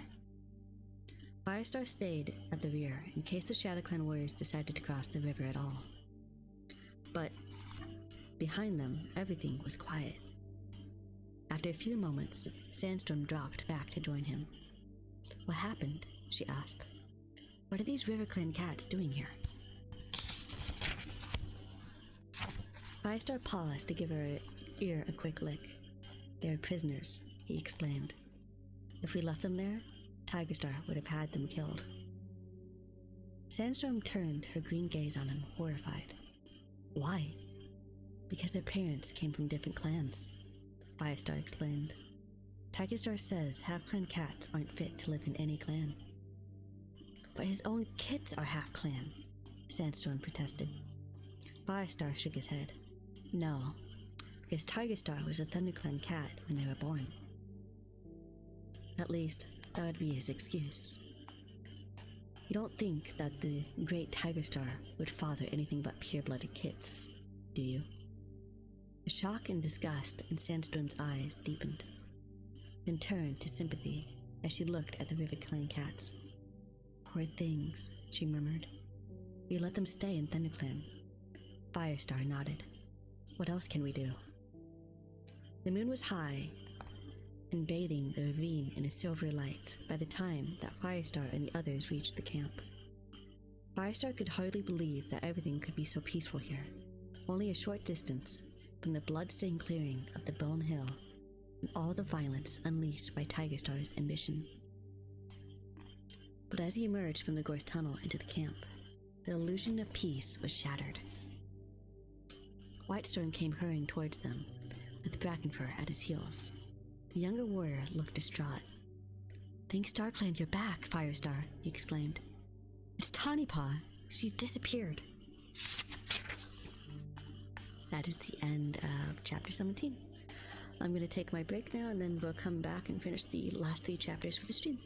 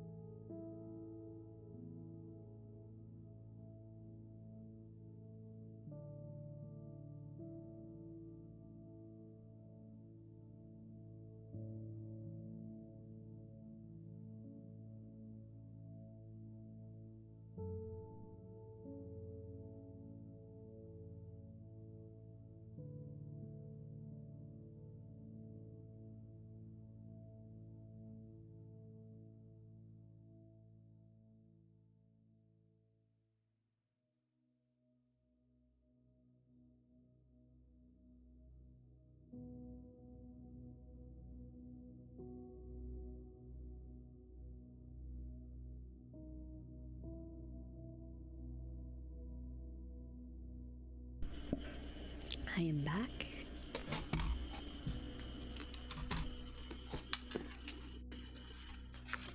Let's go ahead and move on. Chapter 18. Disappeared. Firestar echoed in alarm. What happened? We're not sure. Whitestone was calmer than Brackenfur, but his eyes gave way at his concern. It was Bramblepaw who first said he couldn't find her. I thought he was making a fuss about nothing, but we searched the camp. She isn't here, and no cat saw her leave. It's my fault, Brackenfur broke in.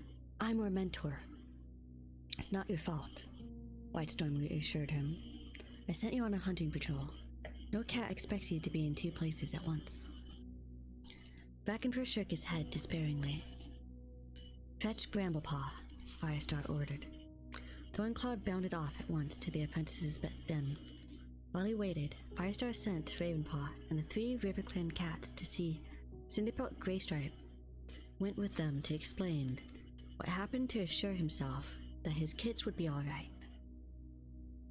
Though the Grey Warrior was cold and drenched from the icy water, all his concern was for his kids. And as they crossed the clearing, he stuck close to their side like a bulky shadow.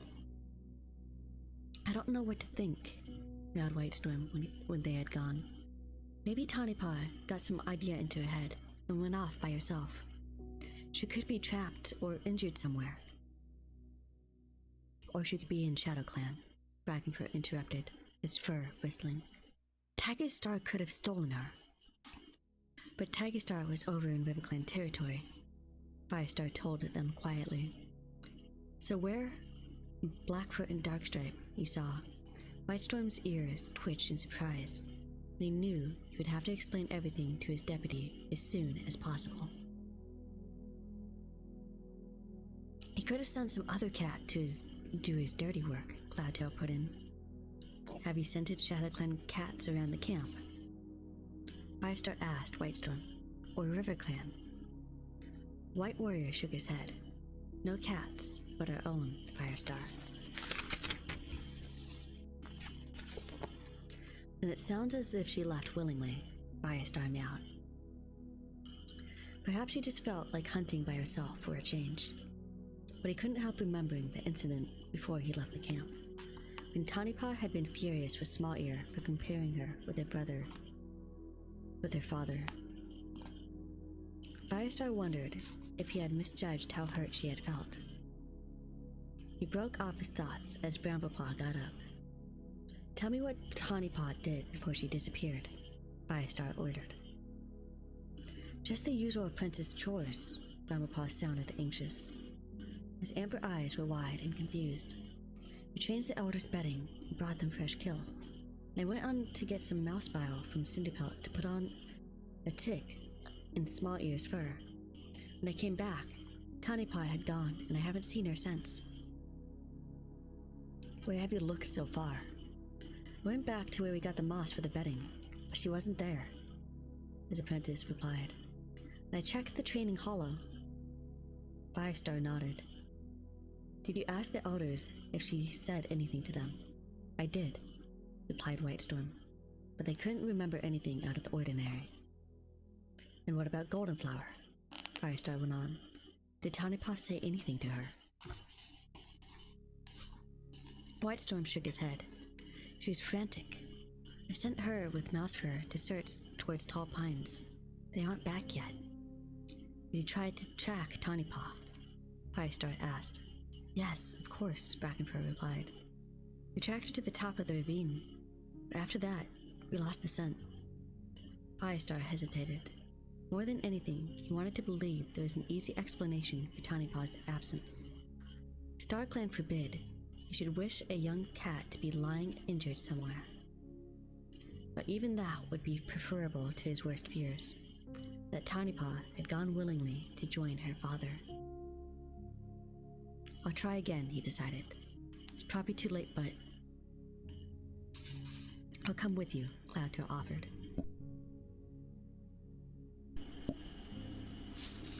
Firestar gave him a nod of gratitude. Cloudtail is one of the best trackers in the clan. Okay, he meowed. Sandstorm, Thornclaw, you come too. Firestar led the way out of the camp again. Exhaustion dragged at his paws. The night was half over, and so far he had not slept. He would have liked nothing better than to settle down in his den with a piece of fresh kill, but he guessed it would be a long time before he could do that. It is not difficult to pick up Tawny Paw's scent in the ravine, even though it was fading by now. But towards the top, he lost it, as Brackenfur had done. Firestar began to suspect that the cat had leapt from rock to rock, where her scent would not linger, so as to confuse any cat who might try to follow her. Firestar's worst fears flooded back. Had Tawny Paw really been so unhappy in ThunderClan that she felt she had to leave? His thoughts were interrupted by a yowl from Cloudtail among the bushes at the top of the ravine. Over here! She went this way! When Firestar bounded up to join him, he too could distinguish the faintest trace of Tawny Paw's scent. He and Cloudtail followed it into the trees, noses to the ground as they focused on the traces of a cat among all the stronger, distracting scents of prey. No other's cat scent joined Tawny Paw's. This far, at least, she had been alone. Then, at the edge of the clearing, they lost the scent trail again, and not even Cloudtail's sharp nose could pick it up.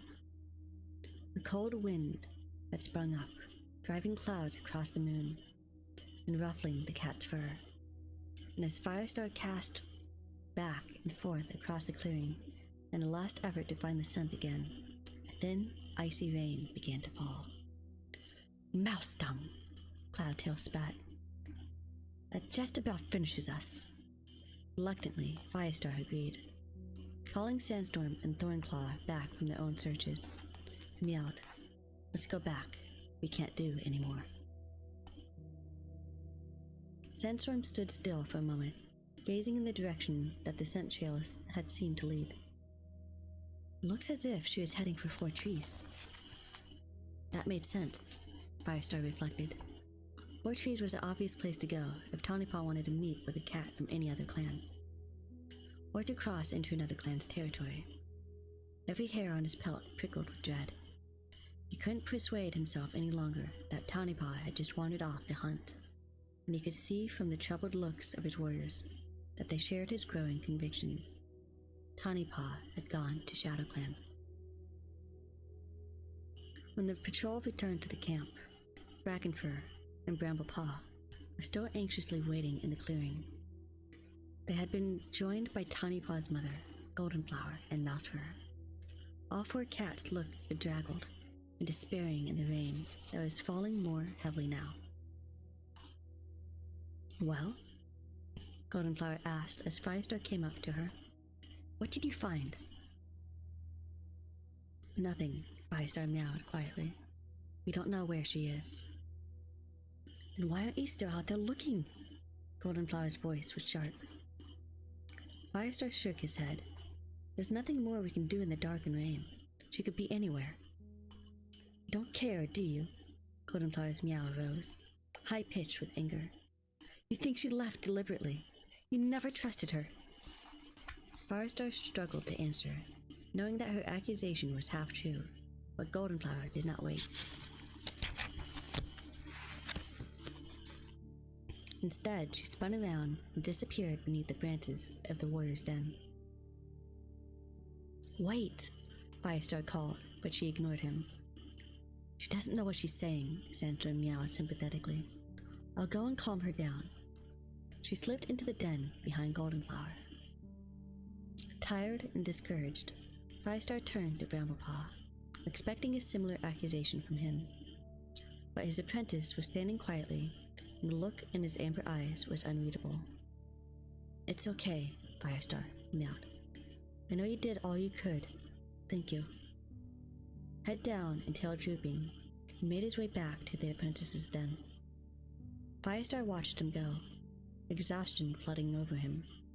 It seemed like several moons since Greystripe had first suggested going to RiverClan to see his kids. A chilly gray dawn was beginning to seep into the sky, and Firestar desperately needed to rest. But there's one more duty to do. He had to visit Cinderpelt and make sure the RiverClan cats would recover from their ordeal. As he padded across the clearing to the medicine cat's den, Firestar felt all his doubts about the leadership welling up again. One warrior banished and gone to join his enemy, and willing to kill to prove his loyalties. One apprentice vanished, and the whole forest caught up in terror and hatred that Firestar saw no way to combat. The vision of himself wearing the mane of the Lion Clan that he had seen in the dream seemed a long way away. The Star Clan really had destined him for greatness. Firestar couldn't help wondering if they had chosen the wrong cat.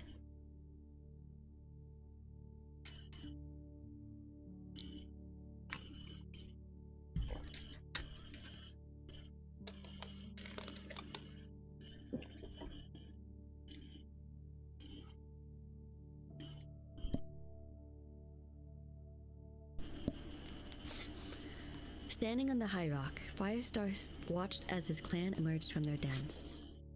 It was morning after his expedition to River Clan territory, and he had called the meeting to tell his warriors exactly what had happened, and to explain the presence of the 3 River Clan cats. Mistyfoot and the 2 apprentices were sitting at the base of the high rock with Greystripe and Cinderpelt. Firestar was pleased to see that they already looked stronger, as if their energy was coming back after a good meal with Cinderpelt's care.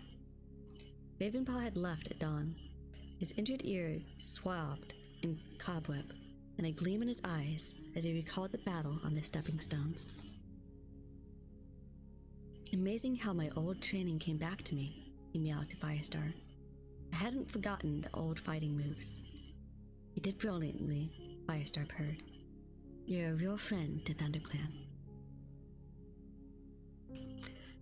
Now that Tigerstar was rising in power, I think ThunderClan needs all the friends it can get, the loner mewed seriously. Ravenpaw had spent a few moments by Blue Star's grave, then set out for the farm near Highstones. Firestar wondered if he would need to call Ravenpaw for help. Again, Tigerstar's enemies would have to unite to drive him out of the forest. Yet, Firestar knew that the final confrontation must be his alone. He waited until all the clan cats had settled themselves around the high rock and then began to speak.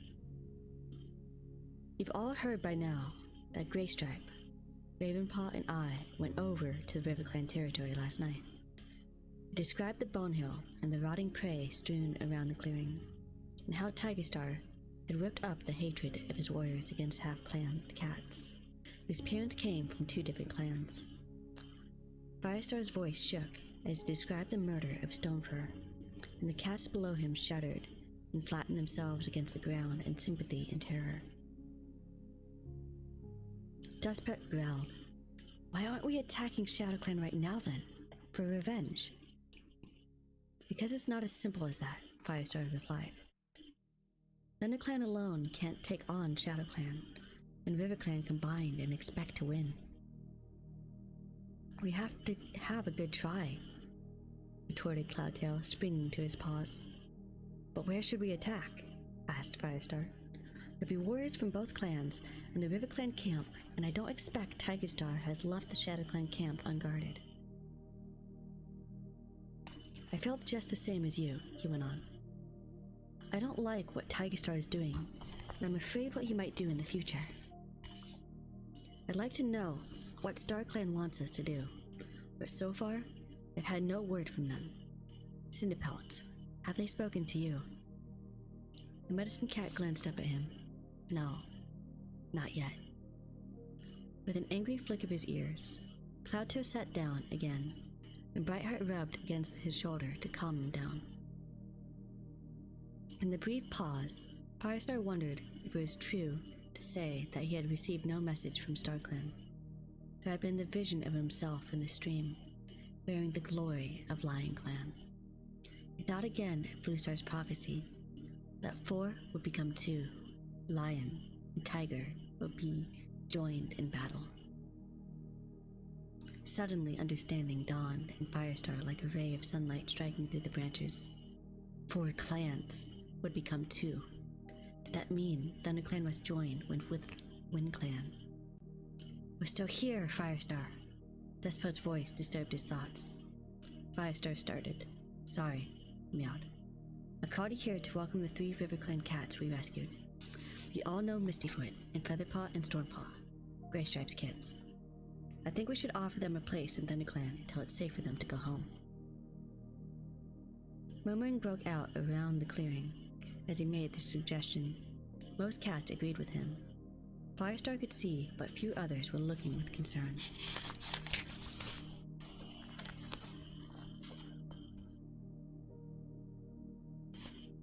Longtail was the first to voice his doubts. That's all very well, Firestar, and I'm sorry for what they've been through. But if they stay here, what are they going to eat? It's the middle of Leaf Bear. We've got our work cut out feeding ourselves. I'll hunt for them. Graystripe sprang up to face the clan. I can feed all three of them and more of the clan as well. We're not helpless, you know, added Mistyfoot. Give us a day or two to get stronger and we'll hunt for ourselves, and you as well. Mousefur got up and spoke directly to Firestar. It's not a question of who's going to hunt. This is a harder Leaf Bear than usual, after the fire. We're all hungry and we all need the strength we can get if we're going to have to fight this tiger clan. I say they should go home. Sandstorm leaped to his paws before Firestar could speak. They can't go home, she pointed out. Weren't you listening? They'll be murdered if they do, like Stonefur. Do you want it to be known that ThunderClan sent cats to their death? Brackenfur added. Mousefur looked down at her paws, anger making her fur bristle. It's worth mentioning, Whitestorm meowed calmly, that all these cats are half ThunderClan. They have a right to ask us for shelter. From his vantage point on top of the high rock, Firestar saw a ripple of shock pass through the cats as they turned to look at Mistyfoot standing like a living shadow of their former leader. Remembering the hostility some of them had shown when Mistyfoot and Stonefur had shared tongues with the dead Blue Star, Firestar realized that Whitestorm was taking quite a risk in reminding them. But this time there was no hostility. Even Mousefur and Longtail stayed silent. The story of what had happened beside Bone Hill had swung the sympathy of the clan over to the RiverClan cats. The warriors relaxed, their shock subsiding, and there were a few murmurs of agreement with what Whitestorm had said. Firestorm had looked down at the RiverClan cats where they sat at the base of the rock with Graystripe and Cinderpelt. Welcome to ThunderClan, he meowed. Mistyfoot bowed her head in gratitude. Thank you, Firestar. We won't forget this.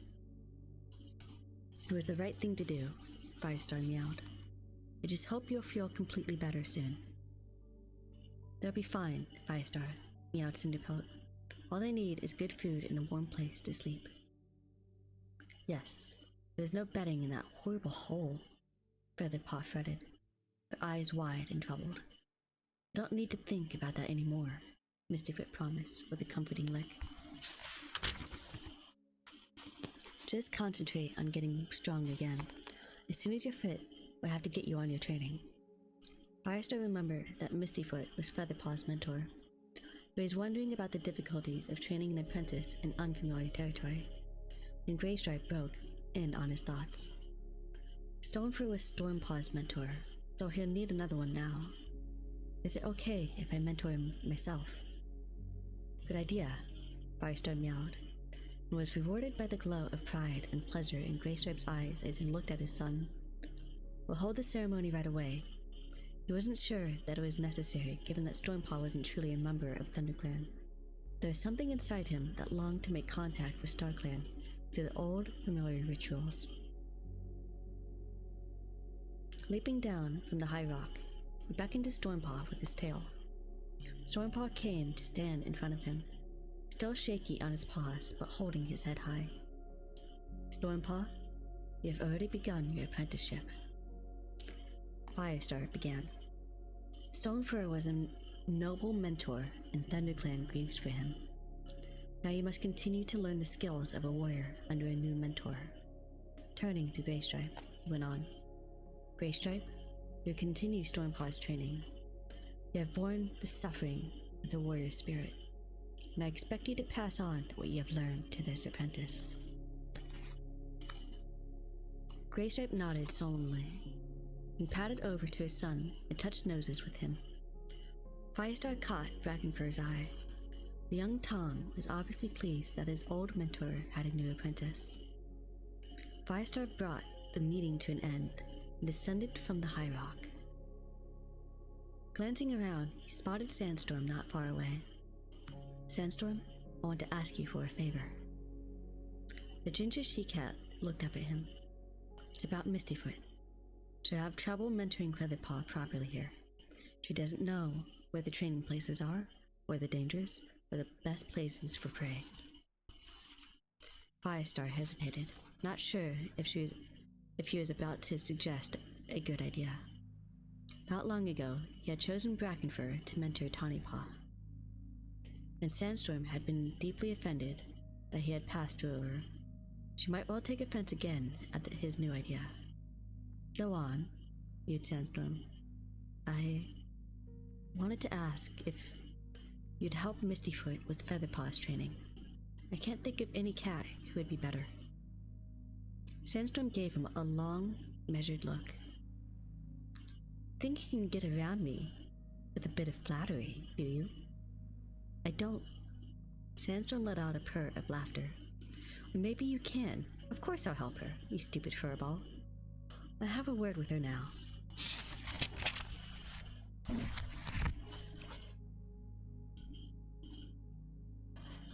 Relief washed over Firestar. "Thank you, Sandstorm." A loud wailing interrupted him. The cats still in the clearing were staring at the entrance from the gorse tunnel. Firestar could not see what had alarmed them, but he had caught the tang of blood in the air and the unfamiliar cat scent.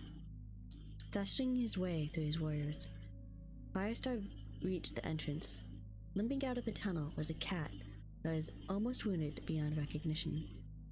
Blood dripped from a long gash in his flank. His fur was matted with sand and dust, and one eye was closed. Then Firestar made out the mottled dark pelt under the dirt, and managed to distinguish the scent of WindClan. The newcomer was Mudclaw, barely able to stand from pain and exhaustion. "Mudclaw!" Firestar exclaimed. "What happened?" Mudclaw staggered towards him. "You've got to help us, Firestar," he rasped. "Tiger Clan is attacking our camp." That is the end of chapter 18.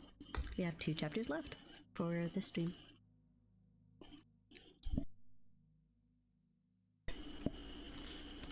Chapter 19. Firestar leaped up the slope leading into the WindClan territory from the 4 trees. Behind him streamed a patrol of his warriors. Graystripe, Brackenfur, and Sandstorm, Cloudtail and Dustpelt with his apprentice, Ashpaw.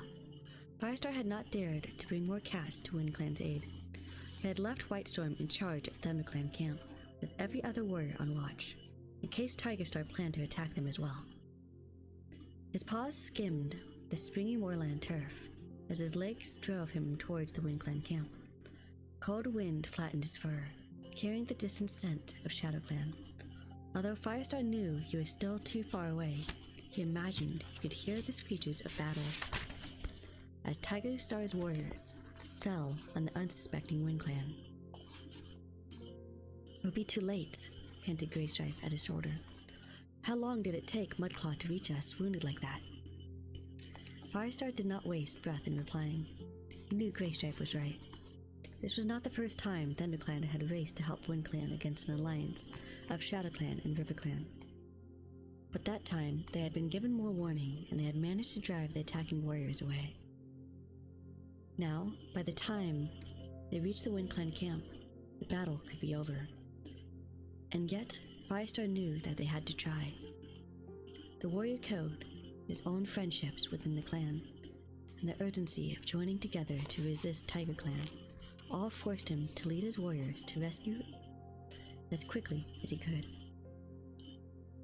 As they drew nearer, the scent of ShadowClan was joined by a trace of RiverClan, mingling in a new scent that Firestar realized was the distinctive odor of Tiger Clan. They were near enough that he expected to hear the yowls of the fighting cats, and the silence gripped his heart like cold claws. The battle must be over. Firestar slowed his pace, and his patrol climbed the slope towards the camp, his belly filling with dread as the thought of what they might find. Firestar slipped quietly up the ridge. He could look down over the camp.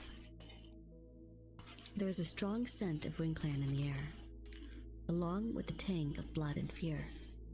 A single eerie wail broke the silence as Firestar breasted the rise and saw that what Tigerstar had done. The hollow where the WindClan cats had kept their camp was lined with gorse bushes. A few yellow flowers still showed on the spiny branches. Beyond, in the center of camp, Firestar could see cats huddled together, scarcely moving. As he watched, the tortoiseshell queen raised her head, let out another chilling wail. "Morning flower!" Firestar exclaimed,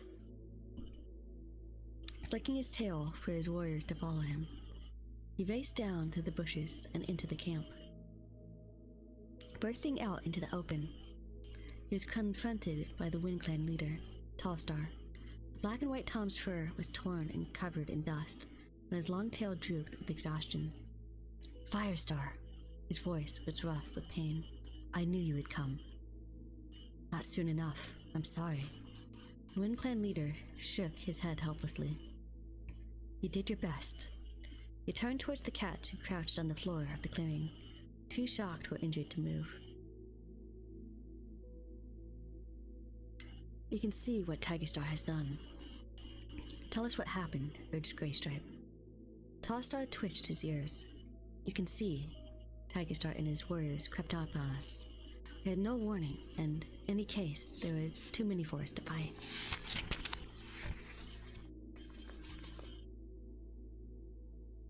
Firestar padded forwards, feeling his stomach turn over. None of the WindClan warriors had escaped without any wounds. Deadfoot, the WindClan deputy, was lying very still, with the blood trickling from a gash on his flank. Next to him lay Running Brook, a she-cat whose pale gray fur was hanging off her shoulder in clumps. Their eyes stared at nothing, as if they couldn't believe what had happened. Firestar could scarcely believe it either. This had been a completely unprovoked attack. There had been no warning at the last gathering. Tigerstar had gained no extra territory for his clan. The purpose of this attack had been nothing more than to bring fear to the WindClan cats. "Hey, Firestar." A weak voice made Firestar turn to see his old friend, One Whisker. The brown tabby warrior was lying on his side with deep wounds in his throat and shoulder. Barkface, the WindClan medicine cat, was pressing cobwebs to them, but the blood still oozed sluggishly. "One Whisker." Firestar trailed off, not knowing what to say. One Whisker's eyes were bright with pain. "It's not as bad as it looks," he grunted. "You should have seen the other cat." "I wish we'd come in time," Firestar meowed. "I wish he had too. Look over there." One Whisker turned his head and Barkface snapped. "Keep still." Firestar followed the injured warrior's gaze. Morning Flower, the tortoiseshell queen, who had been wailing aloud, was crouched over the motionless body of another cat, a small body with torn ginger and white fur. "No." Firestar's throat closed as he had to choke out the words. "Not Gorsepaw." "Tigerstar killed him." One Whisker's voice was tight with rage. "He pinned him down in the center of the clearing, with his warriors around him, so none of us could get close enough to stop him. He said he was going to kill him to show the rest of us what we would expect if we refused to join him." Firestar closed his eyes, unable to bear the bloodstained scene in front of him. Yet all he could see was an image, the massive leader of TigerClan, paws holding down the helpless apprentice, while he challenged the WindClan warriors. A shiver ran through him. He thought back to the time that he and Greystripe had traveled to find WindClan and bring them home after ShadowClan had driven them into exile. Firestar had carried Gorsepaw, then a tiny kit, back across the Thunder Path. All of that was wasted now, thanks to Tigerstar. Firestar could not help wondering if Tigerstar had deliberately chosen Gorsepaw because he knew Firestar's bond with the young apprentice. Opening his eyes, one whiskered left and padded softly over to Morningflower, touching her shoulder with his nose to draw her attention. She looked up, her beautiful eyes dulled with grief. "Firestar," she whispered. "I didn't ever think you'd save my son for this. What have StarClan done to us?" Firestar crouched down beside Morningflower, pressing himself against her side to comfort her, and touched his nose to Gorsepaw's fur. "He was growing into a fine warrior," he murmured. The sound of another cat roused him. He looked up to see Graystripe. His friend bowed his head too, and touched Gorsepaw's fur, mewing a few words of comfort to Morningflower. "Firestar, what do you want us to do?" he asked, raising his head again. "We can't leave them like this." With a last gentle lick of Morningflower's ear, Firestar stood up and moved away with his friend. "Take 2 or 3 cats on patrol," he ordered. 1 or 2 of WindClan 2, if any of them are fit. They know their boundaries better than us. Check to make sure that there are no Tiger Clan warriors still lurking around. If you find any, you know what to do. Chase them off or kill them if you have to. And bring back as much fresh kill as you can. WindClan need to eat, and they're not capable of hunting for themselves. "Right," meowed Graystripe. He called Sandstorm, Cloudtail, and Dustpelt, and checked with Tallstar for permission to patrol in his territory. Tallstar agreed gratefully and ordered Webfoot, but escaped with a torn ear and scratches to go with them and show them the best places for prey. "We need to talk," the WindClan leader mewed to Firestar as he watched the patrol leave. "Tigerstar left a message for you." Firestar pricked his ears. "A message?" "He wants us both to meet him tomorrow at Fort Trees at Sun High," Tallstar replied. "He says he's tired of waiting. He wants a decision about whether we'll join Tiger Clan or not. And he's shown us what he'll do if we refuse."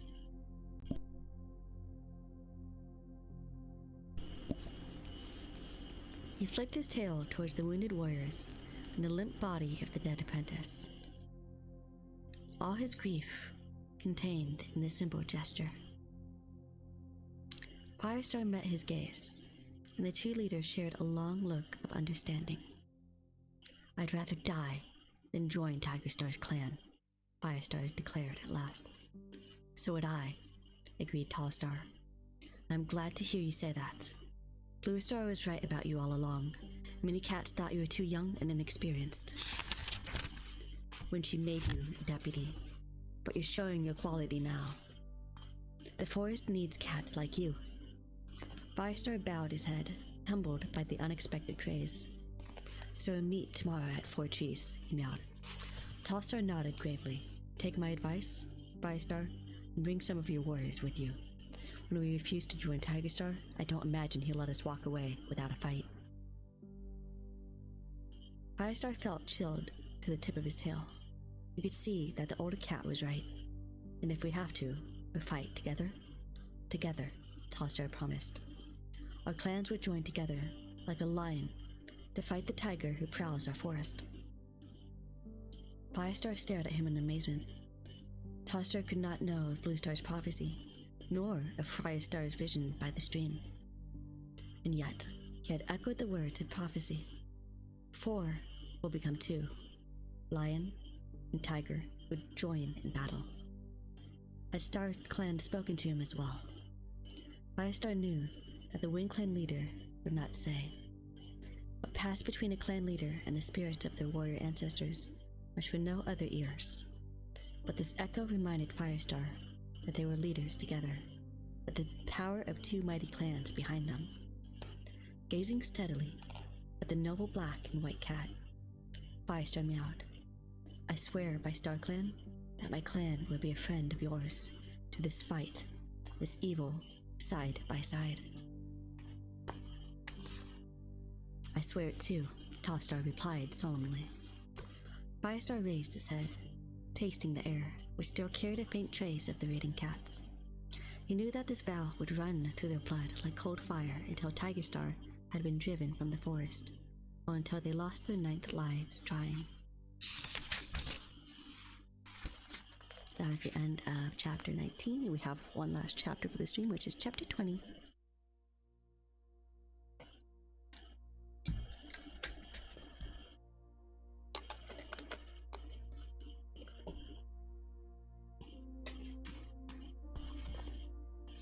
Chapter 20.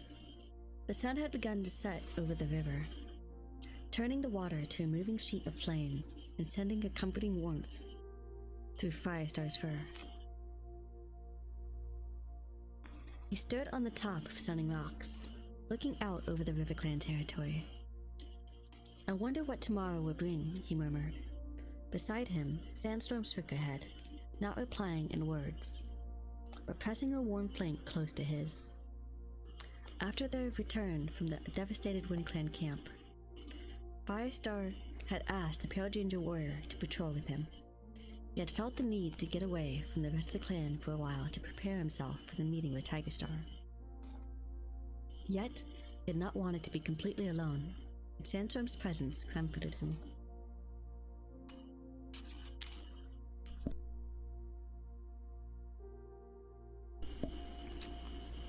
They had skirted Snake Rocks and followed the Thunder Path to the border with ShadowClan to renew the scent markings as far as the 4th trees. Finally, they returned along the RiverClan border. There was no sign of TigerClan intruders. The borders were secure, and yet, Firestar knew that if they had to fight TigerClan, the battle would be about so much more than borders. It would be the climax of this conflict with Tigerstar, which had lasted almost since he had first set paw in the forest. Firestar lingered on the rocks, savoring the comfort of being alone with Sandstorm.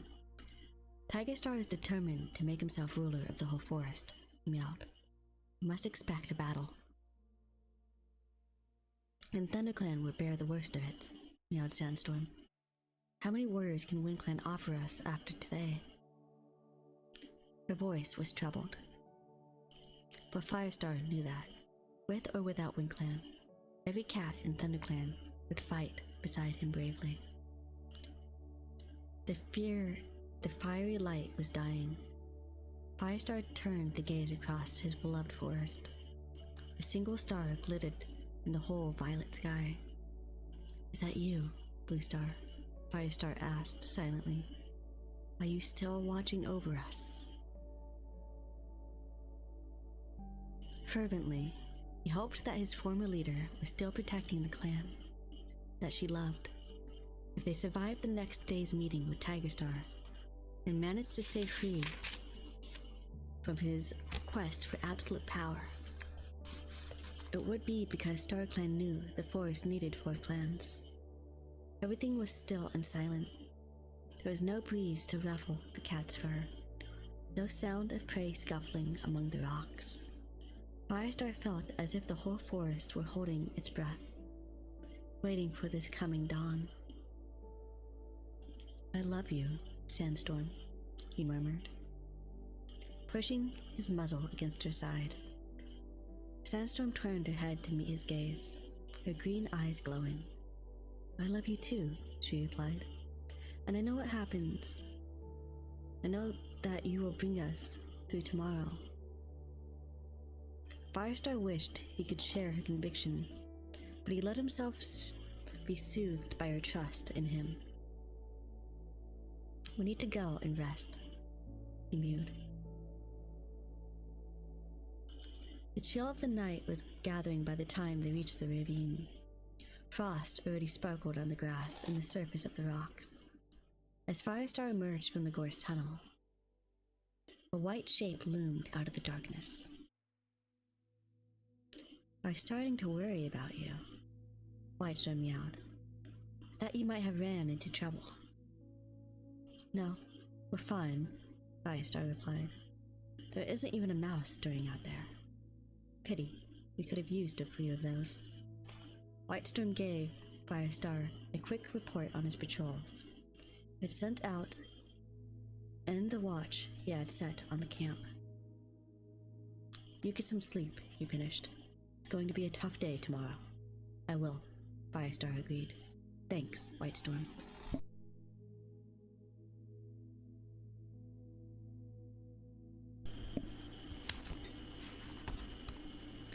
The White Warrior faded into the darkness again. I'm going to check on the sentries, he meowed as he retreated. You couldn't have chosen a better deputy, Sandstorm commented when he was out of earshot. I know. I don't know what I would do without him. Sandstorm looked at Firestar, sadness and wisdom in her green eyes. You might find out tomorrow, she meowed, or any of the others. If Tigerstar makes us fight, cats are going to die, Firestar. I know. We had not truly thought about what that would mean until now. Some of the sleeping cats around him, the friends he loved, the warriors he trusted, would be lost to him. Win or lose, some of the cats Firestar led out to battle would not come back, and they would die because he had ordered them to fight. A pang of grief shook him, so deep and painful that he almost wailed aloud. I know, he repeated, but what can I do? Go on, Sandstorm's voice was soft. You're a leader, Firestar. You have to do your duty, and you do it brilliantly. Humbled, Firestar found nothing to say, and after a moment Sandstorm pressed her muzzle against his. I'd better get some sleep, she murmured. No, wait. Firestar found he could not face the prospect of the solitary den underneath the high rock, full of shadows. I don't want to be alone tonight. Come and share my den with me.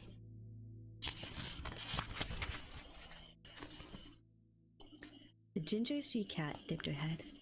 All right, if you want me to. Firestar gave her ear a quick lick and led the way across the clearing. Even though the curtain of lichen over the entrance to the den had still not grown back after the fire, the den lay in deep shadow. More by scent than sight, Firestar realized that one of the apprentices had left fresh kill for him, and he remembered how hungry he was. The prey was a rabbit. He and Sandstorm crouched side by side to share it, swallowing with quick, famished gulps. I needed that, Sandstorm purred, extending her front paws and arching it back in a long, luxurious stretch. Then she yawned.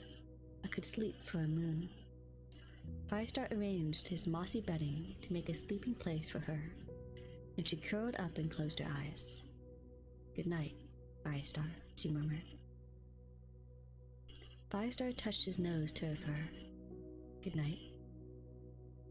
Soon, her soft, regular breathing told him she was asleep. For all his weariness, Firestar did not feel ready to curl up beside her. Instead, he sat watching while the moon rose and spilled pale light through the entrance to the den, touching Sandstorm's fur to silver. She was beautiful, Firestar thought. So precious to him, and yet she too might die tomorrow. This is what it means to be leader, he realized. He did not know if he could endure the pain of it, even though he knew that when dawn came, he would take up the burden of StarClan had laid on him. Please, StarClan, help me bear it well, he thought as he settled himself into the moss beside Sandstorm.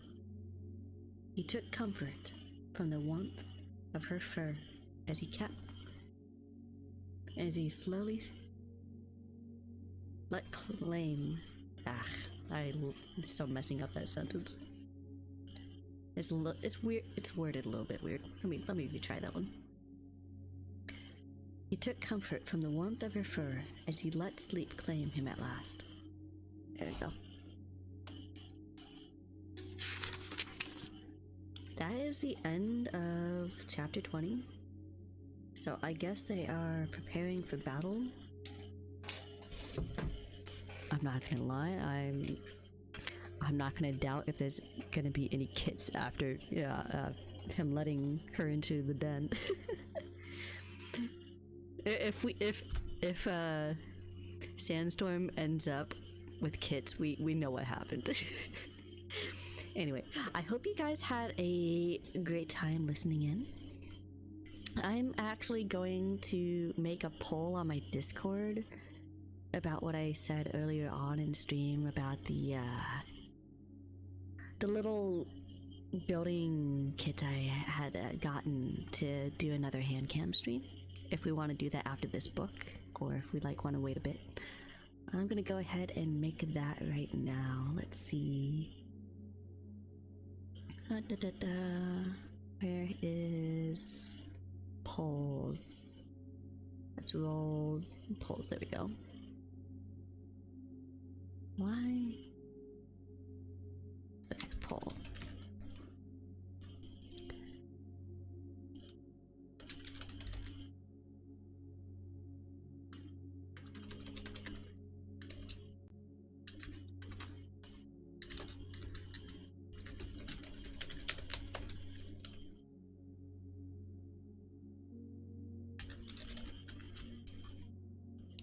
Make some choices after the current book, or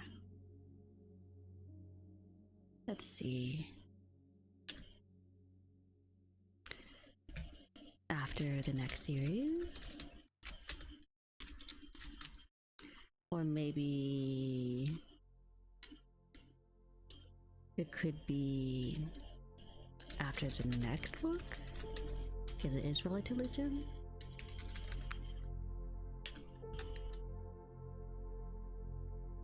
Let's see, and we want single choice, yes. Buttons, yes. Time. I'll give it 3 days for people to decide when. Okay. Anything else we need to add to that poll? I think we're good.